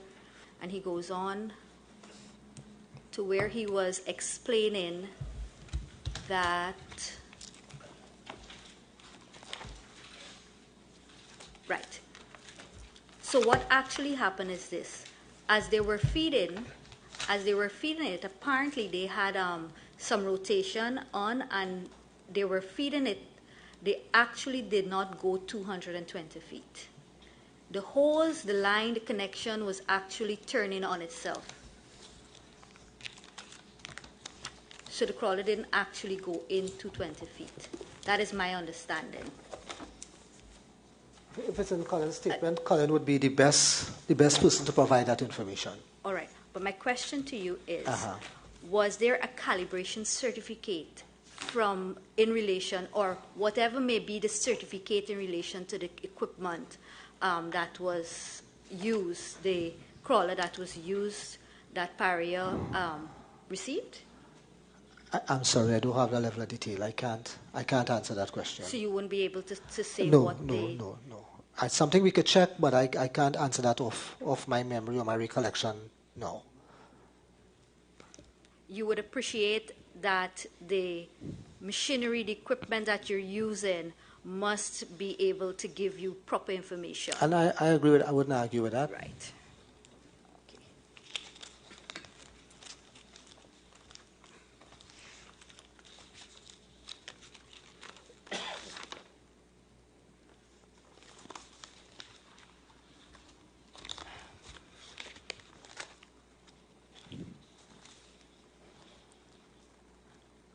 I would like to take you to Mr. Collins, right on Mr. Collins' transcript at page 100. This is where he was referred to by senior once again to page 1544 of the ICT record. And we can go to the record itself.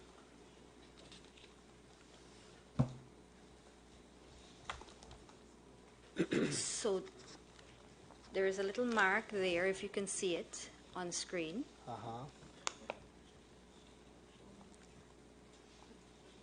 And it speaks to business continuity. Right. You see that? 2:20 p.m. 2:30 p.m., sorry. And it says recovery not rescued. Directly under. Do you see that? 2:30 p.m. That's Colin's statement. Colin. No. So this is the ICT record that was produced by Paria. And these are notes I wouldn't be able to tell you. You should say, or you may be able to say, who is the author of these notes. They're supposed to be contemporaneous notes. Would that be correct? That's 2:30 p.m. on which day, though?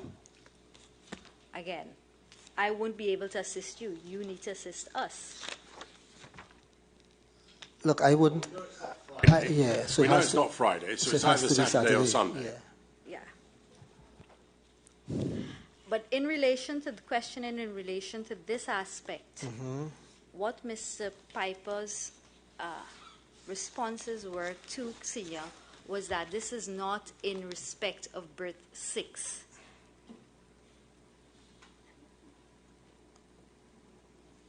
This was continuity of work elsewhere. I lost. Forgive me. The words business continuity. Yeah? We're looking at that notation and trying to make sense and have an understanding of it. Business continuity. Right. I mean, I probably would offer an explanation, but I don't want to go off what Colin was. Well, that's fair. So you can give us an explanation to that, if you may. If you have that knowledge. If you can. If you can. I would give you what my understanding is rather than my explanation, right? My understanding is that we would have had Paria's in the business of keeping the country fueled, right? That's what we do. And my understanding of something like business continuity would be if there were, and I can't say this part of Colin's statement because the business continuity side was assigned to our commercial manager to be able to ensure that we keep product coming in and be able to keep the country fueled during the period of the incident. So, I mean, that's the only explanation. I have nothing else to offer on this particular statement. Right. That's fair.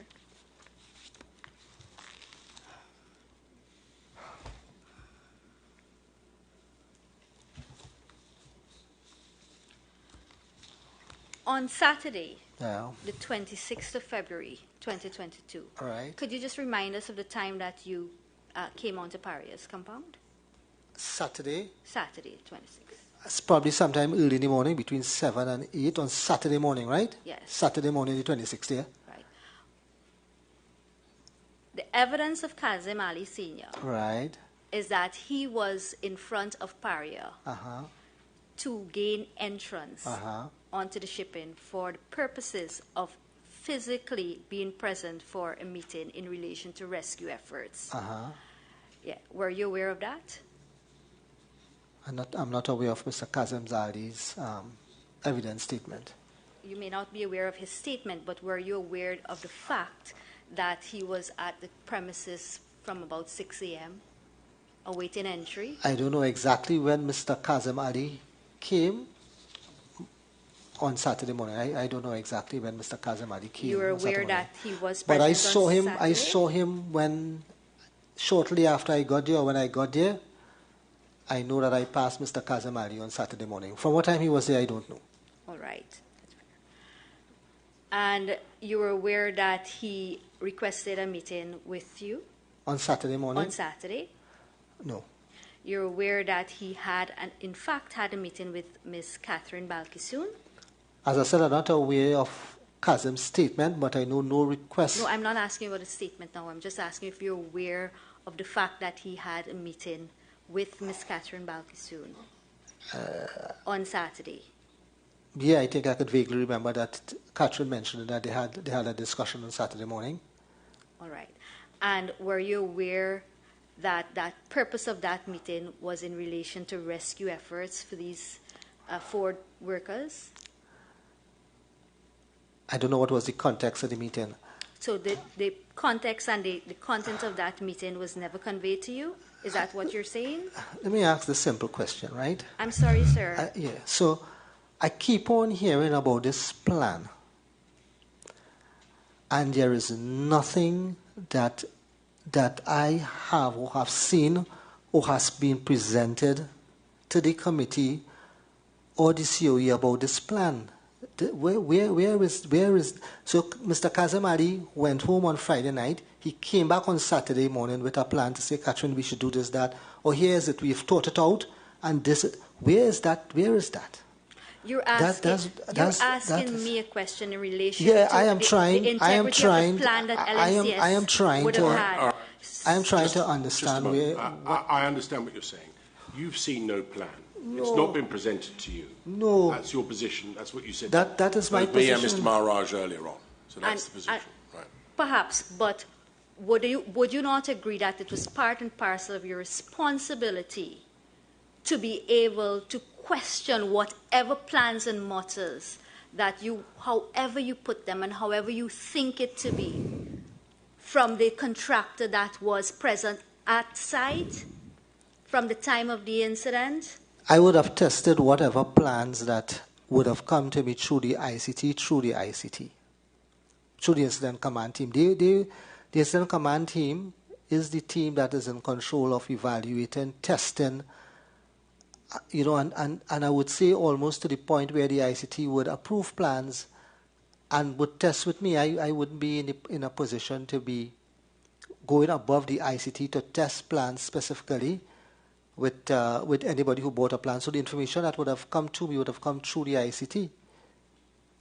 But I'm not asking about the testing of a plan. I'm asking about the fact that whatever you call them, if you don't want to say that they're plans, that's fine. You can say they're not plans, they're mutters, or they're simple, whatever you would like to call them, whatever is the category, whatever is the terminology you wish to have, right? Would you accept that part and parcel of the responsibility of the IMT, right, would have been to investigate those mutters and utterances and plans that the personnel would have formulated on site, competent personnel?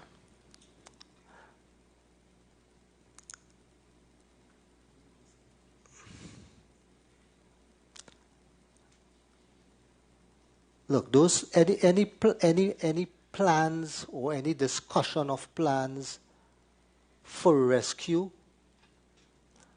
that came through the IMT Colin would have probably discussed those with myself, and there was no plan that came to the ICT or to myself that gave us the confidence. Right, well, we're not getting any further. And I think I covered that already. I'm going to ask you to stop because we've been through this. You've been asked if there was a plan. You told us there wasn't any plan. Yeah. You told us that you did not contact anybody from that was on the site at LMCS. Yeah. You told us that you didn't pursue any particular plan with Mr. Beddoe or anyone else. You made that clear. I don't think we can take it any further. Witness is quite clear about it. He says he was never presented with any kind of plan. The most he got was some mutterings, as he puts it. As he puts it. That's what you're saying, isn't it? Yeah. All right. That's where he is. So I don't think asking him the same question again, bearing in mind we're at now 6:45 in the evening. I accept. It seems that brings me to the end of my questioning, please. I don't believe I have any other thing. Super. Now, it's very late. I made clear that I would let this witness be concluded today. I don't know what you've got. You will be able to do that, sir. I don't want to be unfair to you. No, I have all of 4 questions. It may be 3. Please proceed. Thank you, sir. Mr. Mohammed, good afternoon. Good night.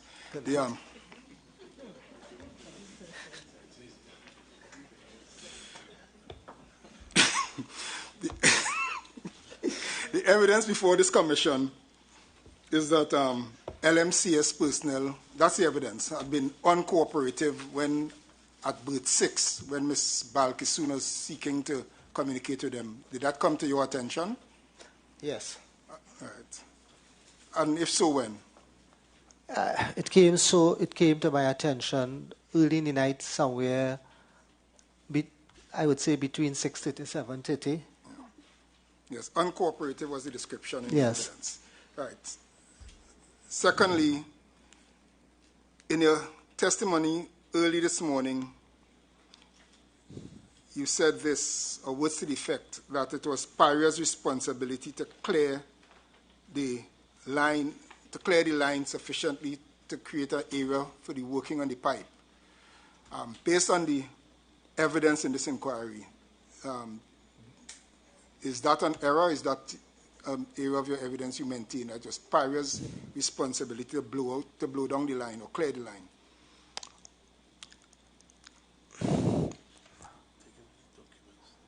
I don't have that document. Oh, yes, yes. Mr. Chairman, to help the witness, if you could go to page 000659 of the core bundle. That sets out the responsibilities. What is the document we're looking at? I don't recognize that. The method statement in the core bundle, page 659.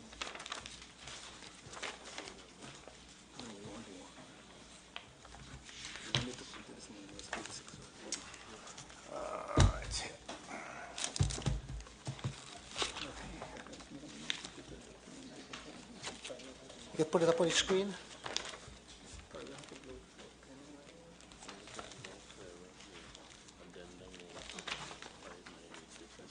Or another option is addendum 1, page 598. No, 659 is fine. And that's the procedure for the removal of the line content between berth 5 and 6. Yes. Yes. That's the paragraph you're referring to, isn't it? Yes. Yeah. But this is even clearer. Do you see that? Yes. Mr. Mohammed. Yes. And this is the contract between LMCS and Paria. Yes. Yes. So, whose responsibility it was to clear the line of the content? Then it would be, if it is written in the contract, then the contractor would have the responsibility. It's uncontroversial that it was your responsibility. It was on the contract. Yes.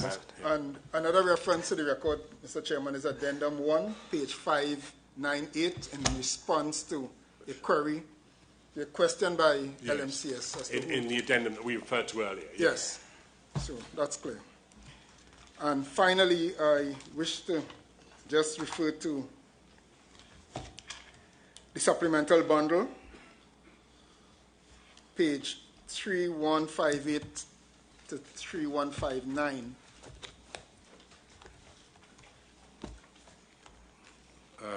Supplemental core bundle.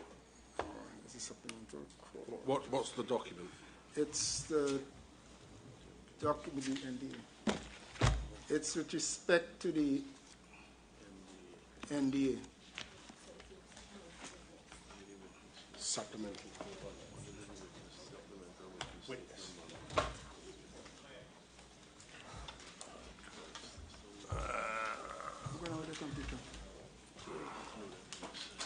Just a minute. I wrote it from the site. Core. Witness. Page 3158.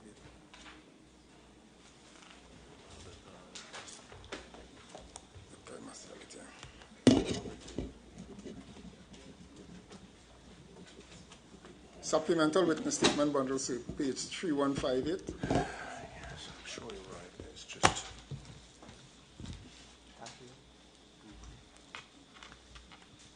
I'm going to look at it on the screen and make a note. Yeah. No, look at it. I have it. The one we're looking at.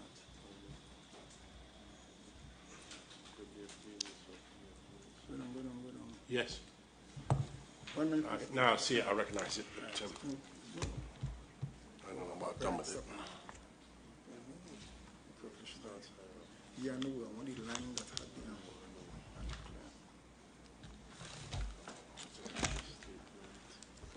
No, it's a, I know. Yeah.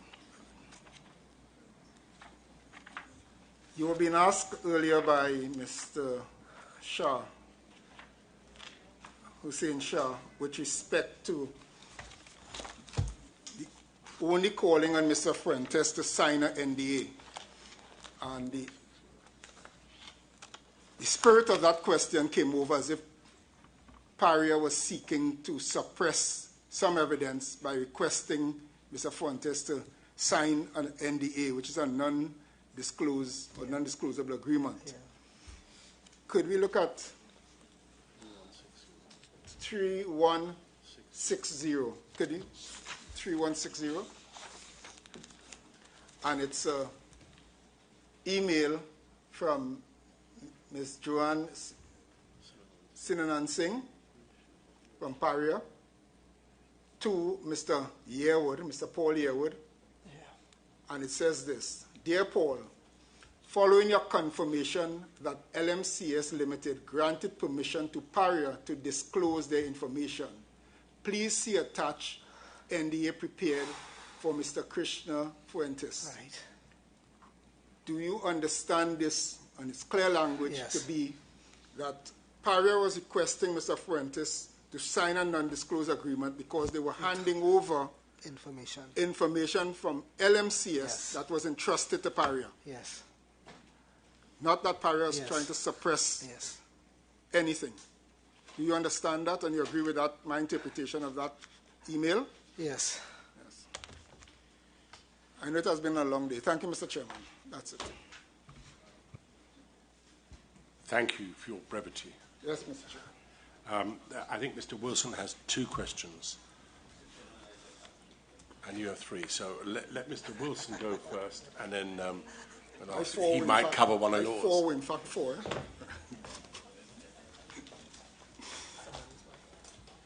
Yes, go on. Mr. Mohammed, I'll be asking you 2 questions. I'm going to try to be brief.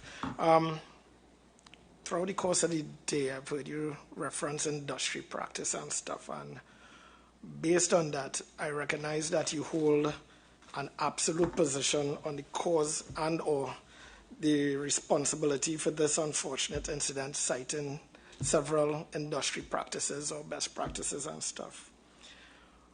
Given that, can you alert me to the root cause analysis methodology in industry that you employ to come to that conclusion, and or any team that put in a report to you?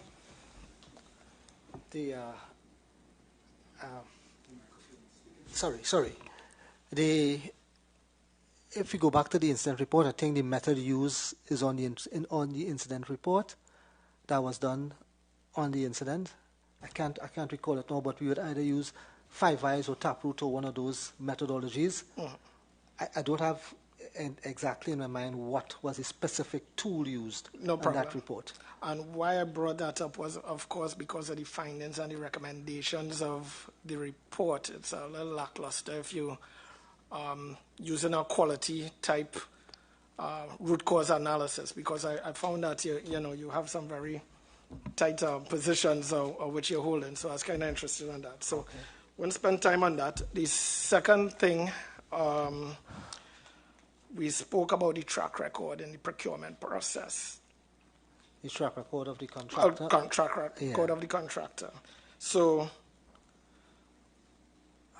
I wanted to find out the track record being considered in the procurement process. Let me back it up, sorry. Are you aware of an incident that happened in Paria as it related to the contractor 5 months previous, where there was someone injured? Yes. And OSHA, yes. Right. How is the weighting on safety culture or HSEQ in the procurement process, given that there was a prohibition put by a body just 5 months prior? If I recollect, this contract was awarded before that incident. Okay. Right? It was awarded before the incident. The incident was related, and we have made several changes coming out of the prohibition notice and the request by the OSHA. I think that's submitted as evidence. Okay, thank you for that. I take that. But how much weighting is based on safety culture and HSEQ? So we have modified our our procurement process that before the modification, how much weighting was put on safety culture? Before the modification, yes. I would say it would always have weighting, and the weighting would be heavy. And at the procurement process, one of the things that we use was the store verification for contractors, because if you have serious incidents, then you could be debarred from being a member of store, right? Yes. So we use the store accreditation, if I want to call it that. Which is a minimum standard. Which is a minimum standard, right? Since that, now we have moved on and said, look, you need to provide us with 3 years of history. Yeah, so I'm not on the where you moved on. Right, but that is what was used at the time of the incident. And to ensure the company had a good safety culture, high-risk work, we thought store was an independent verification of the contractor's safety culture and the performance.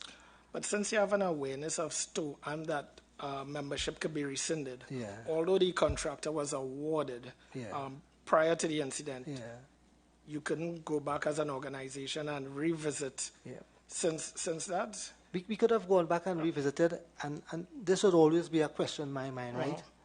We choose to work with the contractor, right? Fair enough. We choose to work with the contractor. And I mean, that evidence is not coming out yet. The contractor is not seeing it. But I personally spent a huge amount of time working with that contractor around the safety performance. And I hope I'm phrasing this question correctly, but in listening to all the inquiries, I didn't really hear anything that came out powerfully around the commercials. So I'd ask the question directly. Was LMCS the lowest bidder? No, well, we didn't open it. Once LMCS, once there were no other technically compliant bidders, the only commercials we would have opened would have been LMCS. What determined technically compliant, especially if you didn't have the competence to determine that? Based whether we had the technical competence, based on what we had outlined as the things that would measure for technical competence, and the way that was assessed by the technical team, if no other company was able to cross the technical hurdle, then we would look at the prices of the other contractors. So whether LMCS was, what was important for the job was the competence, not so much the price. So I hope I'm not beating a dead horse here, but since that you were on the committee, what were the technical components that you all were looking at that just said LMCS, right. You're the guys? Right. So, I mean, we had a debate on this on the committee, right? The main thing was they had done the job before. They have a track record. They know the infrastructure. LMCS has been working with Paria Petroleum for a very long time, right? And we would have expected that they would have experience, understand the infrastructure, how the infrastructure works. Remember, this is a line that has been dormant for a very long time, right? So one of the advantages is that they knew the systems, they knew the pipelines, they worked on the pipelines before, right? Okay. All right, I'll take it as because you had them as one technical better, but I just want to go one more question. I also heard you mention ICS, Incident Command System. And under the inquiry by Mr. Ramada, I know he asked you how your team performed and stuff, but I'm not even going to ask you the question because my opinion from my experience with the ICS system, I haven't seen the components of an ICS as ICS advertised really executed. And where I want to go with that is under your roles and responsibilities of HSEQ. Right. And more into the events of Saturday morning, Mr. Piper, your incident commander, who I'm getting from your testimony today, you worked closely with during the incident. He left the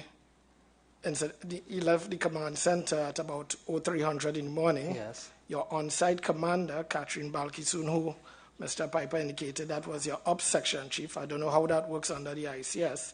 Left at 0600 Saturday morning.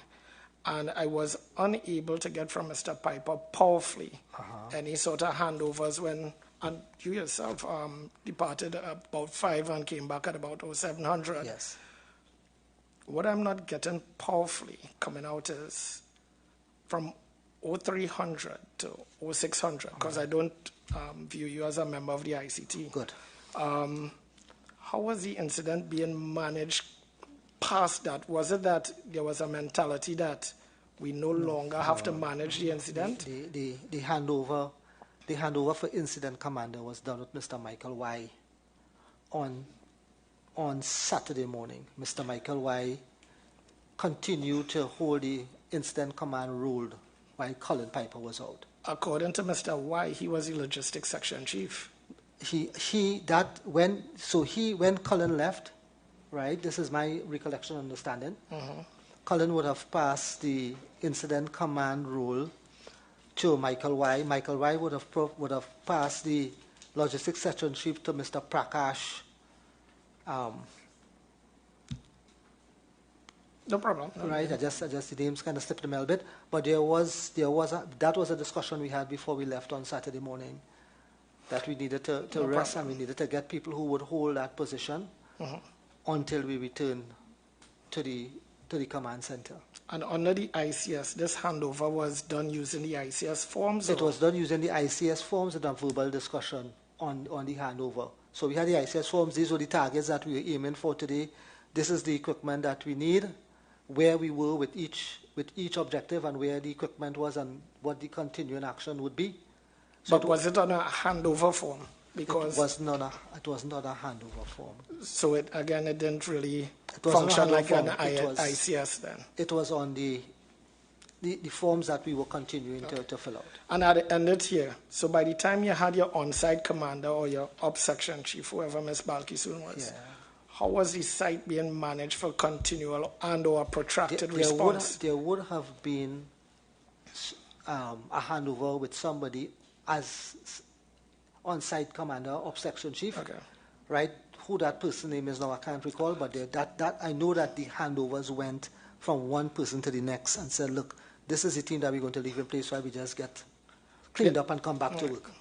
Well, thus far the commission, we can't see anyone pass 0600, so I'd end it here. What sort of activities, not the handover, yes, but once the handover was done, what sort of activities were being carried out, ensuring continuous? Right. The activities at that time was really around the dry rescue option. Okay. Right, and we were mobilizing pumps, making decisions around removing the hyperbaric chamber and things like that during that period of time. So if you look through the log, you will see when the pumps arrived on site. Yes, I saw that. Okay, thank you. Okay. Mr. Chairman, I'll be very quick. I just want to point out to the witness and ask him about a competent person. If you look at 6.2 at page 33 of Core Bundle 1, under the heading Authorization Certification of PTW Signatories, you would see that nominees for the position of a competent person are submitted by the line manager of Paria. And there's a training course. Are you with me? 6.2, page 33? That's not right.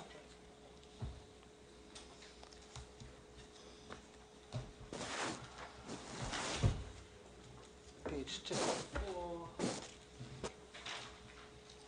It's Core Bundle 1.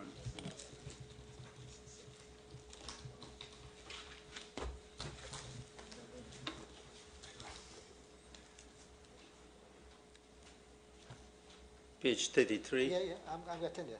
I'm getting there. Page 33, I'm on page 33.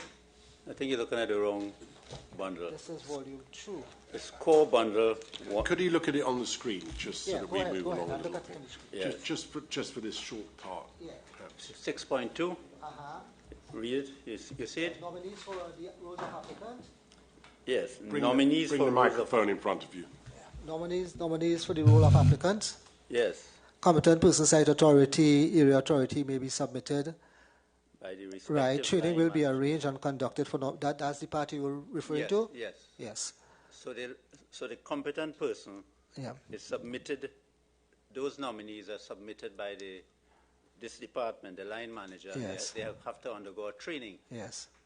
So my understanding of that training is, and Mr. Randy Archibald will probably bring a lot more clarity to this, that would be training in the use of the permit to work system and how the permit system will be a Paria person. who is getting the training?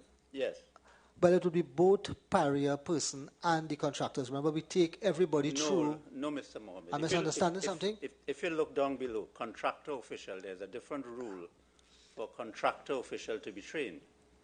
But they are all trained in the permit to work system, right? Yes, but one is a contractor official who becomes a competent person, but he has to go through a training. Yes. LMCS didn't go through any training to become a competent person. And they get a certificate. Anyhow, can I take you also to 5.4? 5.4. Page 31. Yeah. The area authority is a facility owner who audits the precautions conditions laid out in the safety certificate by the competent person to ensure that they are adequate for job taking into consideration simultaneously activities on the facility. So would you not agree that this shows that the competent person is trained and is a Paria individual? Area authority is the facility who audits precautions, conditions laid out in the safety certificate by the competent person to ensure that they are adequate for the job taken for permit. Because the area authority is Paria. Yeah, the area authority is Paria, yes. Okay, can I also point you to, in respect of the answer to Mr. Pigas, you gave the impression that these permit to work rules are like guidelines. Can I take you to 5.0 at page 28?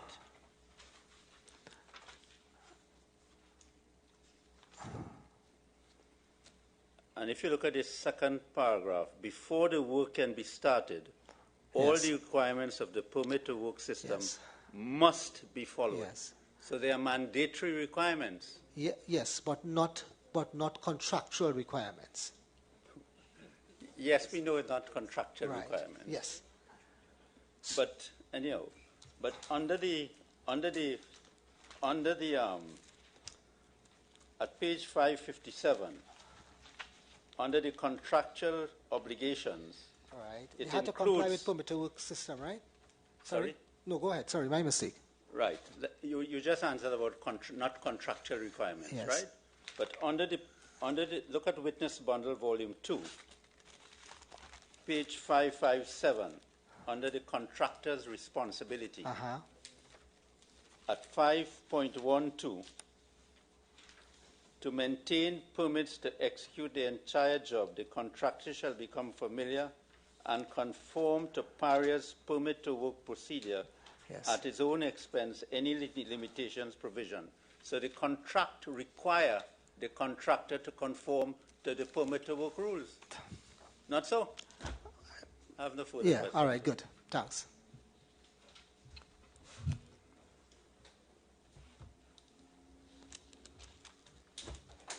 I think we can safely say it's not part of the contract itself. Correct. But in order to...